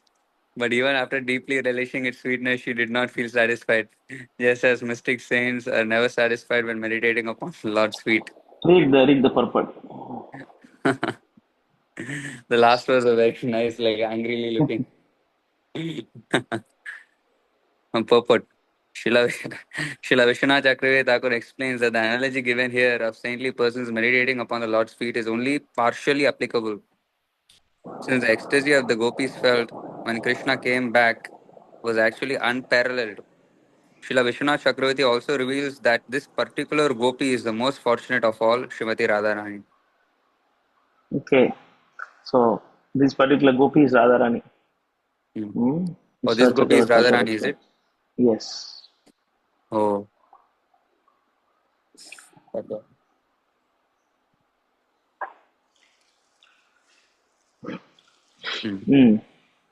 Yeah, okay. One gopi took the Lord through the aperture of her eyes and placed him within her heart. Then, with her eyes closed and her bodily hair standing on end, she continuously embraced him within. Thus, immersed in transcendental ecstasy, she resembled the yogi meditating upon the Lord. Wow. Next. Go to the purport. Just show the purport. Yeah. Can read. Yes. Srila Vishwanath Chakravarti Thakur states that the seven gopis mentioned so far in this chapter are the first seven of the eight principal gopis, whose status allowed them to immediately approach Sri Krishna upon his reappearance. The Acharya quotes a verse from Sri Vaishnava Toshani that gives the names of these seven as Chandravali, Shyamala, Shaiba, Padma, Sri Radha, Lalita, and Vishaka. The eighth is understood to be Bhadra. Sri Vaishnava Toshani itself quotes a verse from the Skanda Purana that declares these eight gopis to be the principal among the 3 billion gopis, or 3 billion gopis. Detailed information about the hierarchy of gopis is available in Sri Rupa Goswami's Ujjvala Nilamani. The Padma Purana confirms that Sri Radha is the foremost of the gopis. Just as Srimati Radharani is most dear to Krishna, her bathing pond is similarly dear. Of all the gopis, she is the most beloved of the Lord. The Brihad Gautamiya Tantra also names Srimati Radharani as Krishna's foremost consort. The transcendental goddess Srimati Radharani is the direct counterpart of Lord Krishna. She is the central figure of all the goddesses of fortune. She possesses all attractiveness to attract the all attractive personality of Godhead. She is the primeval internal potency of the Lord. This translation is Srila Prabhupada's English rendering of Chaitanya Charitamrita Adi 4.83. Read Additional this again. information. Read this again. Yes, Prabhu. The transcendental goddess Srimati Radharani is a direct counterpart of Lord Sri Krishna. She is a central figure for all the goddesses of fortune. She possesses all attractiveness to attract the all attractive Supreme Personality of Godhead. She is the primeval internal potency of the Lord. Translation by Prabhupada's English rendering of Chaitanya So in that Charitamrita. case, you have to understand that Radharani is not Jivatma. Yes, correct. Radharani is not Jivatma. She is actually direct counterpart. Next. Additional information about Sri Radha is given. Additional information about Sri Radha. Even Dada is merciful, Sami Prabhu not merciful. Additional information about Sri Radha is given in Rig Parishishta, the supplement to the Rig Vedas. Among all persons, it is Sri Radha in whose company Lord Madhava is especially glorious, as she is especially glorious in his. Among all the persons, it is Sri Radha in whose company Lord Madhava is especially glorious, and especially glorious in this. Okay, next. All the gopis enjoyed the greatest festivity when they saw the beloved Keshava again. They gave up the distress of separation, just as people in general forgot their misery when they gained the association of a spiritually enlightened person. So that's why these are called as principal gopis. Ashtasakis. Ashtasakis, they are very, very principal gopis. All of them. Yes, sir. Clear? Next one. Translation. Encircled by the gopis. Enough. Yes, sir. Anything else? Anything else? We can move Prabhu, on so to second thing. basically, Srimati Radharani is the internal potency of the Lord, expansion. And but the other gopis are Jiva Tattva. No, that's why I know you'll ask this question, but I don't know. They may be expansion of internal potency of the Lord. I'm not sure. I don't know. I cannot say. But technically speaking, Prabhu, because it was mentioned that the gopis were not pure, because it was mentioned that when they saw the Lord Ramachandra, they automatically got a firm faith, attachment, all that they got. But still they were having some material contamination, and the next birth, then they got association, and that means they should be Jiva Tattva, no? Like technically But speaking. those Dandakarunya Rishi, they are definitely. See, except the principal Ashtasakis, all of them are Jiva Tattva. Some of them are Riddhi Siddhas, some of them are Sadhana Siddhas. My doubt is only about the other 7. All others are Jivas only. But not like normal Manushya like us. Yeah, They will liberated. not become some doctor, engineer, collector. They will not become like that. Yes. They will come down to help the pastimes of the Lord, and then they will go back. Yeah, so basically there are So 3 billion gopis, Prabhu. So in the 3 billion gopis, 8 are principal, right? And among the 8 principal, one is Radharani, who is the most dear. So the 8 are all expansions of Yogamaya. The rest are all Jiva Tattva who have become purified via now sadhana. that's what I said. I don't know. Radharani is Yogamaya. Okay. Krishna himself. Other 7, I'm not sure. Okay, that's But what. all others are Jivas. Right, noted. That's what we see. Otherwise, why they fall down and then become sadhana siddhas and all? Yeah, makes sense. Yes, Prabhu. Yeah, my question was actually about the 3 billion, because so many are there. So Radharani, I was sure about. Of course, the other 7, as you said, you don't know, but the others are all Jiva Tattva because that's how they. So one of those Nitya Siddhas are like Rupa Goswami, Bhaktivinoda Thakur. You understand? Yes, Nitya sir. Siddha Gopis. Yes. Kamala Manjari, Rupa Manjari. They are Nitya Siddhas. See how powerful Acharyas are. They are Nitya Siddha Gopis. They were dancing with Krishna and Rasalila and then came to us as Acharyas. How fortunate we are.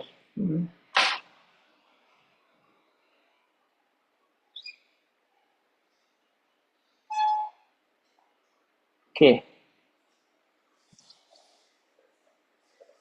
Yes, bro. Thank you, bro, for clearing my doubt. Okay. Thank you so much. So no other questions. You can stop with this. Swami Prabhu shared something. If one doesn't understand in the beginning, but continues to hear again and again wonderful effects Lord Chaitanya's pastime will bring the for Krishna. Gradually, one will come to understand the loving affairs between Krishna and the gopis. The associates of without everyone is advised to continue to hear over and over again to greatly benefit. Jordan Prabhu. Okay, Jordan has a question, huh? Yes, 3 questions.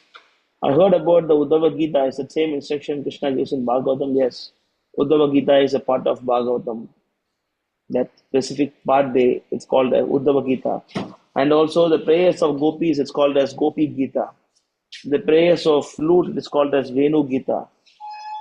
Prayers of Uddhava is called as Uddhava Gita. Prabhu, what about Narada Muni? Is a Jiva or from Goloka? Now he should be connected to, I don't know, is Vaikunta or Goloka, I'm not sure. But he should be mostly connected to Vaikunta, I suppose. I'm not sure. All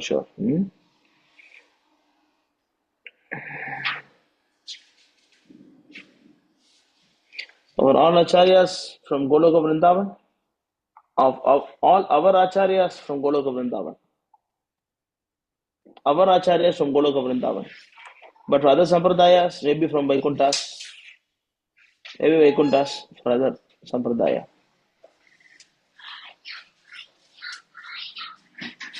Answer to your Istagosthi questions as follows. Unless one is the resident of Krishna Loka, one cannot become spiritual master. This is the first proposition. Layman cannot be a spiritual master. And of course, when I say he's from Goloka Vrindavan, yeah, but what I was mentioned, he may be from Vaikuntha also, but definitely not from, like not a conditioned soul. Definitely not from any other place. Yes, Prabhu. That is the proposition. The layman cannot become spiritual master. And if he becomes so, then it will simply create disturbance. Yes. Was Sampradaya last Acharya? Any more Acharya? For now, yes. For 10,000 years, Prabhupada is Acharya. But 10,000 years is not last. After 10,000 years, it's Krishna.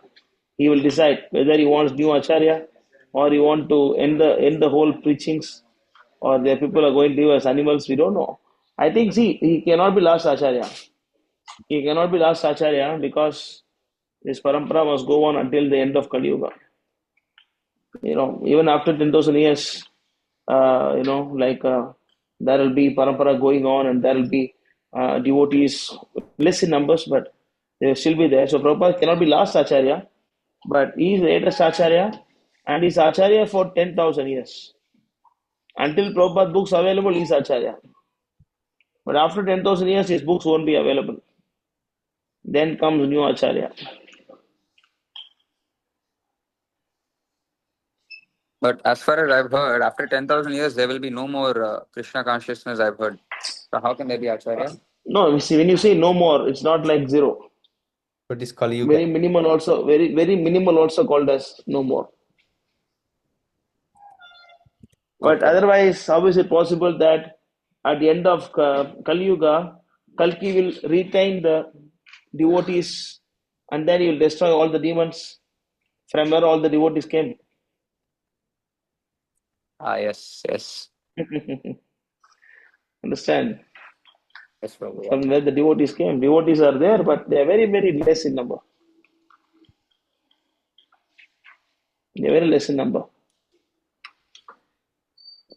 So the point is that the Acharya system will continue after 10,000 years also. Because without Acharya, Yes. they cannot be discipled. Yes. Like our Sampradaya, like our especially, or Everything will be there. wow, is it? All Sampradaya always exist. But some will be prominent, some will not be prominent. All the 4 Sampradaya always exist. Here. Oh, I never heard this. Like after 10,000 years, there will be. I didn't know that. Thank you for sharing. There must be Acharya. The preaching will not be like this much. It will be mostly secret way, hiding in the caves. I don't know. Very secretly there. Even Ramanuja has to run away to Melkote, right?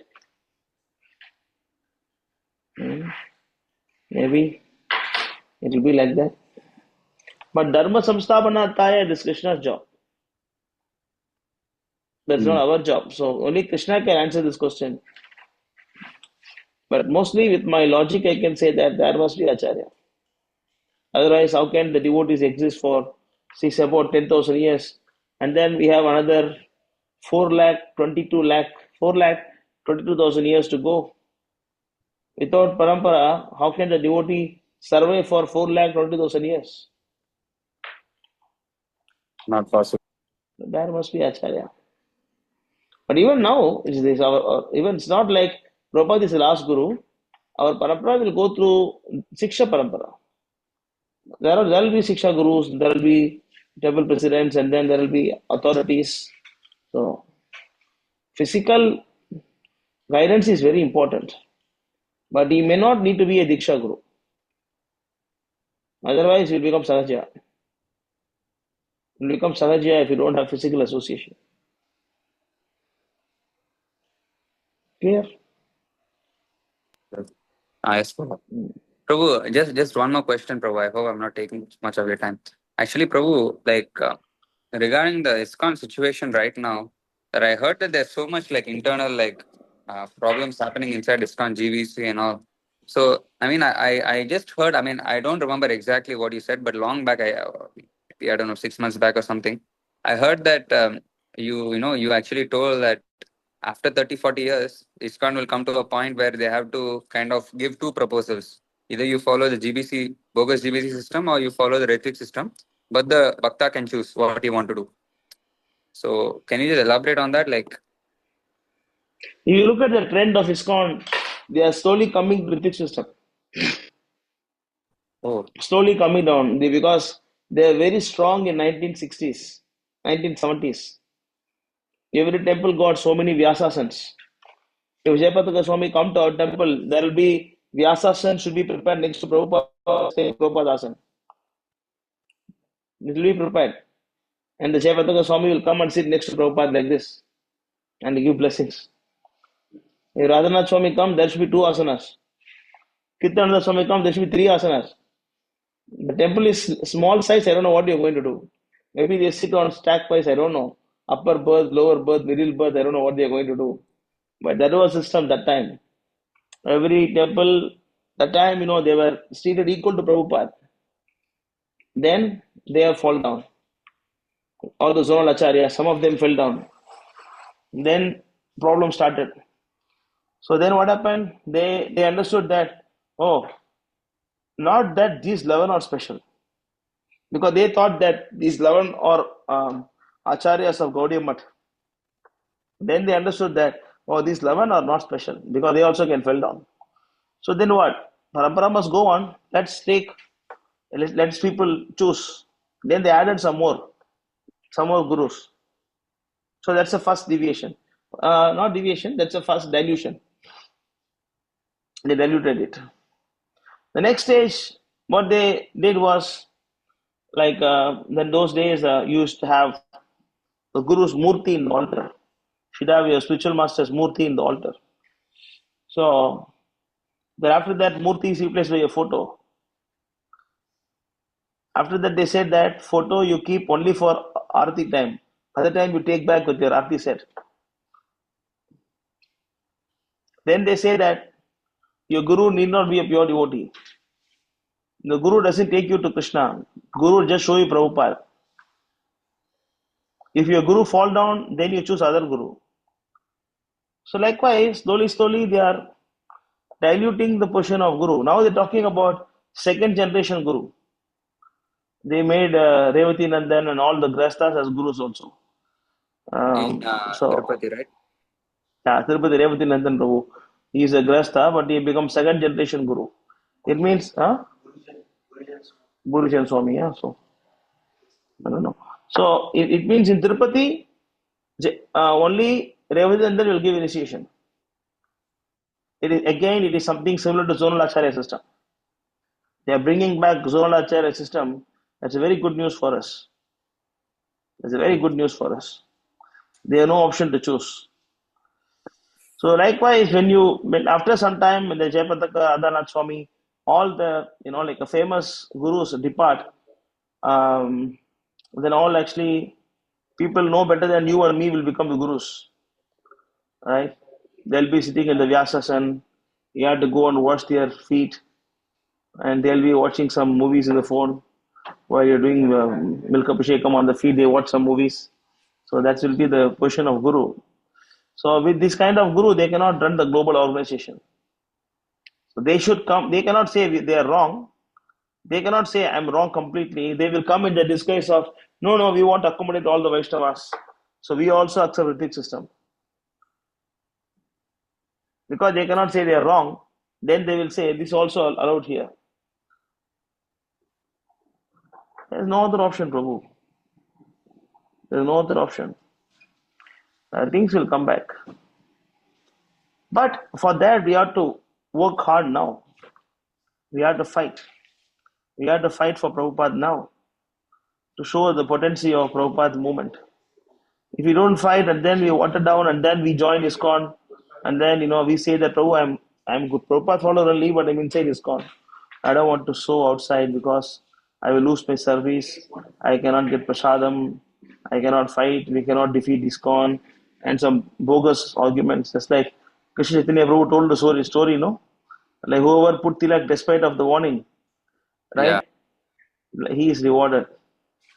Right now we are not allowed inside ISKCON. We cannot go there, right? But still, we don't care about it. So we have to fight. We have to fight. We have to work hard. I'm sure this will happen one day. One day it will happen. One day the whole world will accept Prabhupada Diksha Guru. Not very far. Not very far. Just this 11 people doing some rascaldom, how much we have to suffer for it? Sometime, I think. Otherwise, in front of every, like at least every 100 kilometers, there'll be 1-2 centers. If not centers, at least some preaching program. But now, Yes. our South India, so the Amalapuram is there, but Pondicherry is doing all the preaching. There's very few, actually. Yes. What to do? Okay. Anything else? No, Prabhu. Thank you, Prabhu. Prabhu, just a small, Raped, killed. Huh? just Yes, a Prabhu. just a practical question. So I am out of my Ganga water, and I asked Mathura if they can give me, but they mixed everything, so they don't know what is what. So my question is for my altar, because Tulsi I have enough. Why you want Ganga water? It's finished. I have just No. this. Why you want Ganga water? For what? Yeah, for my offerings. You can manufacture Ganga in your house. There is a mantra. There is a mantra. With that mantra, you can invoke all the 7 rivers. Do you know that? I heard it, but so that is. I'll show you the verse.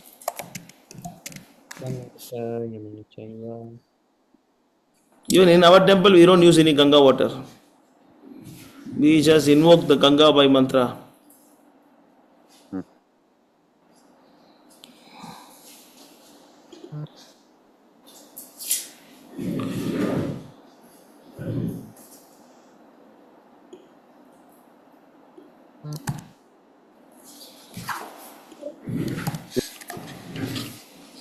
Can read this? Oh, you shared it? Yeah, please. You can try, Madhav Prabhu. Try to chant the mantra. You're muted. Gange cha Yamune chaiva Godavari Saraswati Narmade Sindhu Kaveri Jalesmin Sanidim Kuru. Perfect. Very nice. My water from the holy rivers Ganga, Yamuna, Godavari, Saraswati, Narmada, Sindhu, and Kaveri kindly be present.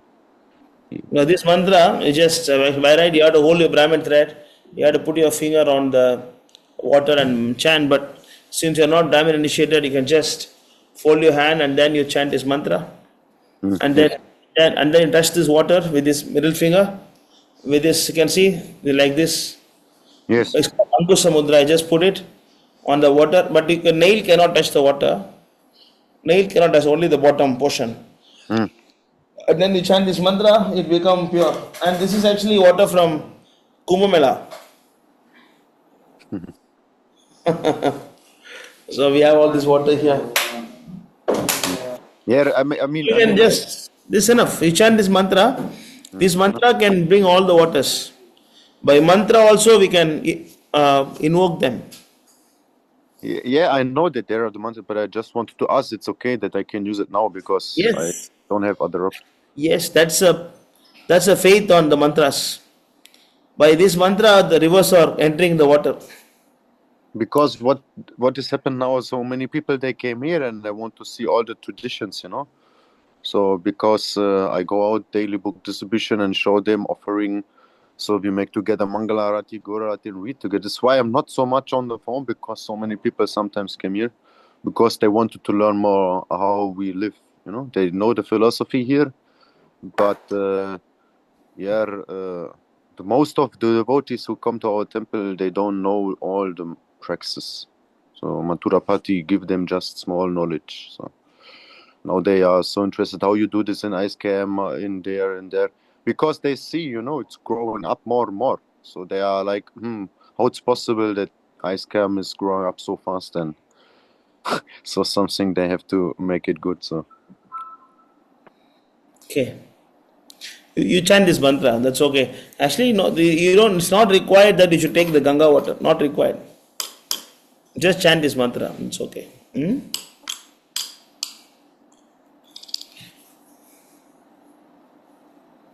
Anybody else want to say something?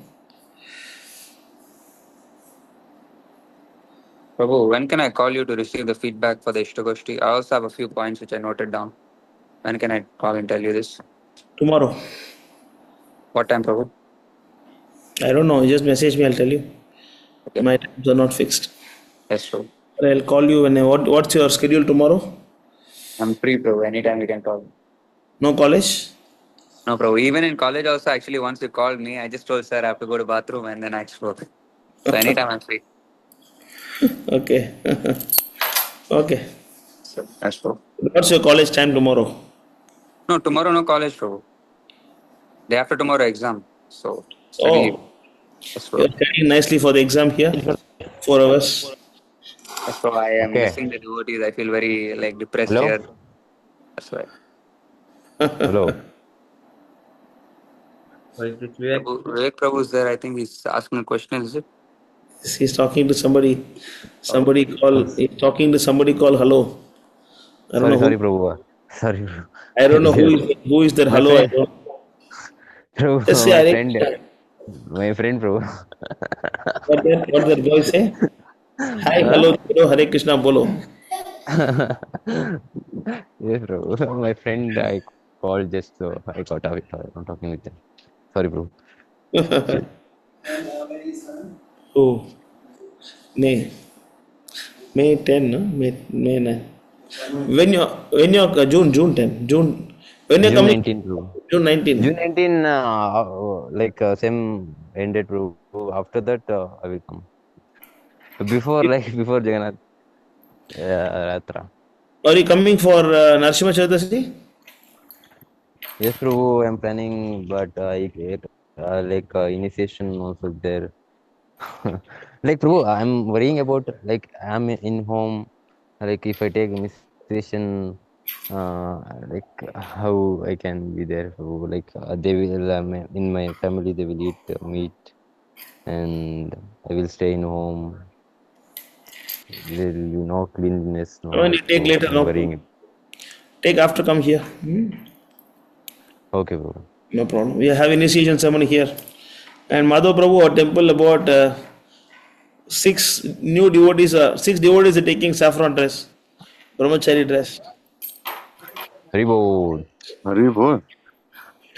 I think next time Madhav Prabhu is here, he can take initiation. When you Yes, come Prabhu. here, you can take initiation. Yes, Prabhu. Let me come. For now, other devotees are taking saffron dress.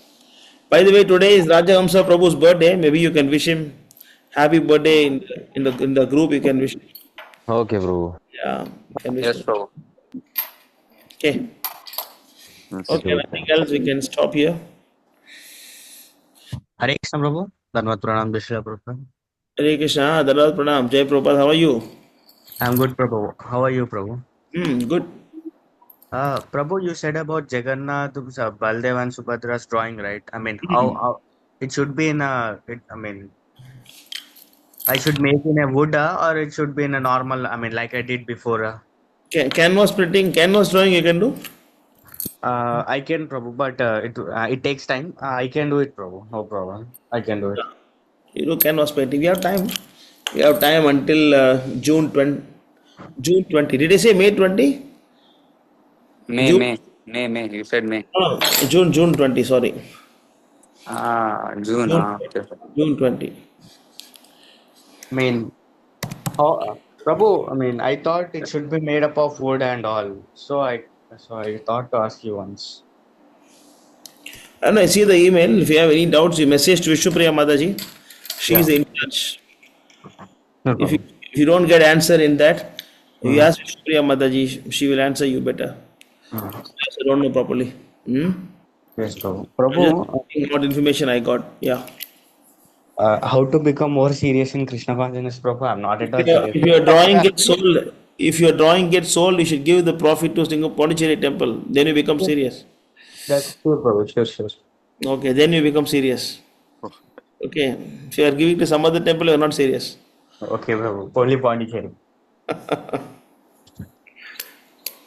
You come here, come Pondicherry temple. Yeah, Prabhu. You have to come and be with the devotees. Online, you cannot make a process beyond a certain level. It's quite difficult, you have to come physically associate. Yes, Prabhu. Online, you cannot go beyond a limit. Mm. Correct. 1 minute, huh? Oh, Prasadam is there or? Is there? Give for Tarangini if it is there. Tarangini, go take Prasadam. Prasad, tu போட்டுறாங்க அப்புறம் வீட்டில் பசி.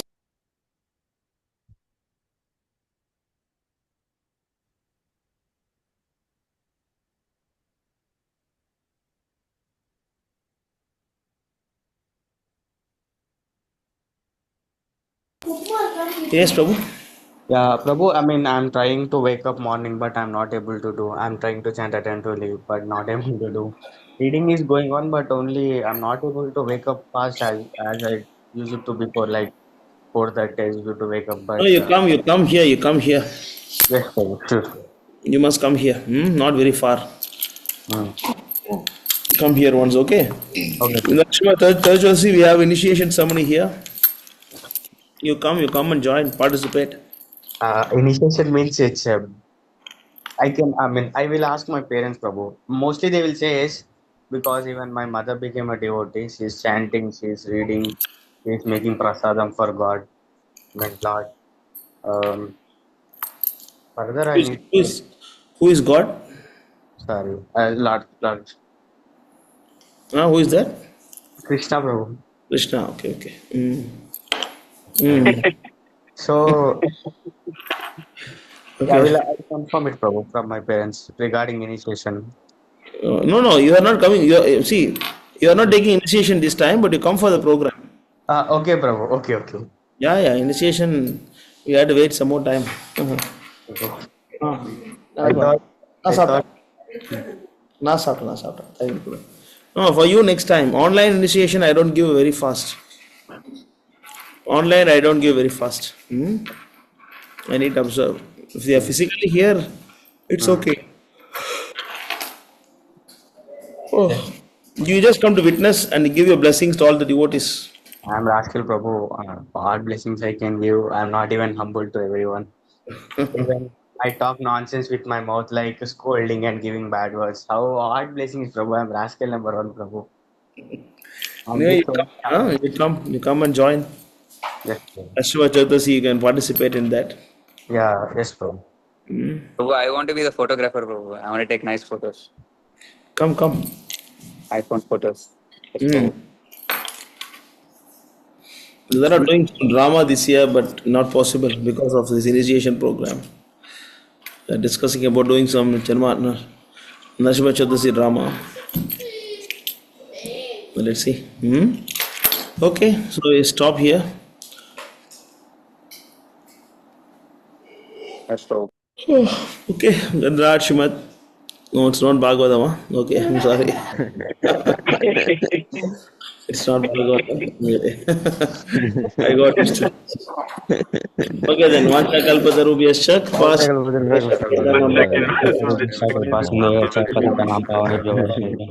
Please forgive me, Prabhu, if I commit any offense. Thank you so much, Prabhu. Please forgive me for my offenses. Dandavat pranam, Jai Shri Prabhupada. Jai Prabhupada. Thank you, Prabhu. Hari Bol.